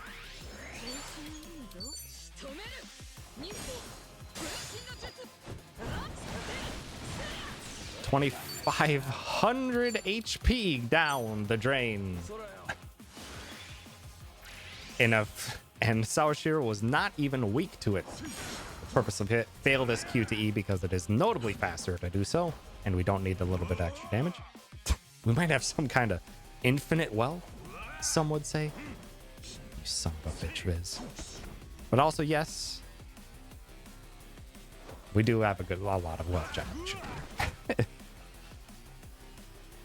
And we fail this because Sawashiro doesn't transition until he finishes this dialogue, which he starts faster. For this, coffee. Anyone want a fresh pot of coffee? Sawashiro is weak to Sonhee now, by the way.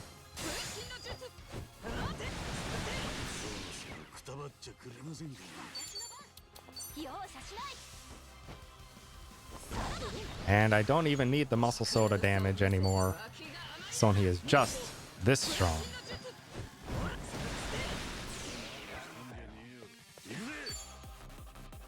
In fact, I'm just gonna let Namba finish this.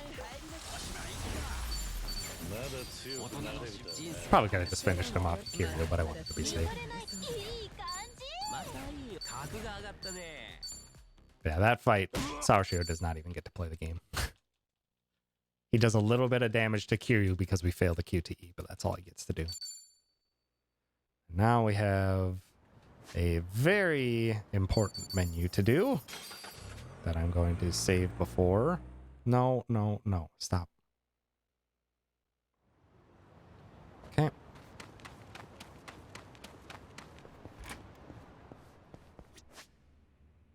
Shoot, hold on. Why did you change off of... No, stop. I need to be very careful with my stupid new setup. Because it likes to change into different modes for no reason. Material exchange to Kunoichi, the first hero's knife, and weapon upgrade the host with everything we got. 19. That's pretty dang solid. And brand it with the sealed bolts.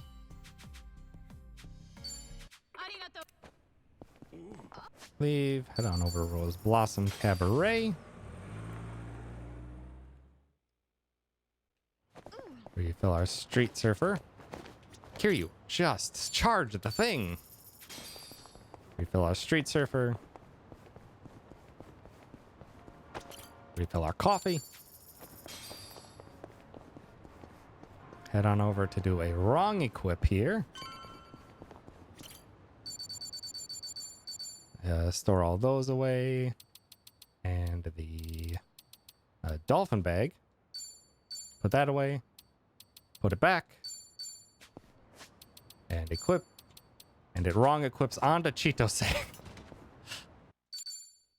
That is our second wrong equip of the speedrun.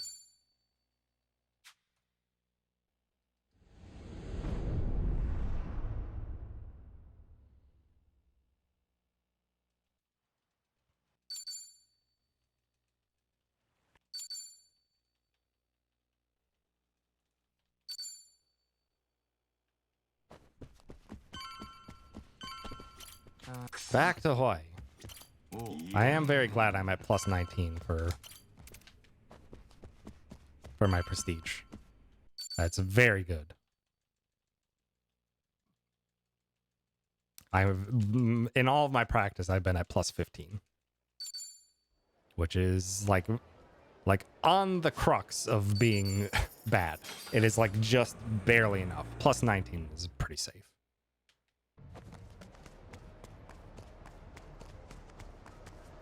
Before we progress on, gotta do some menuing. Gear, Ichi, you get an optimize, you get transcendent and military. Or transcendent and ankle weights. Tomy, you get an optimize, you get ankle weights.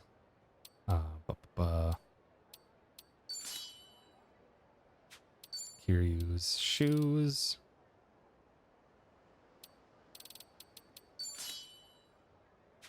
Prestige.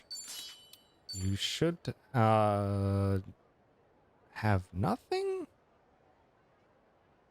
Should have silver. Okay, I'm fairly certain he should have silver, so I'm just going to put that on prematurely. And then Adachi, you get an optimize, you get lucky money, you get fairy lay, lucky money, fairy lay, and the crown.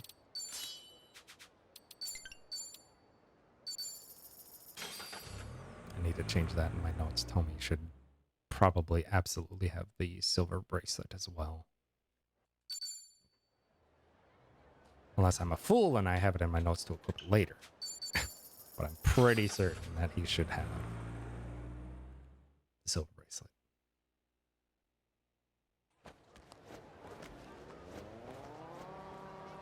But yeah, as I get more practice into this, these menus will be much faster. Excuse you? I disagree.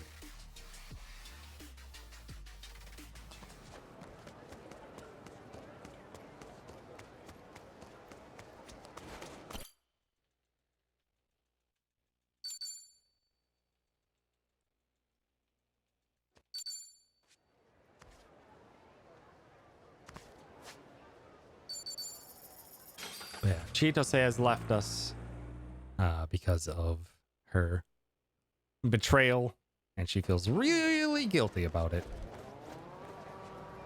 Which, fair, but also she was being blackmailed to do it. So, it's kind of forgivable.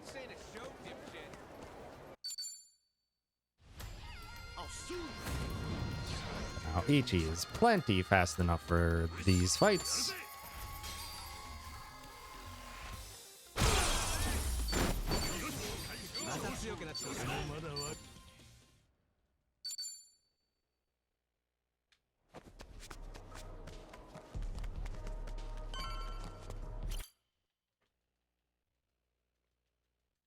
I think that might have been a holdover from my previous notes where I had 2 silver bracelets rather than 1. But I presume that Tomy still had his. Now we're chasing down Eiji. That heckin' spy.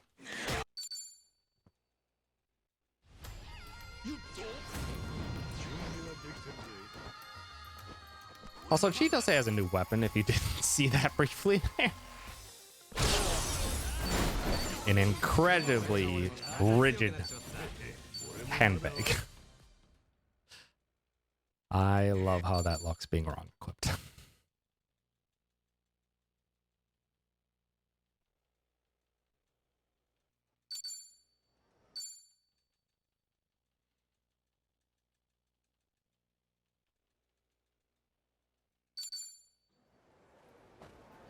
Chitose is back with us.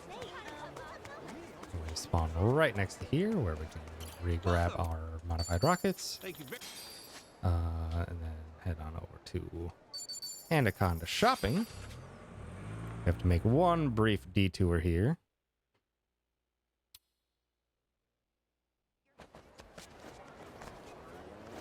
So we can get Ichi a fancy new weapon. Aloha. Thank you.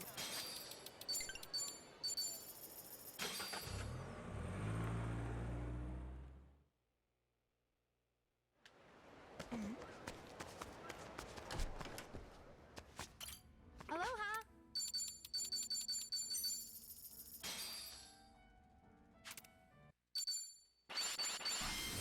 Get our XP meal ready for this squad.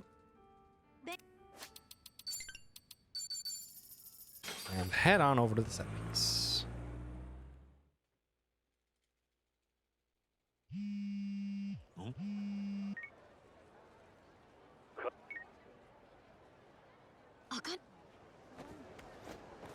Because Yamai has been looking after Akane for us now.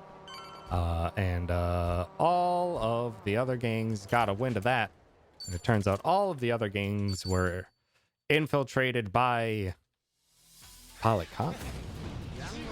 Our charity organization has been secretly working behind the scenes of every other organization as a cult.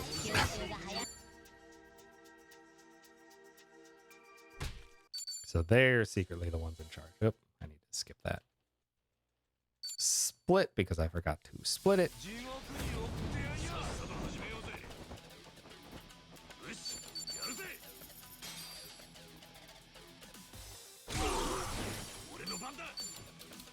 Oh, I'm just gonna have to wait until Tomi's turn. Wish him a happy birthday.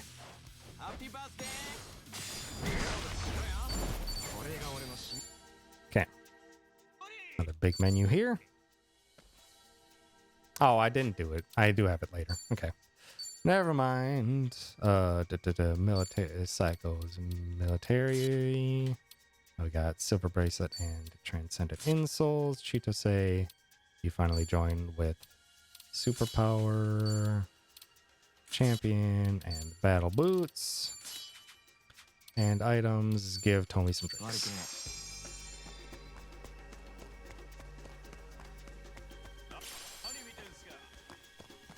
Aggro these guys so they run forward and group up, and we can just zoop on by. Because we really wanted to save our last XP buff meal for this fight. There's not one of the silly situation from the previous game, but two!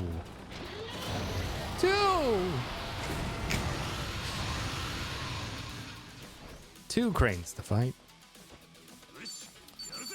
That are weak to ice, so we're going to use Kazumi on them. Drink a coffee. And Tomi is one of the few people that has a good electrical move. Tomi's got battery storm. I'm gonna make sure that hits both of them by hugging to the right.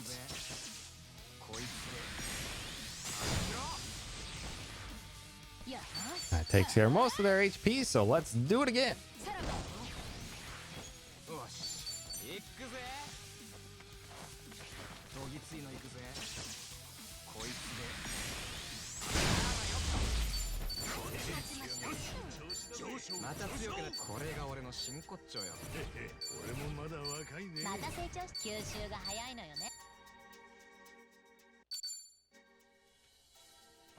Brief detour for the suppression helm.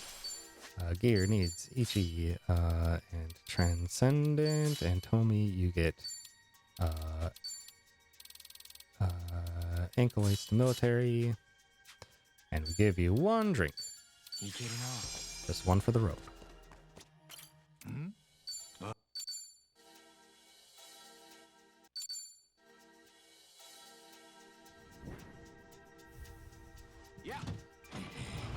Get a little break here.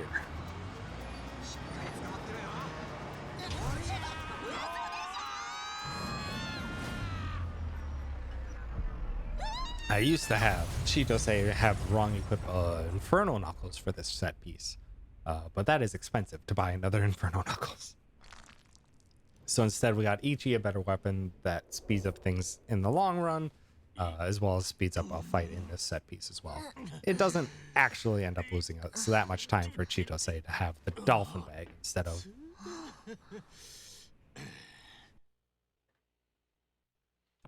the Inferno Knuckles.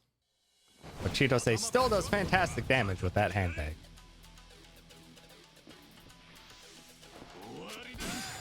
And the reason we put the suppression helmet onto Ichi is for this fight, because this guy loves to focus Ichi.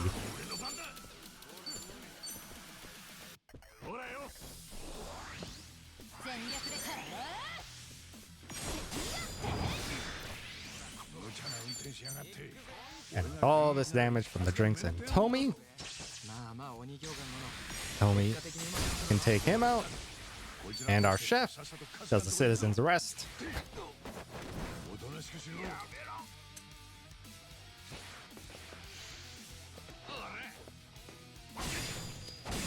But perfect guarding reduces our damage. The damage we take on top of the suppression helm increases how much our damage resistance even further if we perfect guard. So excellent. Poseidon power onto Chitose, please and thank you.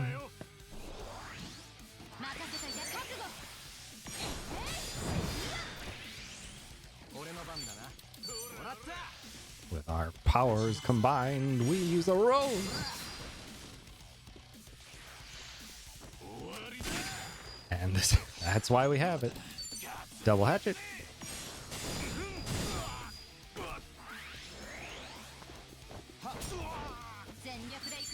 I don't believe this kills. Close. That gives us just enough time for a coffee. And we'll wish him a happy birthday.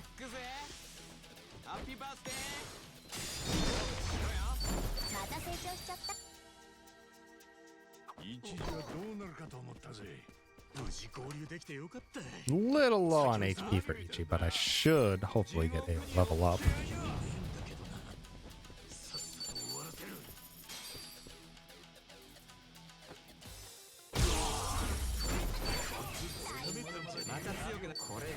I don't get a level up, do I? Dang. So I'm gonna take the heal before we go in, which is okay. I could honestly just menu heal Ichi rather than take the heal. There's nothing I need his MP for? Not really.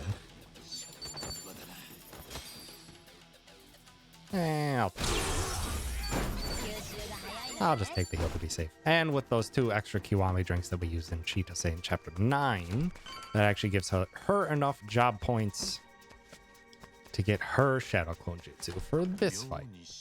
Otherwise, she would be just shy. Now our boss fight against AG, aka AG's strongest goons. Muscle Soda onto Ichi, actually, because Ichi's finally going to use a powerful version of that ultimate tag team to take out pretty much everyone. Hopefully everyone. Beautiful. And before this guy's turn, he's weak to fire. And if we're hoping, we want a charm. Dang, didn't get the charm. That's okay.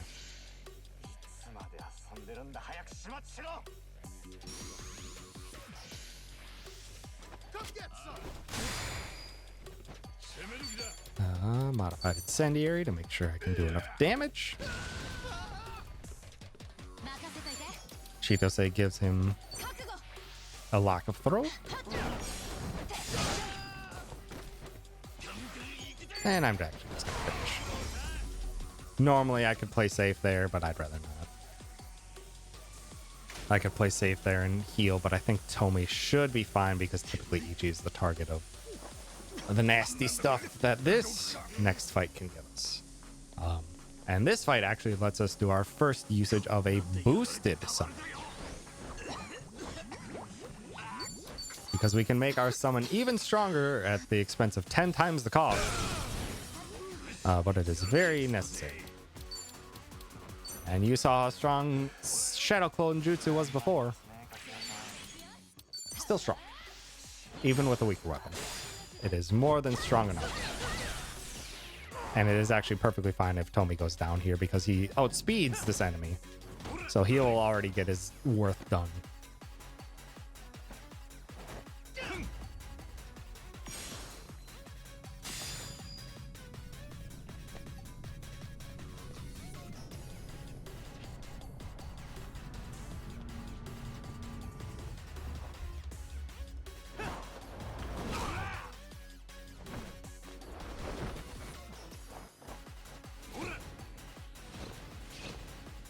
I think I'm actually going to save a heck of a lot of time here because this, like, even though have a weaker weapon, I do significantly less menuing with it.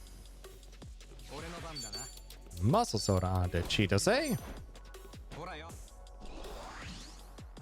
And Tomy already did his business. If he dies here, that's honestly fine. It means he'll be one level lower than he should later. That's okay. And quickness onto Chitose.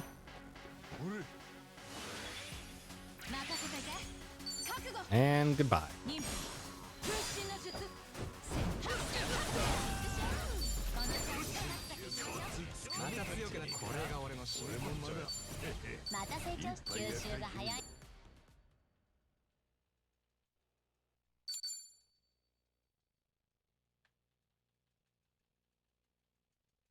I should just move my silver bracelet equipped to earlier. Actually, no. I'll get used to it. I'll get used to it.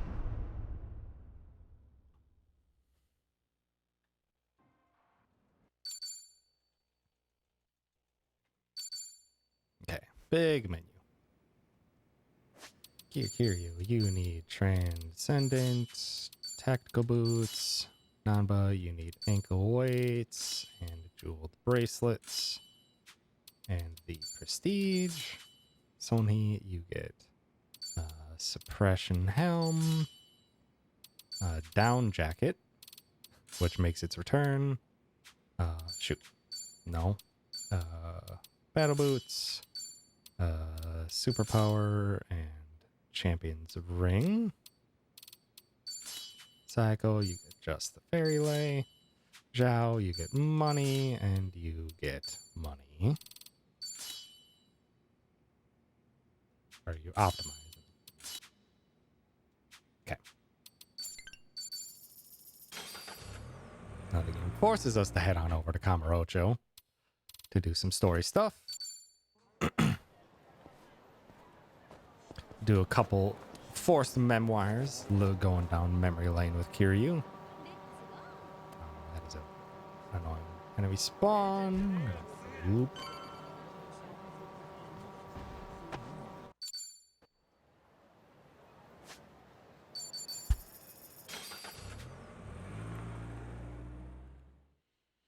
We used up all of our muscle sodas. Let's get those back. And get Kiwami drinks because we still, even after all of the grinding, all of the extra XP meals and stuff like that, we still need more XP on our Hawaii or on our Japan side.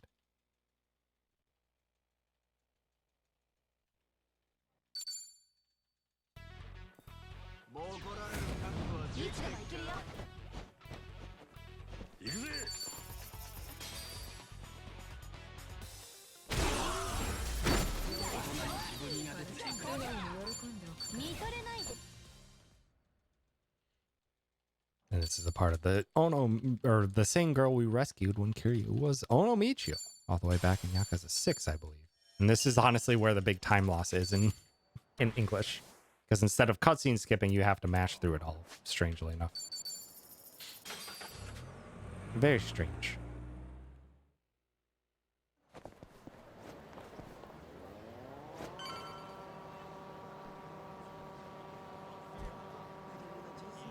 Head on over to this cabaret.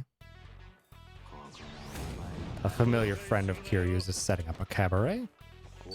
We need a good chunk of extra damage here, quick.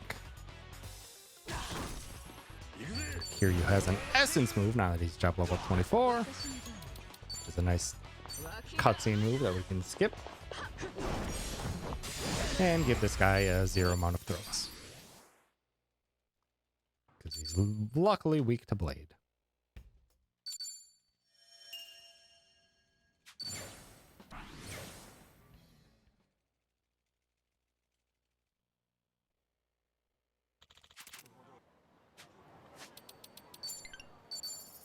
Now we could go on to do what we were supposed to do, which is to find new allies. But we're not quite strong enough for those allies yet. Where am I going? Survive. So we need to recruit another summon, another pound mate, which has an objective back in Ijincho. And I don't know why I didn't see this before, but TJ was just like, yeah, there's this route. Just run this way around instead of running all the way around the middle side. It's just 5 seconds faster. Just go down the back.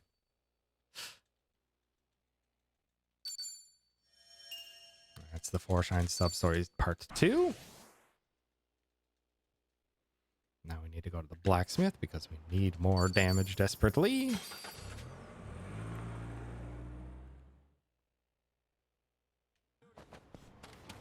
We're going to get rid of all of our useless gear. Material exchange.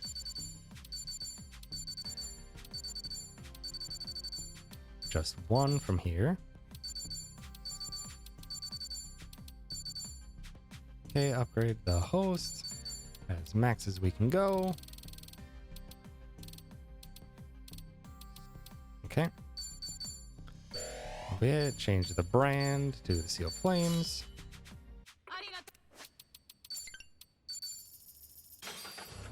27 is basically where I was expecting to be, which is good. Over to the right. We restock our coffee and our quickness lemon. We always need more money. And the quickness lemon is so useful. Yep. We need 3 speed mills for 3 fights upcoming.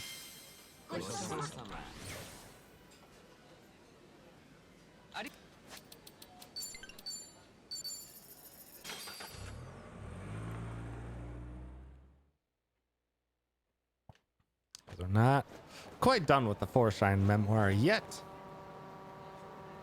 Still got that dang competitor trying to force Foreshine out of business. And bringing in some rough and tumble folks to do so. Rush mode. Kazumi is not quite enough to kill the riffraff. But this can. Cut them both down. And now that there's only one target, and we prematurely have an agility buff, which increases the power of Shadow Clone.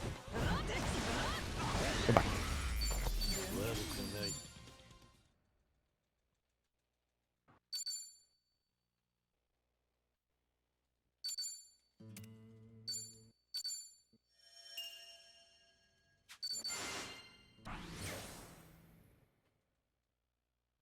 And before we progress on, quick menu. I said Zhao never got a part to play. I lied. I'm sorry. I always forget. I always forget Zhao has an important part to play in this fight. This fight specifically. Incredibly important role. Even with our agility buff, this guy outspeeds. Because now Foreshine gives us an attack boost on top of the damage it does. I'll see you later, Zhao. Turns out if you party swap, you can do your second sum in the same turn. So we make ourselves even stronger, wipe out all the enemies, and leave only one enemy that can take all of this Shadow Clone.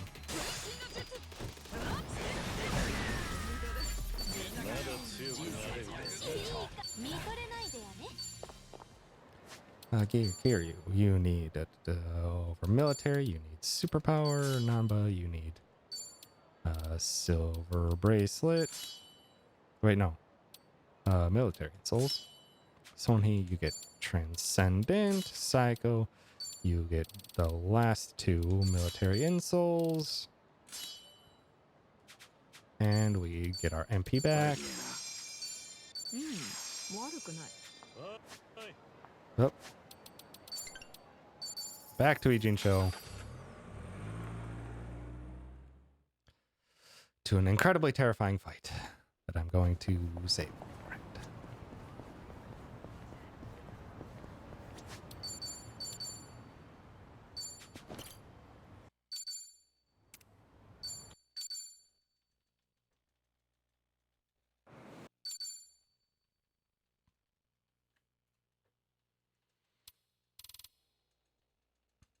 Because if everything goes well in this fight, it'll be like, wow, why did you save it? It was really easy. They only got one attack off. If it doesn't go that way, then it's going to be a real rough time. But I've done everything I can to make this pretty dang consistent. Because we have to fight all 3 Jimas in a row. And in a row, I mean all at once. So we're hoping for a good lineup. Thank you, Seijima, for giving me the lineup on all 3.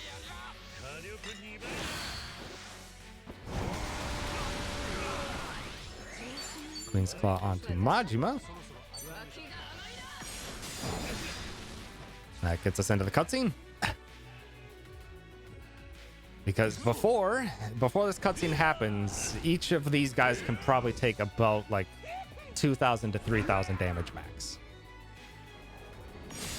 Now that this cutscene happens, they can all get dropped to 0. So we can now officially do all the rest of our damage against them. And it conveniently makes it so that Majima's next turn, which will be coming up next, will be that he summons doppelgangers rather than doing an evasion increase, which makes sure that Sonhee can still do damage against him.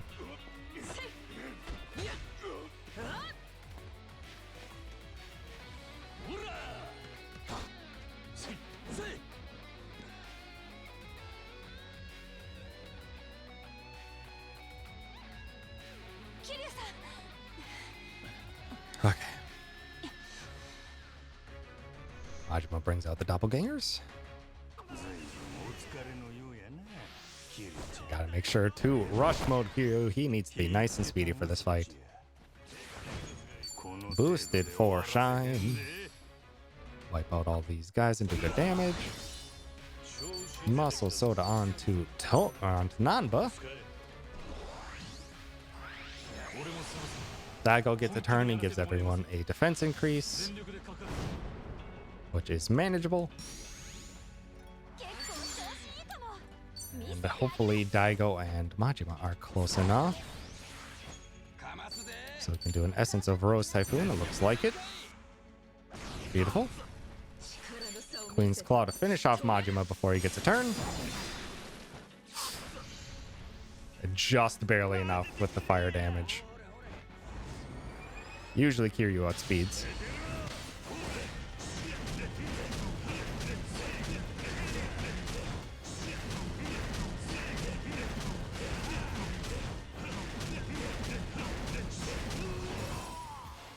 Okay, he's down.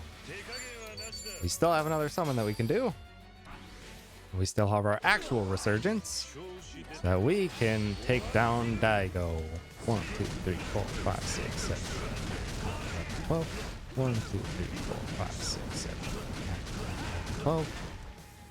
2, 3, 4, 5, 6, 7, 8, 9, 10, 11, 12, 13. Got a good chunk of damage on Seijima there too, which is excellent. Perfect. He went before Psycho. We're just really hoping for no... Okay, that's okay. Damage onto Kiryu is fine, so long as there's no stun. No stun, perfect. We go for an Intoxication Bomb onto Seijima. He is guarding, so we hit him with the Rose Typhoon. And Daigo's turn. They get taken down.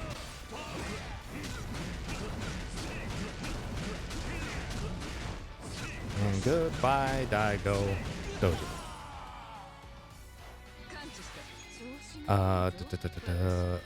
We Shadow Clone? Went a little fast, but that's okay. Oh yeah. We do another quickness just to guarantee that we can kill. And now we Kiwami. Kiwami on to Kiryu.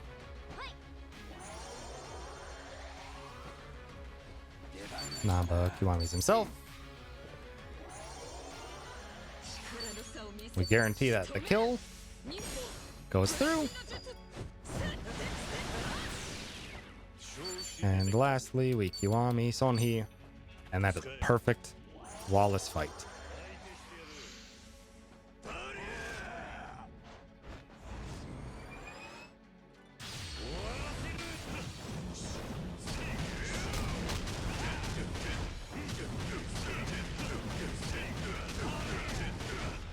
Luckily for these fights, you cannot actually die. You cannot die in the middle of the memoir fights. You can drop to 1 HP, so we actually don't have to worry about evading there. That was a perfect fight. That was a perfect fight.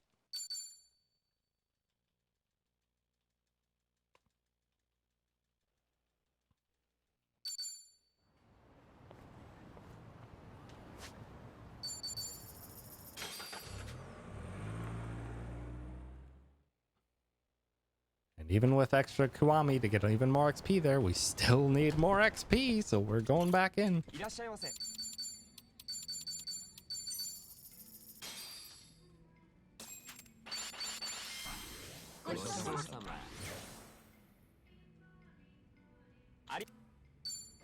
Heal our drunk party members. Agir, Kiryu, you need Psychos, military insoles. Nanba, you get transcendent insoles ×2. And Psychos win sneakers. Sonhi, you get superpower ring. Psycho, you get an optimize, you get ankle weights, and fairy lay. And we press on.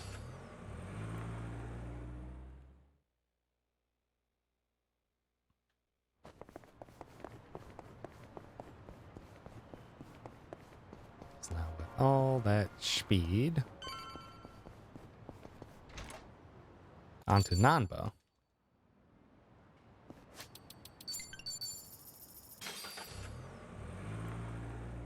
You can be very quick in getting rid of all the enemies in the old Tojo Clan HQ.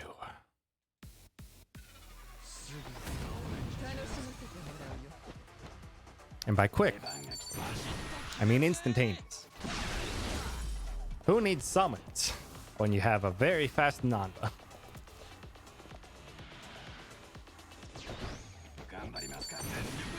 That guy get out of there?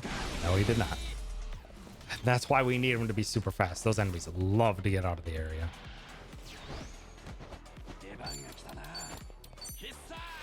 Rose Stinger on Mr. Makino. For shine.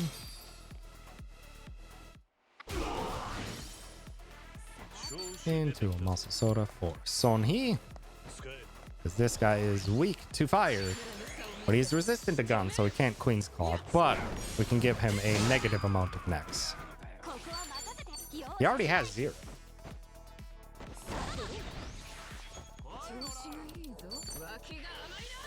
And now he has -1.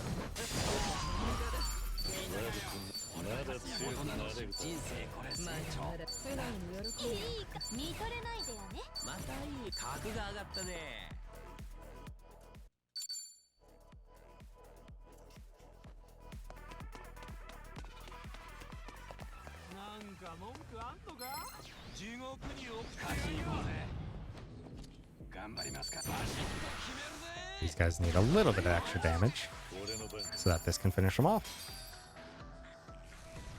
Because now even our summons are not the guaranteed kill that they always were, or that they were. So we have to play it smart on where and how we use them.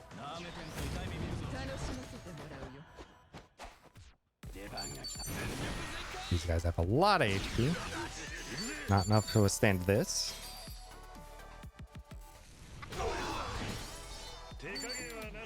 Quickness lemon onto Sonhee.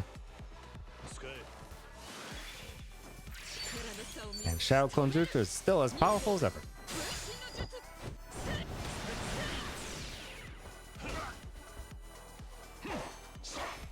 Alright, Kiryu. You just beat Seijima, or Saijima, Daigo, and Majima all at one time. You can beat this lackey. You got it. I believe in you, Kiryu. Oh, I believe in you so much. That saves like 5 seconds to lose that QTE. And have a look. Powers up. He typically guards, so we want to see a guard. Perfect. Give him a negative amount of throats.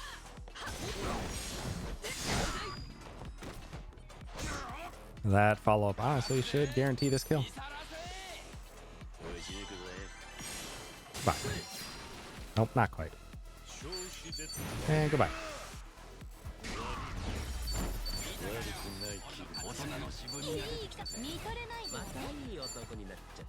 Very important safe to grab, because in this game there are ultimate armors for pretty much all the party members, or for all the party members. We aren't going to be getting the party leaders ones because they require you to beat the randomized dungeons, which is not what we're here for.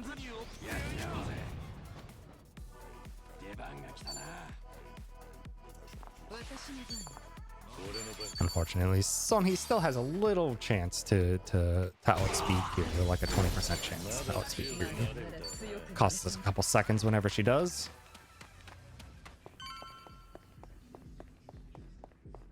Now, Foreshine is not the right call for these fights. It is instead the return. I dropped an input.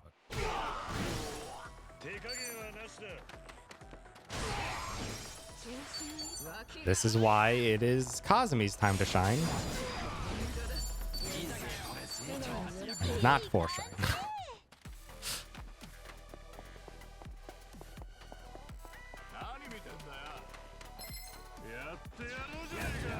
Because a couple of those enemies are, in fact, weak to ice. This is how it's supposed to.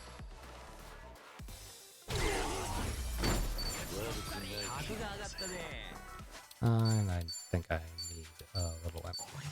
Sonhee. Get this back up full revive, just in case. Just in case anything goes wrong in the finales. Which typically it doesn't. Oh.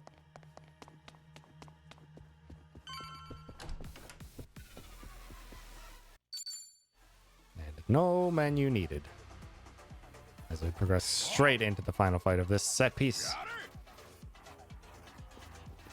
Which this fight is more cutscene than actual fight.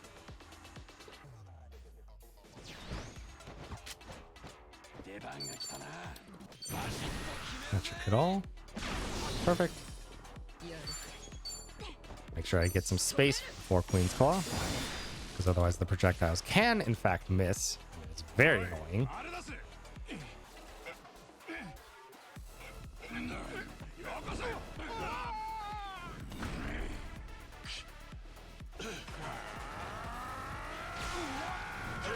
Also, man, Kiryu just must be so out of it, being at the old Tojo HQ. He's got it. Ow.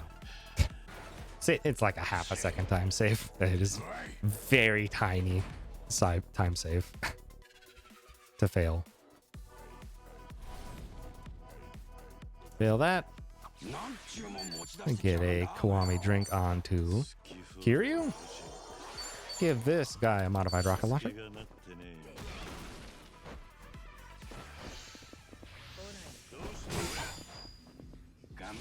And goodbye.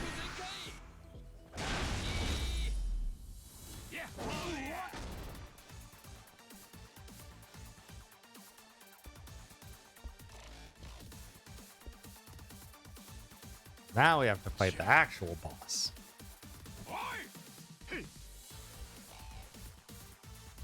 He's a huge fan of Sephiroth.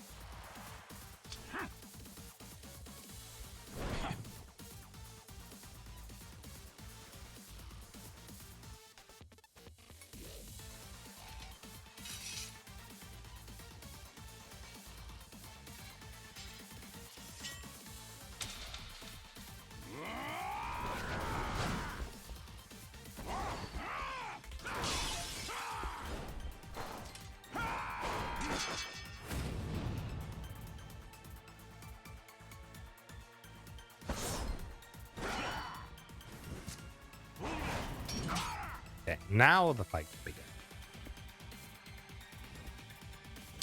And it looks like he could use a drink.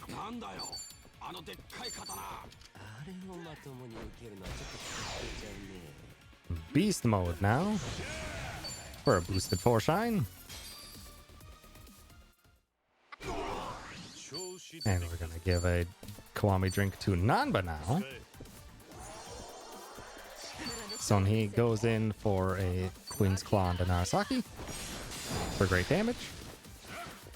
And we go back to Kiryu with a substitution because we got way too many of these enemies still alive. But we still have another 4 shine we can use. We now have enough money to consistently do double summons if we need to. That gets rid of all of them.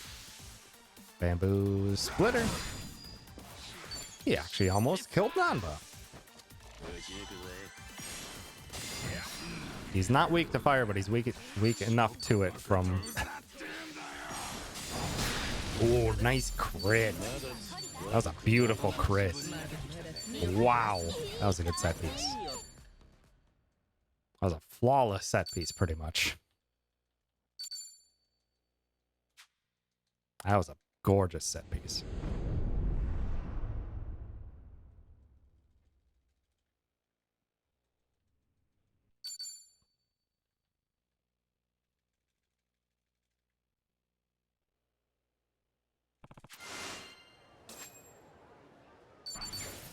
All right, back to Hawaii, and we are not going, or to, we're going to be stuck in Hawaii until we are done with Hawaii. Here, Ichi, you get Optimize, you get Double Transcendent, and you get Non-Buzz when Sneakers. Tomi, you get Yakuza Training, and Saiko's Ankle Weights, and you get the Prestige. Dachi, you get an Optimize, you get Crown, you get Lucky Money, and you get Fairy Lay. Chitose gets an Optimize, you get Happy Lay. Fairy Lay goes on Chitose with the other ankle weights, and Sonhi, you get a Hero's Knife.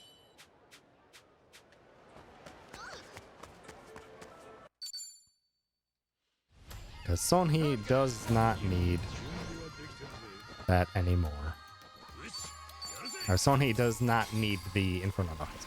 In fact, it would be a detriment for her to have the Inferno Knuckles now. Got a little bit of free time in this fight, so we coffee up. Because it's the Dachi who gets to finish this one. Because this guy has too much HP to deal with easily.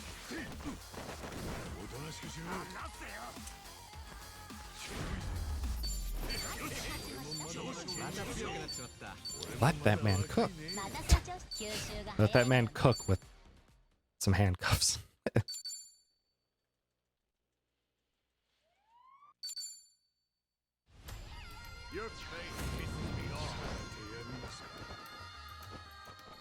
And now that run sequence we did back in Chapter 9, where we ran all the way from the east side of Hawaii over to the west side, let's do it in reverse. It's legit about to say with some handcuffs. Great minds think alike and very silly.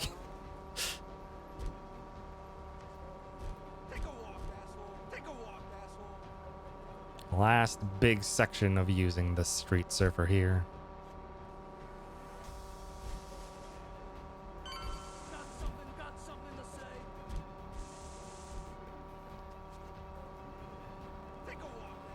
Yeah, there's a lot of people here who want me to take a walk.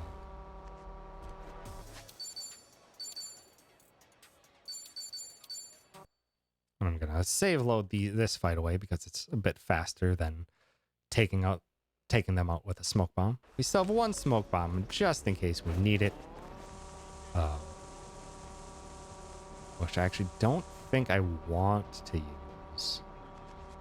I might have to use it after we get through the mall because it tends to be in an annoying spot.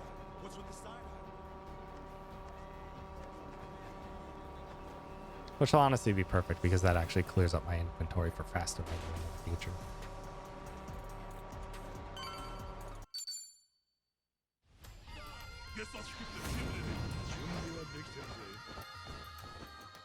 One forced fight. One summon.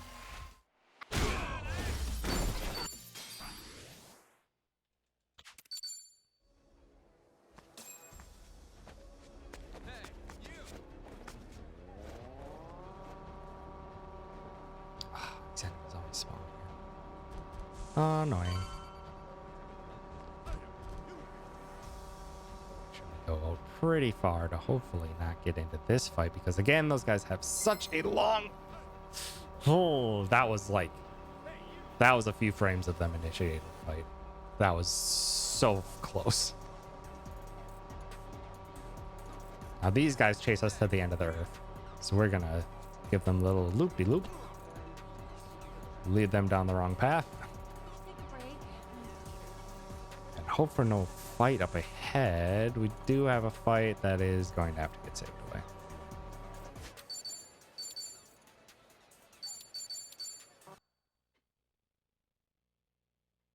It's very common for a fight to be in this corner here.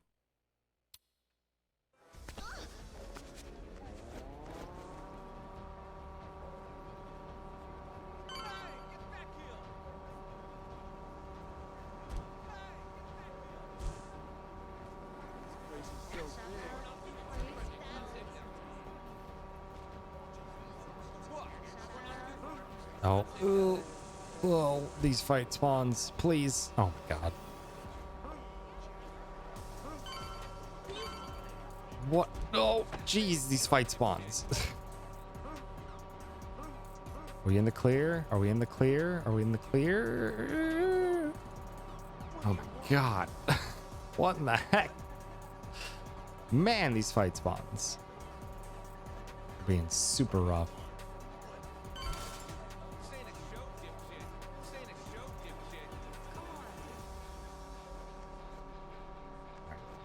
Last fight here that we're gonna have to save load away.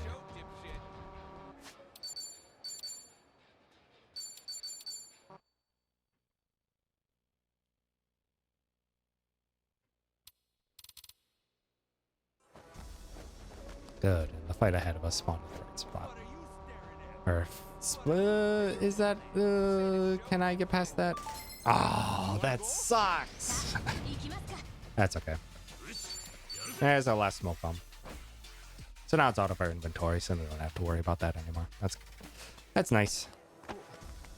We literally just had to make it past that car, but they spawned in a very frustrating spot.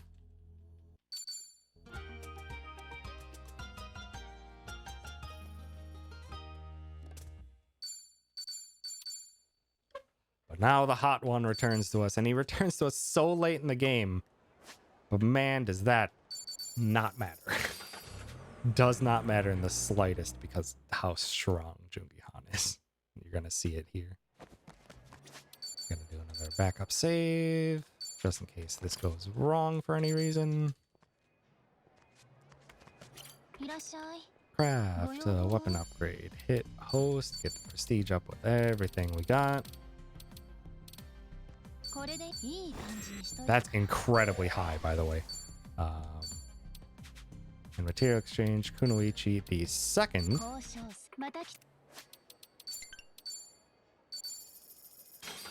Make Joongi Han not busted challenge. So just in case, I'm going to quick look at my menu here after this, because I'm going to buy a golf club. And Sonhee has it equipped, which is perfect. Wrong equip worked. Sonhee now is an assassin Kunoichi, or is a Kunoichi with a golf club.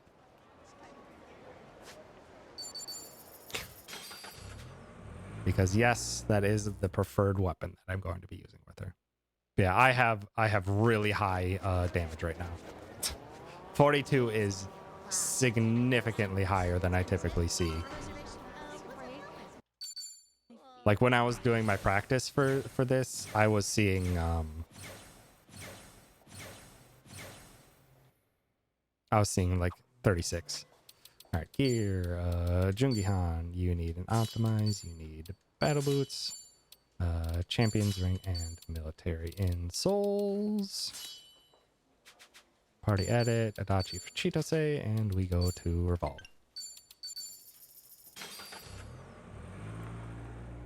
So yeah, I will be not worried.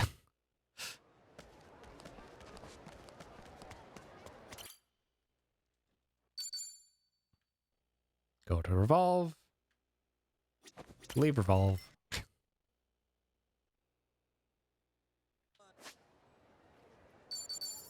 And head on into the set piece.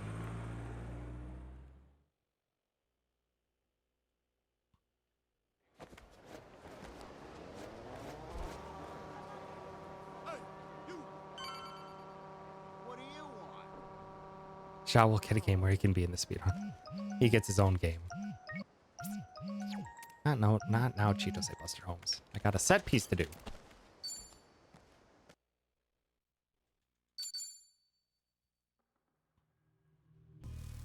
Also, yeah, Jungihan joins us. Jungihan is very strong.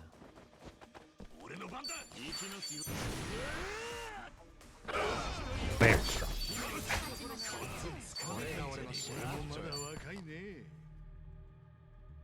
It is faster for us to do that than to summon, so even Ichi guarding and doing Essence of Trick Shot is so dang powerful.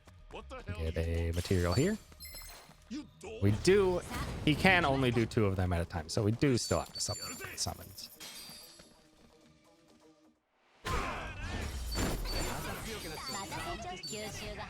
Yeah, now for a good long while, aka this entire set piece, Tomi is going to be having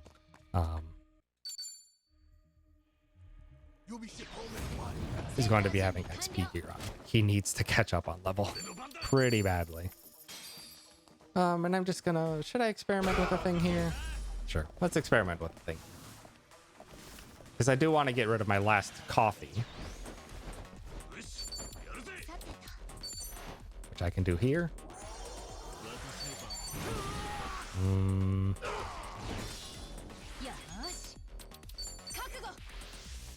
And that's why I don't coffee.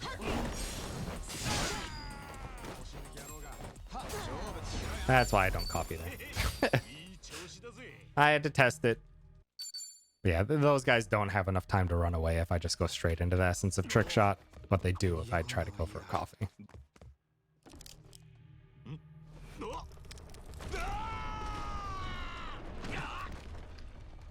And this is a hint to a mechanic of this specific set piece, is that we can fall and enter into a harder fight if we want. Well, this one is forced, but use a boosted summon because these guys are in fact quite strong. Not strong enough to survive this. And Jungihan not bust challenge impossible. Poison Shot is incredibly strong in this game. It is a very powerful skill. And it is a super fast animation. Poison Shot is very good. And I actually cut out the pirate boots from my route. So we do not even have to grab those. We can just keep on going.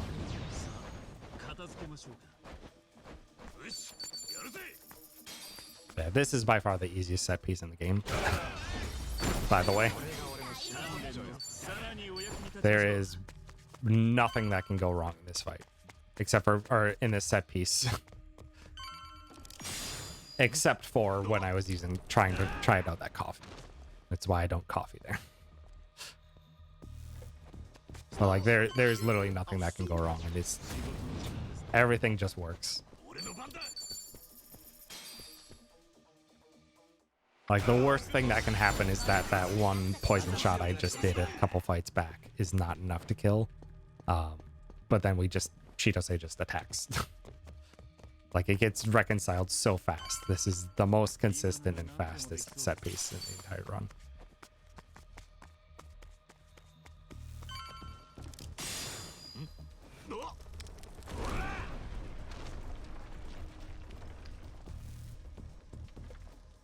What the hell you want?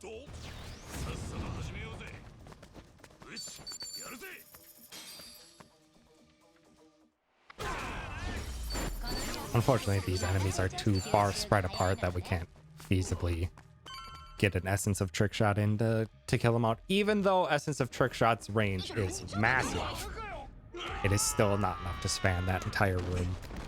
Because it is an AoE centered on one of the enemies, we can't, like, orient that center wherever we want. But that's okay. Summons take care of the rest for us. Didn't think you'd make it this far. But a little Chapter mini boss, or a set piece mini boss. Boosted force shine because we need extra damage for Jungi-han. Need extra damage for Jungi-han. And poison shot's great. Not a crit, unfortunately, but that's okay. If we got a crit, we could use Essence of Trick Shot to save a couple seconds. But alas, goodbye.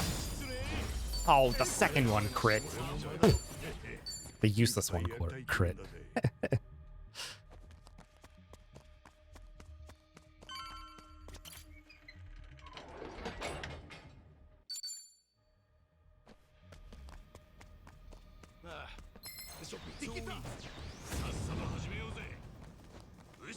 Couple more fights before the end of this set piece.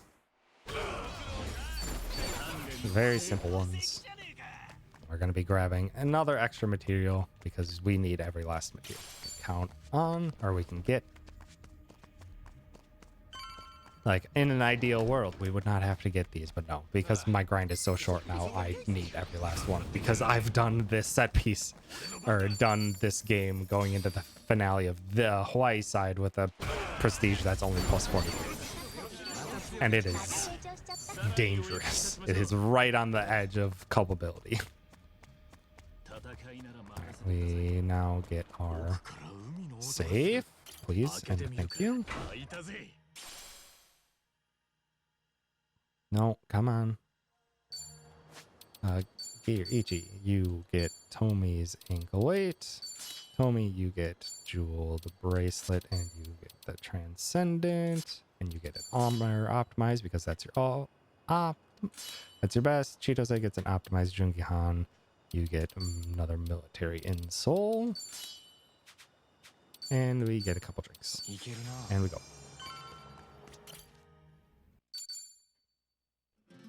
Any last words? Hi, Dwight. Intoxication onto Mr. Dwight. Boosted Kazumi for lots of damage. And Jungi-han, see you later. Another Kazumi. Use the party swap double summon strat for this one so we can take care of that other large HP add before he gets a chance to do anything. And because my prestige is so powerful right now at plus 42, I'm usually at like plus 36. I'm just going for double Essence of Rose Typhoon to finish this fight. Save myself a few seconds. Because we muscle soda on to Tomi, and Tomi gets 2 turns and we're done.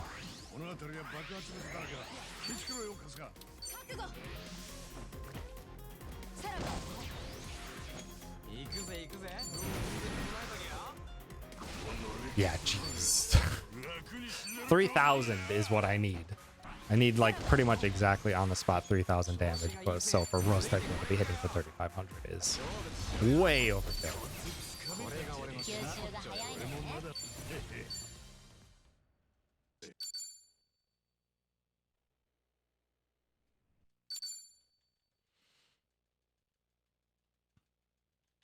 Oh, call that set piece done. And from here, we have one taxi, our last taxi to unlock.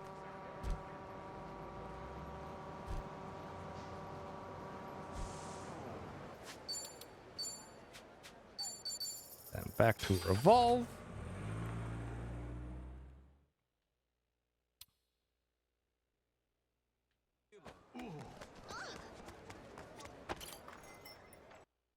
Where we're gonna talk to Jungi Han. And all the way back in chapter 8, I got 3 tobacco assortments for Jungi Han, which is just enough for him to reach bond level 10 so we can give him a chat.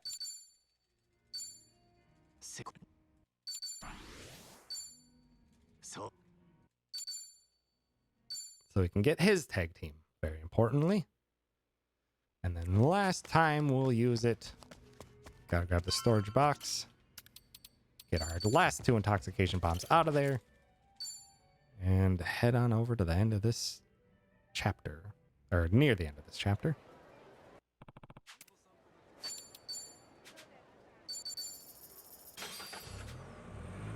No menuing necessary.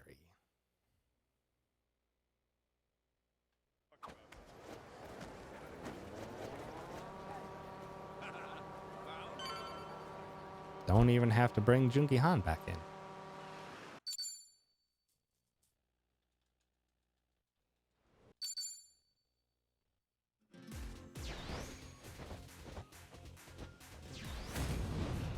Can't do quite the like fastest strat because I'm going for less damage, or I have less damage. But this strat is still pretty dang good. Goes to Kazumi into intoxication. Similar to before. Chitose gets a muscle soda onto Tomizawa. Tomi now charges up our first example of the Wonder Cocktail. The next skill does 60% more damage, and it increases drunk, so Prestige is stronger. Summons more ads. Also, there's a big shark here, by the way. Oh, come on. We got a Poseidon power onto Tomizawa. You doing the Horon? Yes. So probably like another 45 minutes.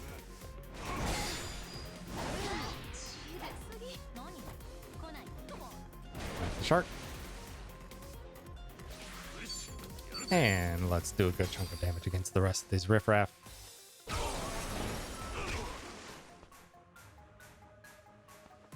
This puts us into the QTE, and because we didn't do damage earlier, Dwight does not get rid of the intoxication that we got him on, so his fire resistance is low.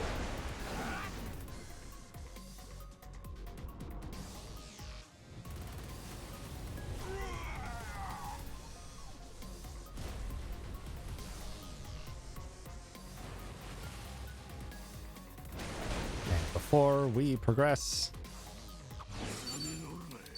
get out of here. Coffee.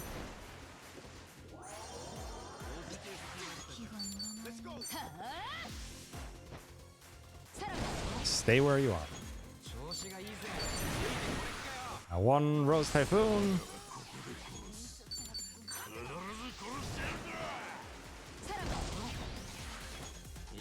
And another Rose Typhoon or whatever.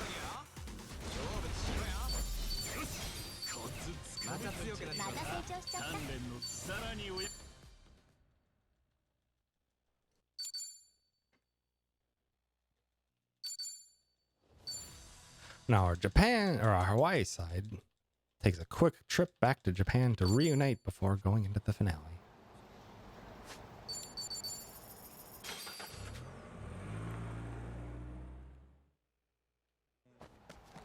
Before we progress on into that finale, we need our muscle sodas back.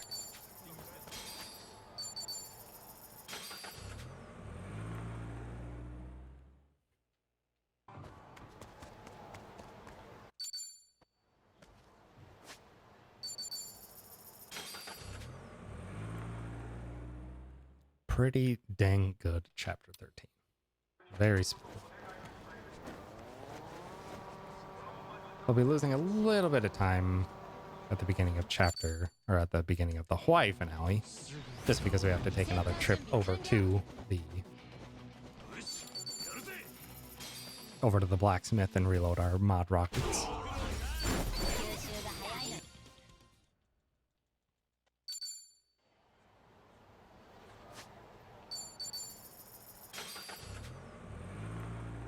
And before we go on, we actually are going to do an agility meal while we're over here.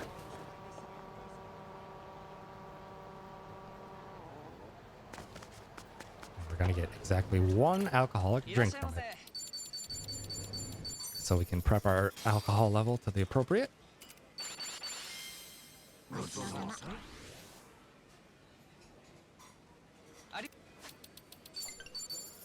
And close out this chapter.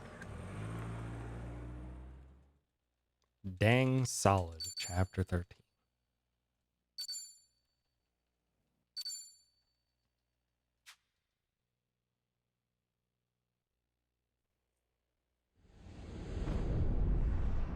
Already looking like a dang solid run when I have like 3 minutes of like known really bad stuff in the early game. New route is working out really well though so far.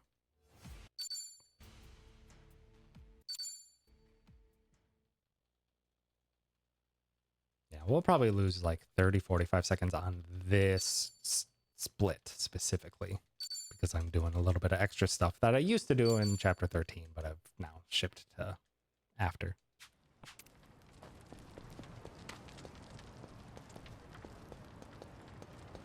The only thing I wish is that I could actually submit this run, but the load remover is not working for me at the moment. So alas, I cannot submit the run.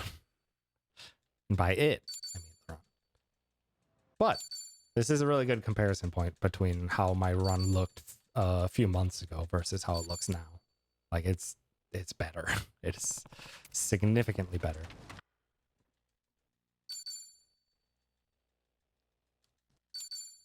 After all this time, Ichi finally talks to Saiko. They haven't talked since chapter 1.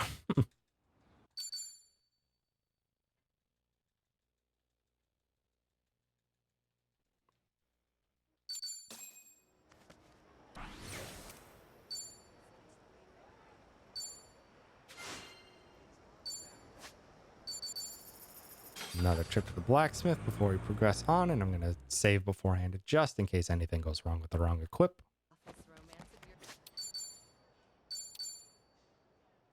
Because I'm going to craft lightning impact, material upgrade, 49 is pretty dang good. Invest, max it out. Weapons, get the brands. I want Seal of Flames EX and Seal of Snow EX. And material exchange, my last Hero's Knife. Gear, Jungihan gets an Optimize, gets the down jacket, and gets Champion and Superpower. Already edit, swap.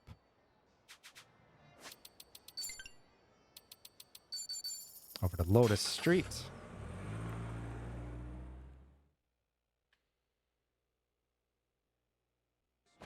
Refill our modified rocket launchers and to get the cleat knuckles. Because those will wrong equip onto Saiko. So she has a pretty decent weapon going into her finale after this.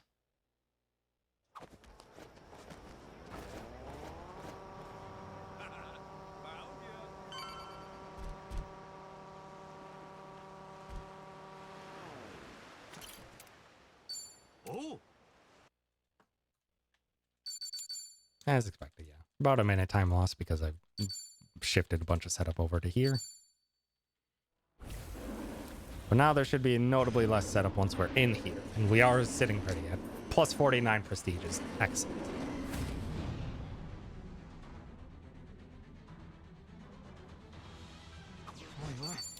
And also Big Shark.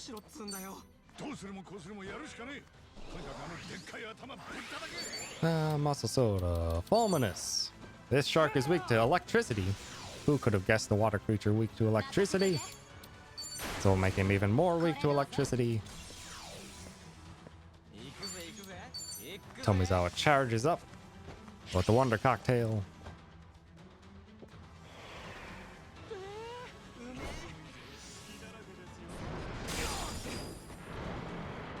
And I'm actually, no. I was gonna coffee here, but I know I have a coffee later. And maxed out Tomizawa buff. Means this battery storm is gonna do a massive chunk of damage.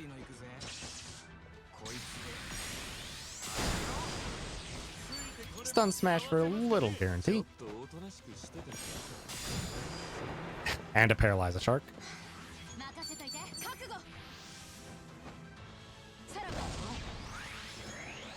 And finish him off.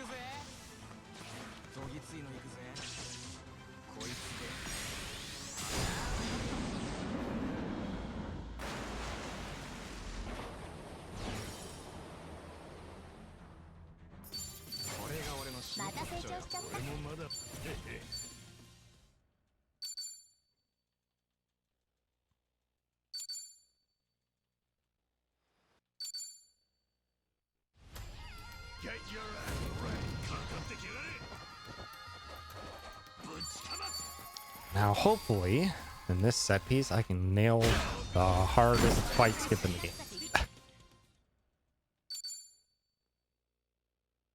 We land on the shores of Polycana's secret cult island, Nele Island.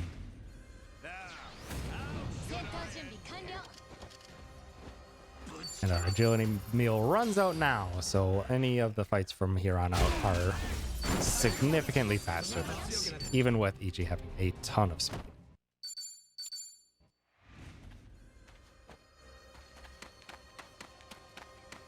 Oh.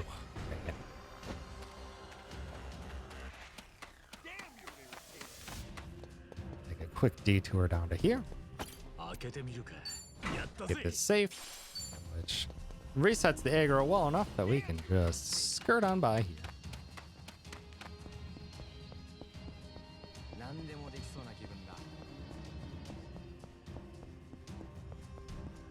And now hopefully I can skip this fight. This fight is difficult to skip. Beautiful. Perfect skip. I think I've got a setup for that to aim for the pull right of perpendicular. And why I healed before entering this fight is because these guys always get to go first, and they hurt.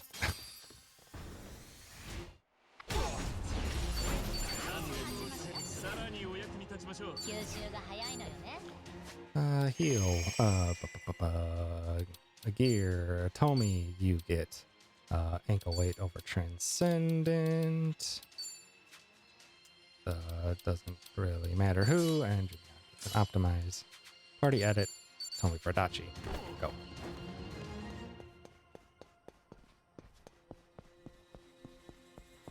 And this is the long run with a wide corridor, so we get as much snaking as possible to speed up. And Adachi gets one final time to shine here.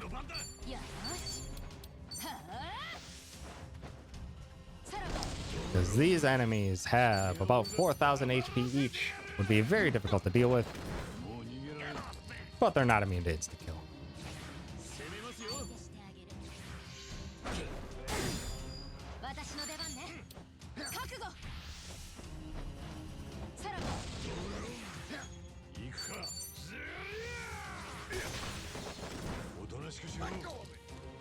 And goodbye.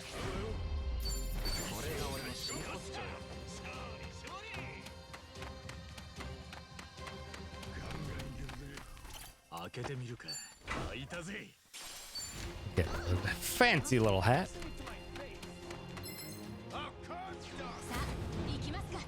Oh shoot. Tomi's not in, but that's okay. I don't think this should matter. Him having slightly less AP there. Party edit. Let's Let's get Tommy back in. Have to wait for 1, 2, 3. Because these guys will chase us down at the speed of light up those stairs. What do you want? Ready for this? The boosted force shine will take care of this.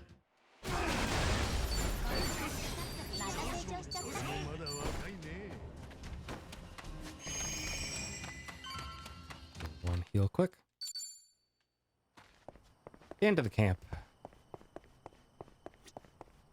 気分が乗ってきたぜ。開けてみるか。やったぜ。 Needed to heal because this upcoming fight can hurt us real bad. And it's the entire reason I changed it so that Tomizawa is actually in the first party slot rather than Jungi-Han, because the second phase of this always focuses whoever's in first party slot.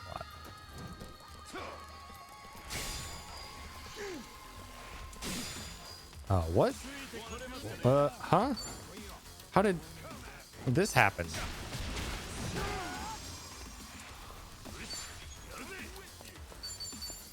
That's weird. How did Jungi-Han outspeed?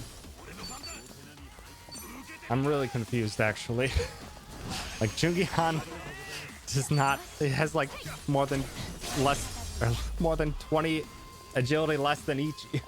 That's like a 0.1% chance or something. And this hurts.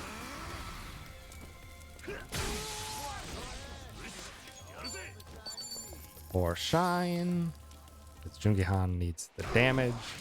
He needs the damage. Because this guy, Hill, we really can't let him have a second turn. Beautiful. Beautiful that hit them all. And poison shot.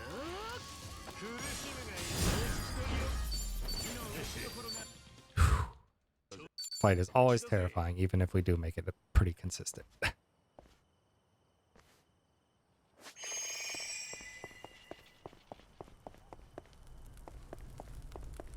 Quick menu heal there.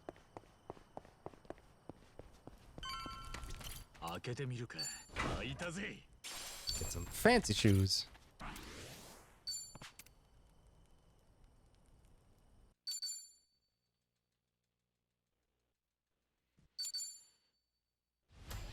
Hope you're ready to start.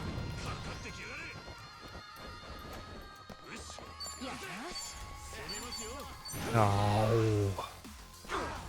They spread out so much. Crap.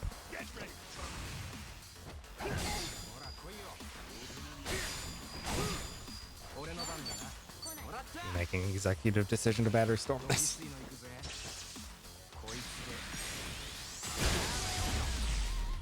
That is unfortunate that they spread apart so much.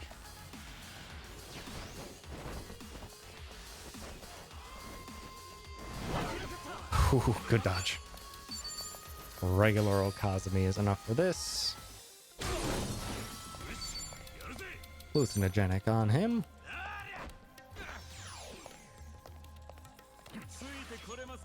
I'm just gonna guard because Tomizawa's double scrub down should be enough. Especially with the guard break. Oh yeah.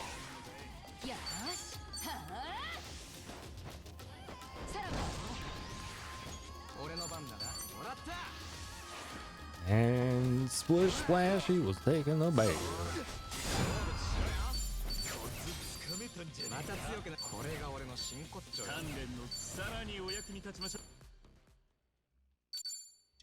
Okay. Quick menu here. Tomi, you get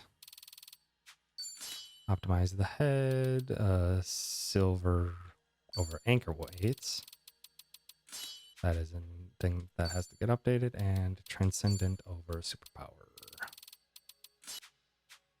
And the drink Tomi once. Heal. Oh. Switch Tomi to fourth slot now. There's 2 fights ago that those enemies love to target whoever was in slot 1 or in slot 2. This fight always hits slot 4. And Tomizawa is resistant to ice, so it works out perfectly for us. また化け物かよ。どうなってんだこの島は。何を仕掛けてくるかわからねえ。用心しろよ、みんな。触手の動き、なんかやばくねえか。 And now fought giant shark, now giant squid. Shoot me to make sure I summon ahead of time because those tentacles will remove party members from the fight, and it is a terrible time if they let that happen.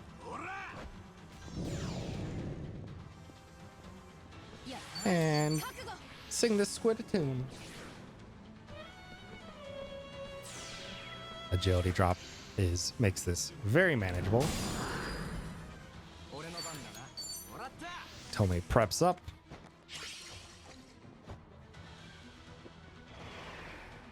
Jungihan has one job and one job only. That's to point blank this squid. Ichi makes Tomi more powerful.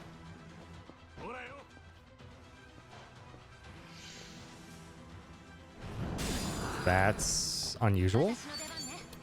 That's the first time he's done an Aqua Breath as a second move. Maybe because I typically or Chitose usually goes ahead and I do more damage? Huh. Interesting.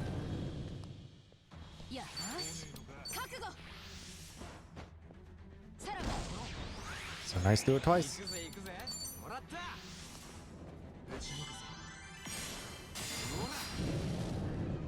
And you know what to do, Jungihan. Point blank. Right. Simple, consistent fight.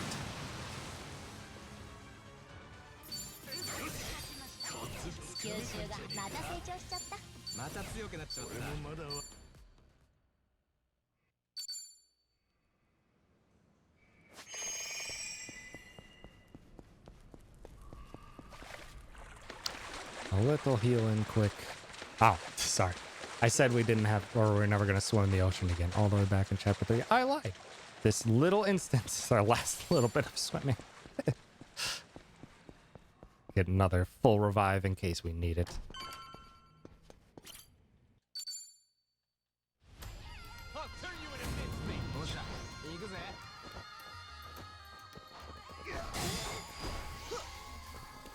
These guys are too fast.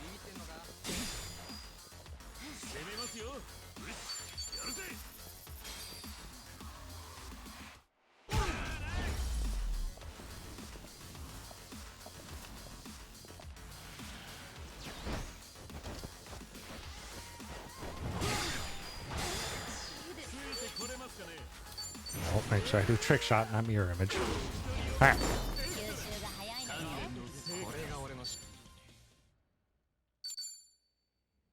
Okay, big man, gear Ichi gets an optimize. You get military over the ankle weights. Chitose gets an optimize. You get double military.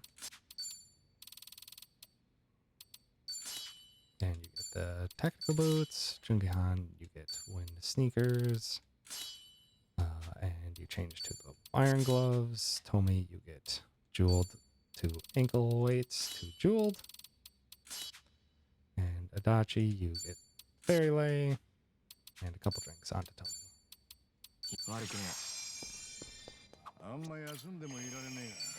Heal up, and we just go straight in.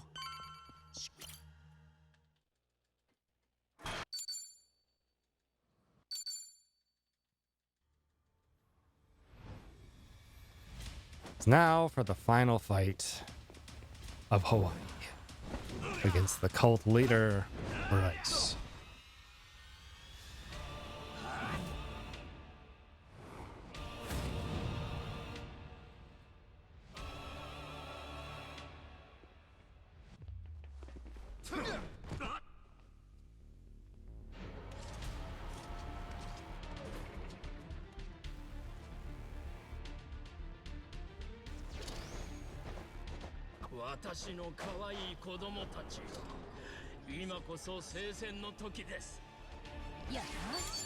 Alright, Tomizawa.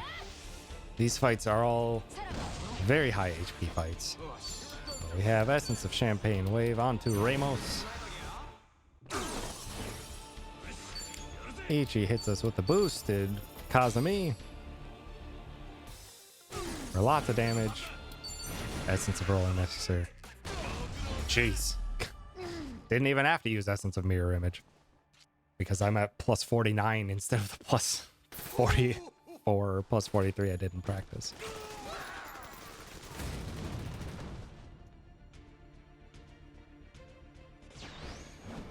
I take this phase a little bit slower.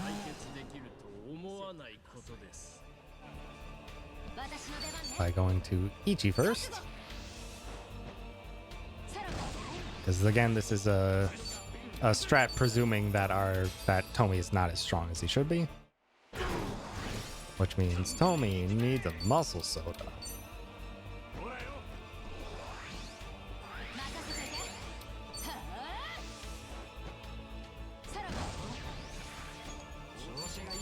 And hopefully, Tomi, let's just make sure I can hit all three with this.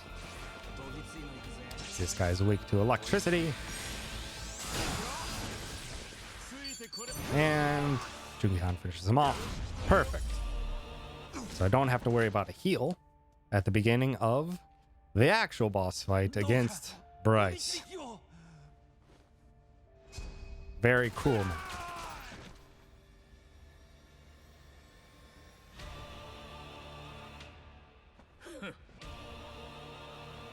But if everything goes correctly, this boss fight is also 100% consistent. Might look a little bit dangerous at some point, but is pretty dang consistent.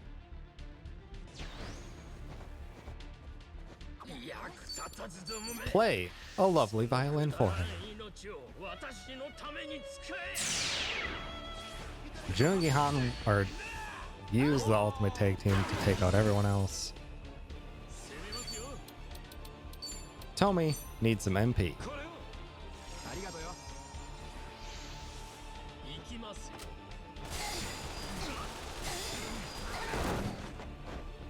Tomi, start charging up.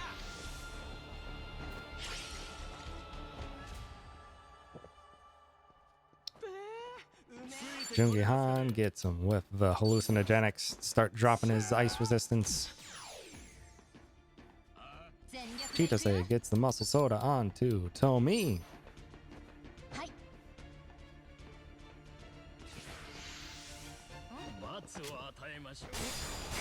This is gonna hurt. And this is why we perfect guard, and this is why we have Ichi having this heal. Now we hit him with Essence of Champagne Wave. Pretty good damage to start, but we ain't done yet. Good fear.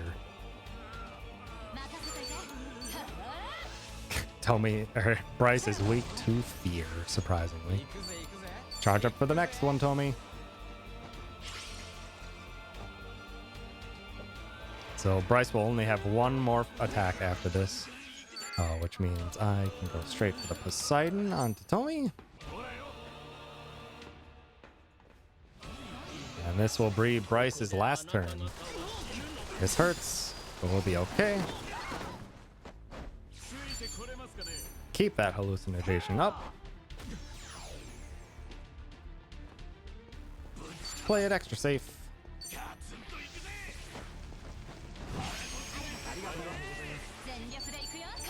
And Tomi's ready to murder. Because he did about 8,000 before. How about 12,000? Yeah. Oh boy.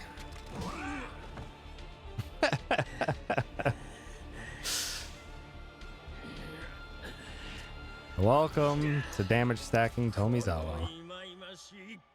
Oh, he's gonna get one attack. He's gonna get one attack because I do want a coffee.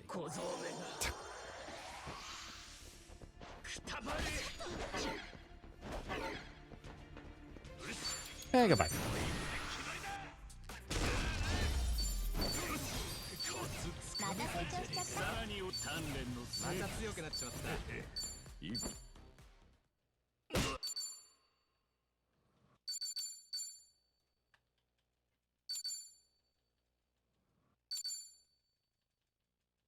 Something like $102 million, yeah. Or $102,000. It's a lot. わかった。 Back to... Oop. Back to Japan to close out the Japan side of things. ここの雀荘は And we used up all of our muscle sodas, and we desperately need them for the finale here. Head on over for an XP meal.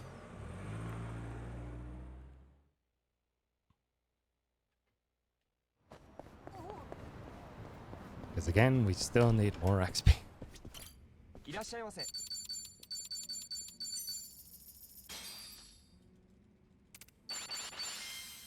ごちそうさま。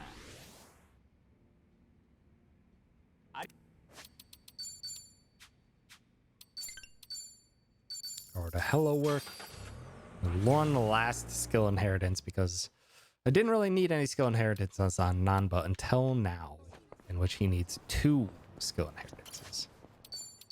He needs both Malodorous Stench and Stashed Bottle. Both of these are necessary only for the final fight. Let's get ourselves boosted to the max here, as far as we can possibly go. Material exchange.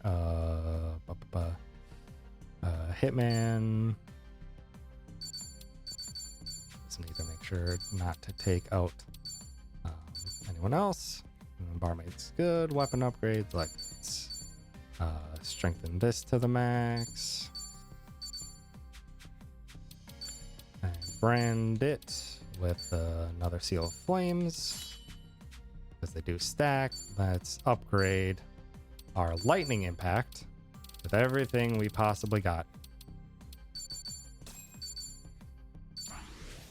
Brand it with the Seal of Bolts and the Seal of Severance. And we got our big menu. Gear, Kiryu, you need double Transcendent. And Reverie.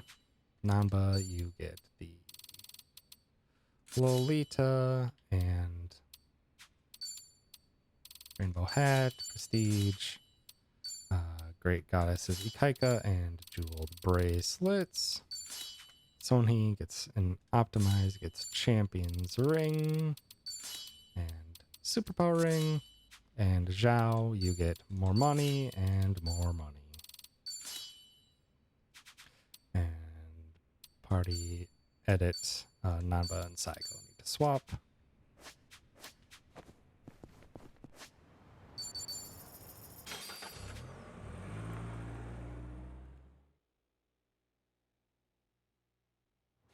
And for the last time, goodbye Street Server. You've been a great friend.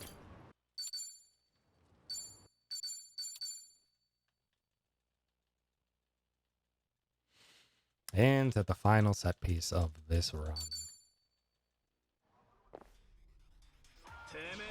And this should be significantly faster than how I did it before. Because now Kiryu is sitting with a light speed capability.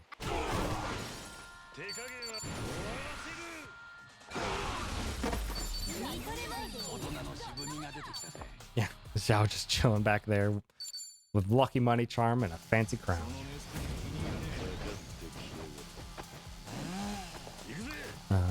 This is a boosted 4 shine.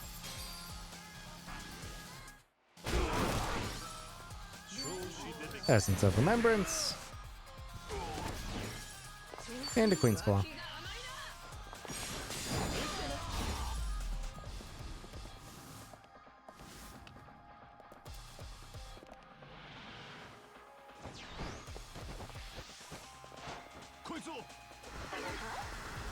And that's why I put Saiko there.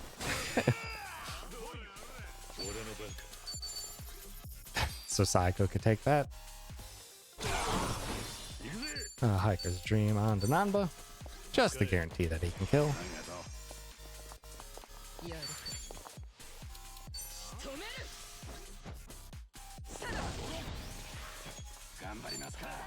Nope. I always gotta remember to go up 2 now because of Meloder's stench is there. For our charge up. This is honestly a perfect setup, provided the guy in front doesn't go to the right. Just guarantee that that hits. Come on. Good.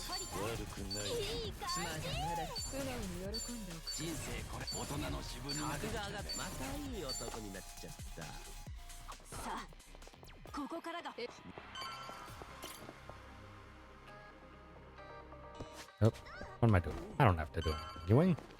I cut out the majority of the menuing in this finale.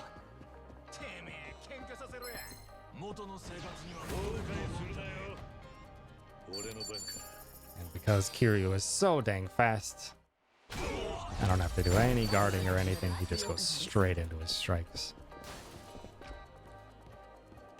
I also cut out all excess fights in this set piece. I only take what is necessary. This guy casts Doom on us all. Or Curse, as it's called in this game. Boost our 4 shine.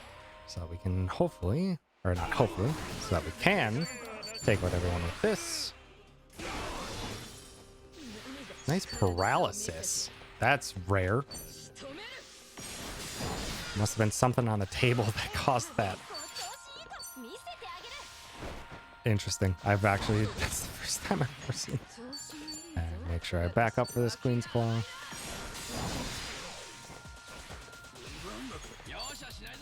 And he's low enough. And he can just go down. Like that. Get the Street Soul Jacket. Namba's ultimate armor. Now we skip the next 2 fights.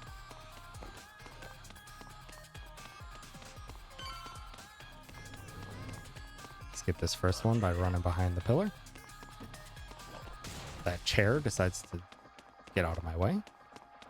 Just in case, we grab this Ultra Incendiary back here.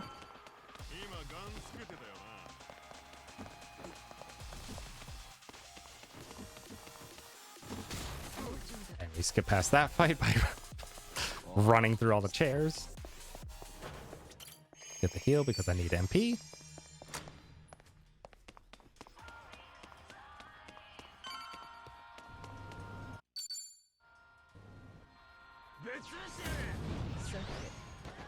This starts with the boosted Kazumi.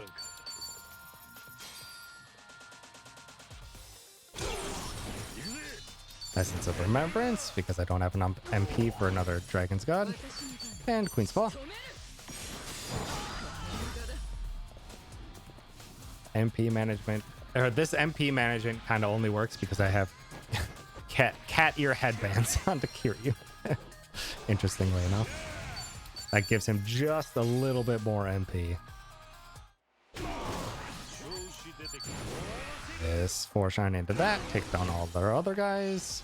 Gets a dismember. Muscle Soda onto Nanba.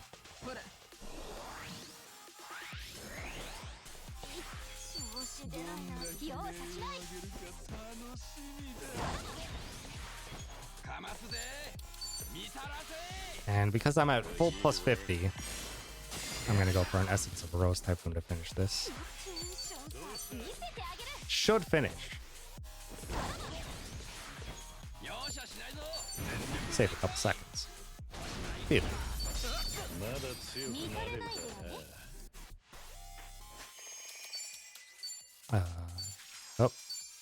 And Turner onto the cycle.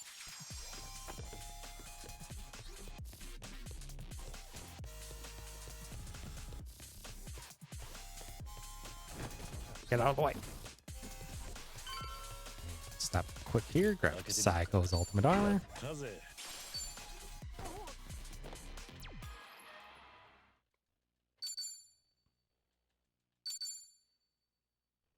enter into the legacy fight where, oh man, 3Jima's back on our side. Can't wait to see them in action. 調子出てきたぞ Kiryu, the main plot point of this entire game is that you should, like, you know, really rely on your friends and stuff like that. Kiryu, rely on your friends. Kiryu, don't have to do everything yourself. Kiryu. Ow.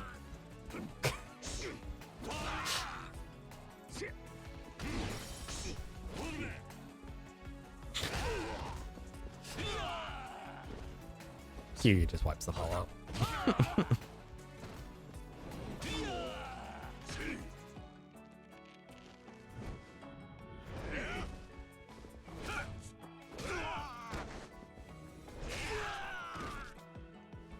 They help here in this cutscene.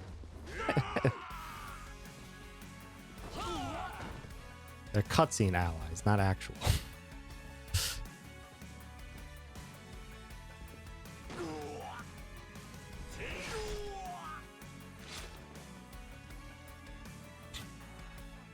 I was boosting my money. Unfortunately, not for this fight. It counts all of my allies as out of that fight. Alright. Quick menu here. Hiker's Dream. Onto Kiryu. Nanba. Gear, Kiryu, you need military insoles. Psycho, you get transcendent and military. And win sneakers. Sonhi, you over this, you get Grace of the Four Devas, and Nanba gets Street Soul Jacket.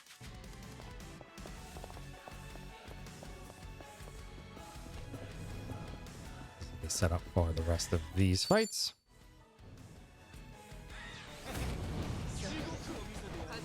So now Sai goes faster.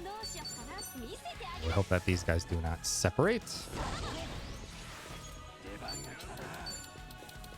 Yeah, that should have. Beautiful.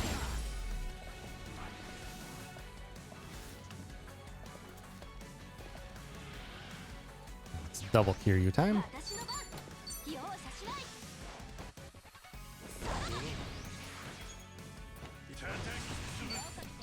Oh, boost that four shine. No, that's actually not a boosted four shine. Oh. Mitsuzaki. Might have to try and coffee here as a precaution. Oh, no. Go back to Beast. Thank you very much.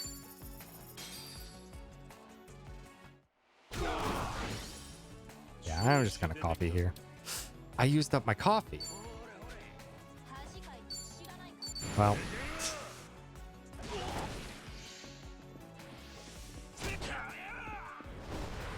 I've never seen you do that before, sir.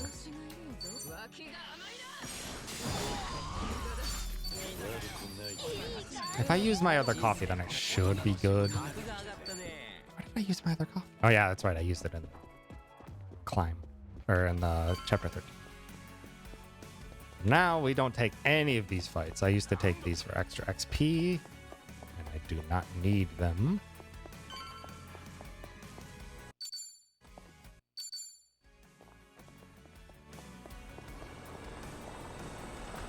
I'm just gonna take this for the team.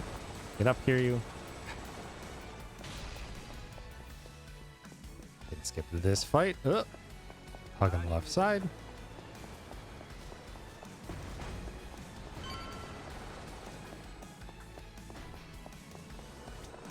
Fortunately, I can't really force this one.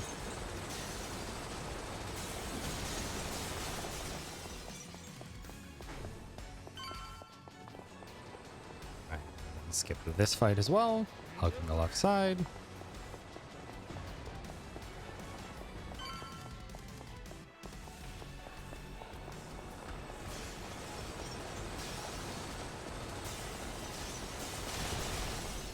Thank you for clearing out all the furniture so I can grab this full HP first aid kit in case I need it.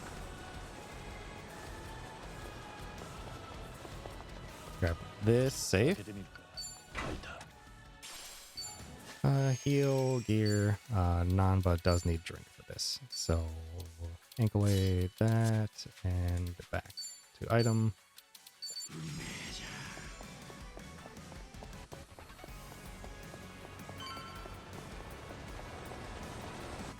We're hoping that this SWAT fight goes well.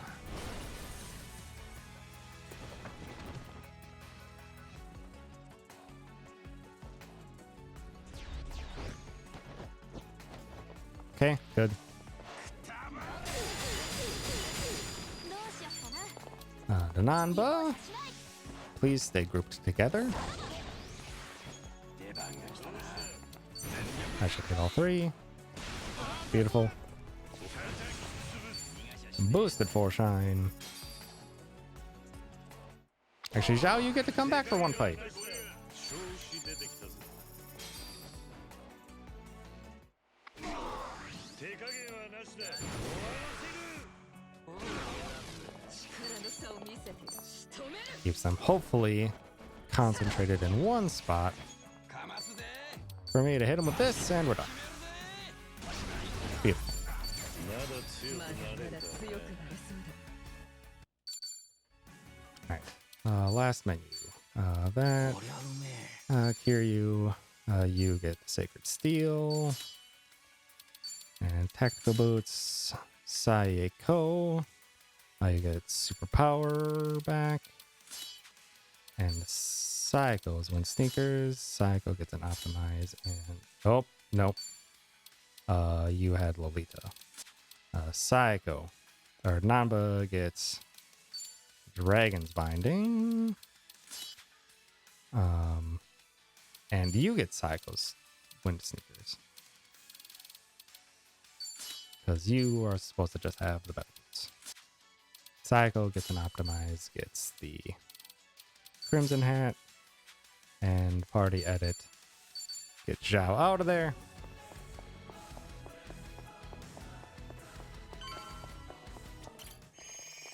This. Save in case anything goes wrong.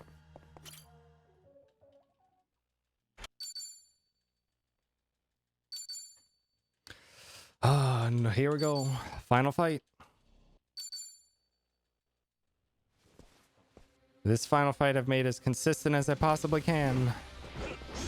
I'd still count it as 80% consistent. Because Ebina can literally just ruin it if he wants to.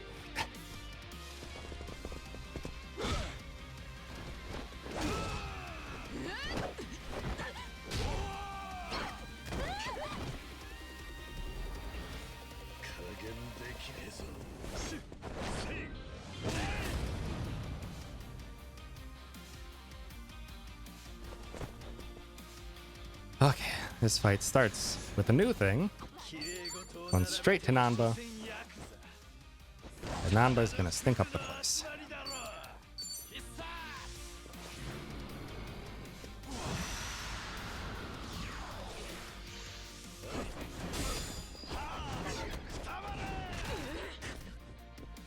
Rush mode. I do have more than 15,000 or 15 mil. That's good.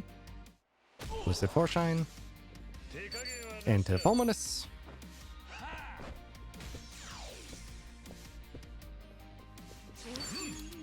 Sonhee Quickness Lemons herself. We get a magical concert and draw Ebina's attention by running past him. Perfect. Good, good.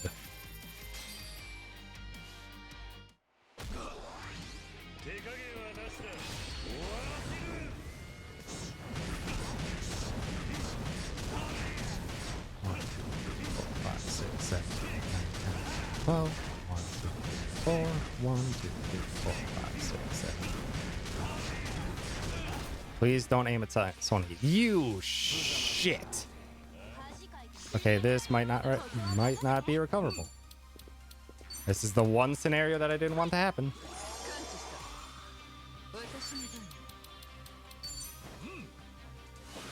Just gonna reboost up. I have the muscle sodas for it.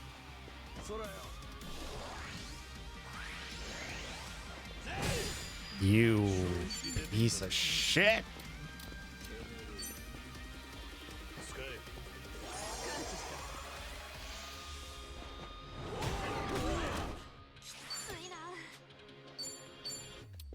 This is exactly what you don't want to happen. This is the worst scenario. Don't fall asleep. Good. 力の差を見せて仕留める日本分身の術これからですよ。そらよ。 Increase it back up. Good.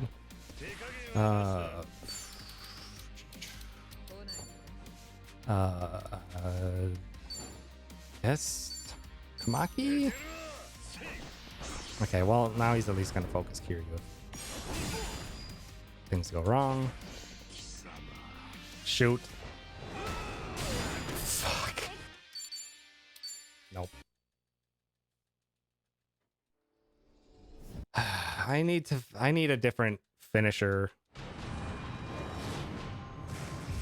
for my Dragon's Resurgence.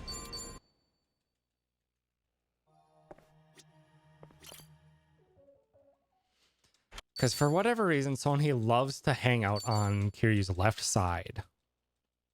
And if I do a certain finisher with my attacks, or maybe I just don't do the finisher. If I do a certain finisher with my attacks, I always hit Ebina to the left. So it makes him super likely to aim at Sonhee.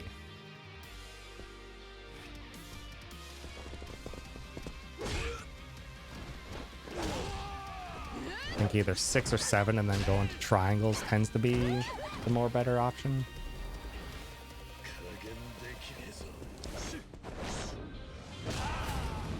This was looking to be like a 10-minute PB.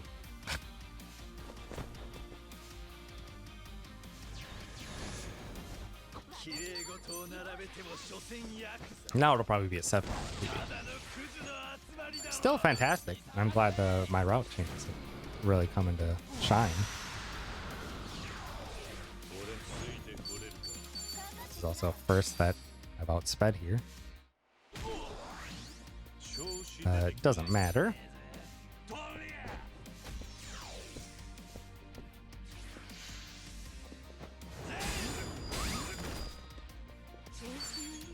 Quickly summon yourself.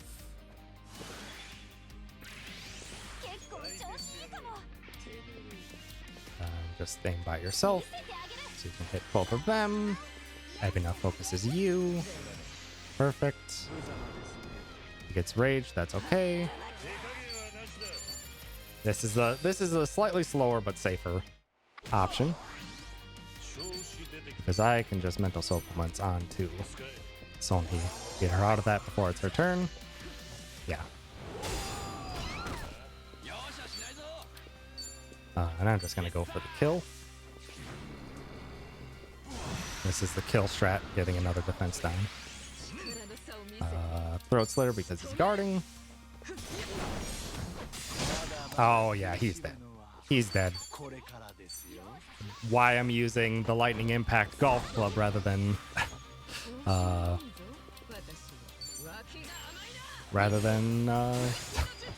Plasmax Knife is because the Lightning Impact has a chance of reducing their lightning defense.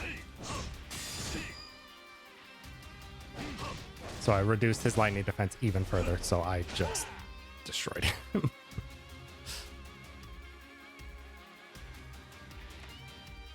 Kiryu shouldn't get a turn here.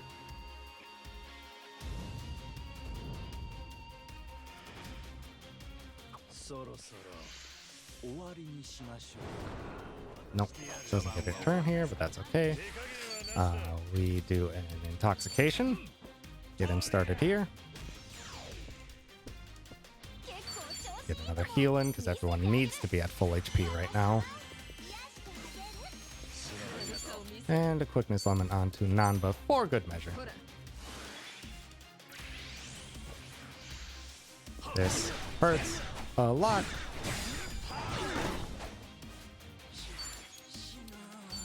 Namba charges up. And this is honestly why I needed the fruit cup and can't really use it elsewhere. Because with this agility, nah, Kiryu needs a good heal.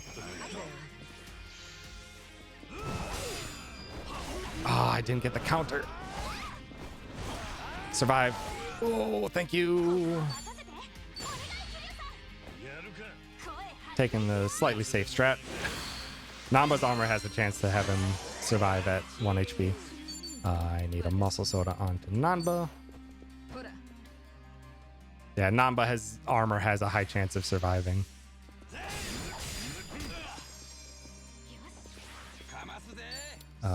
Essence of Rose Typhoon. Shoot. What do I do? Suppose I can go for a drink. I'm doing good on HP. Yeah, we're good. And we're gonna Tox. Oh, this is rough. Should be good. I have to throat slitter this away.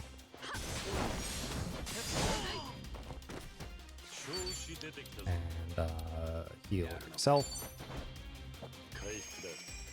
He's gonna do one big attack here.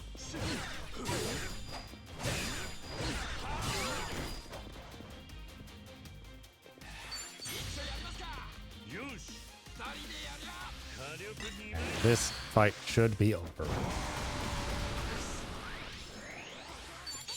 Because now I can give Nanba 3 turns in a row.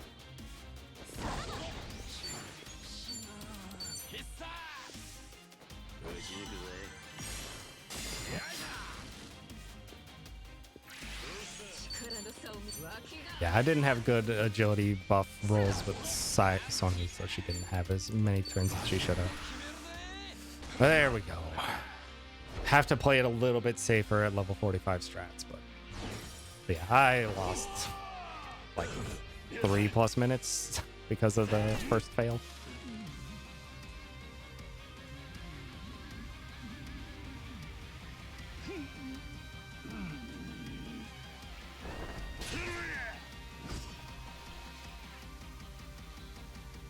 And time. 4.5 minute PB ain't bad with a Ebina reset. There's a few things I gotta clean up in my notes, but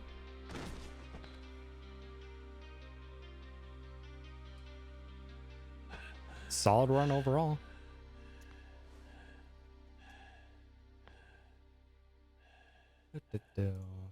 Let's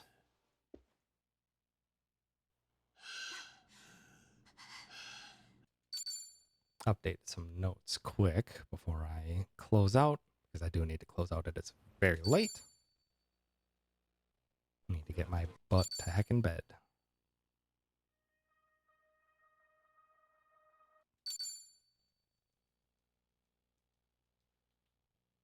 That was a dang solid run.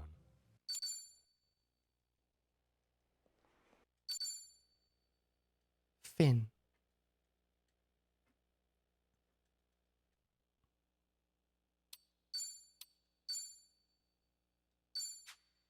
Yeah, if it was in-game time, it would be 402, which is absurd. But no, that went really well. I am very happy with how my strats panned out. Let's see. Like this. It was chapter 11 that told me can start, but silver bracelet. It is not U1 to silver bracelet, that's for sure.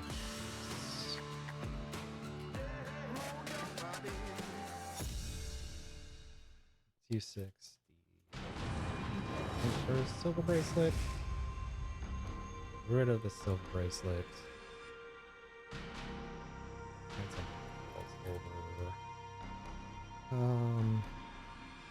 Weights.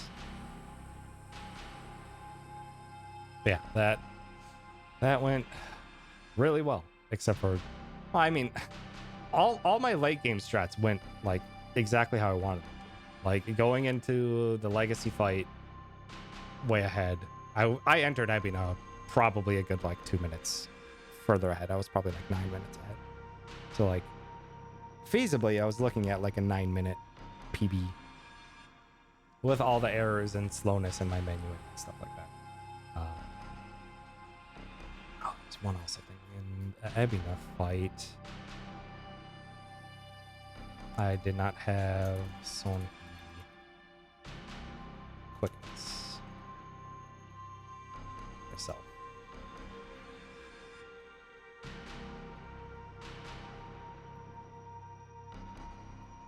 That is an important one.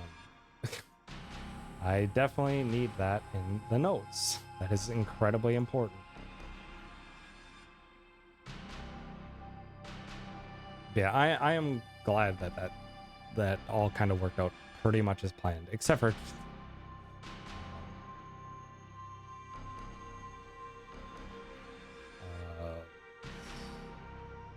careful Dragon's Resurgence to finish him off to the right, or to kick Ebina to the right, not left. It might be square times 7.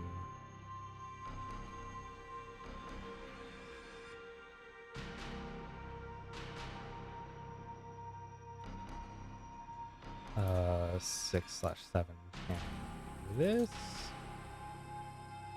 That's one that I don't know for sure, but I'm gonna mark that. And then I think I saw one other menu had an extra thing.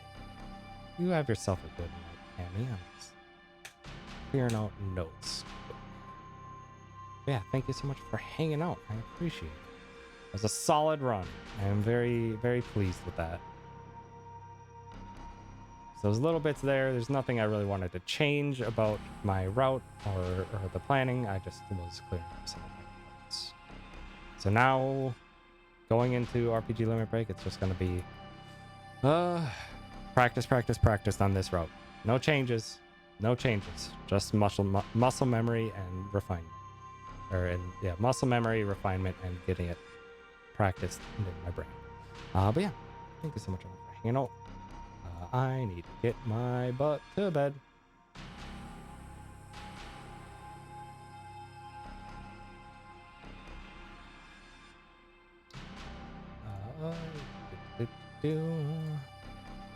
Yeah, I'm very happy with that. Save the splits. Save the layout. Let's go say hi to Dan. Dan's doing some Elden Ring bingo. And it looks like a great time.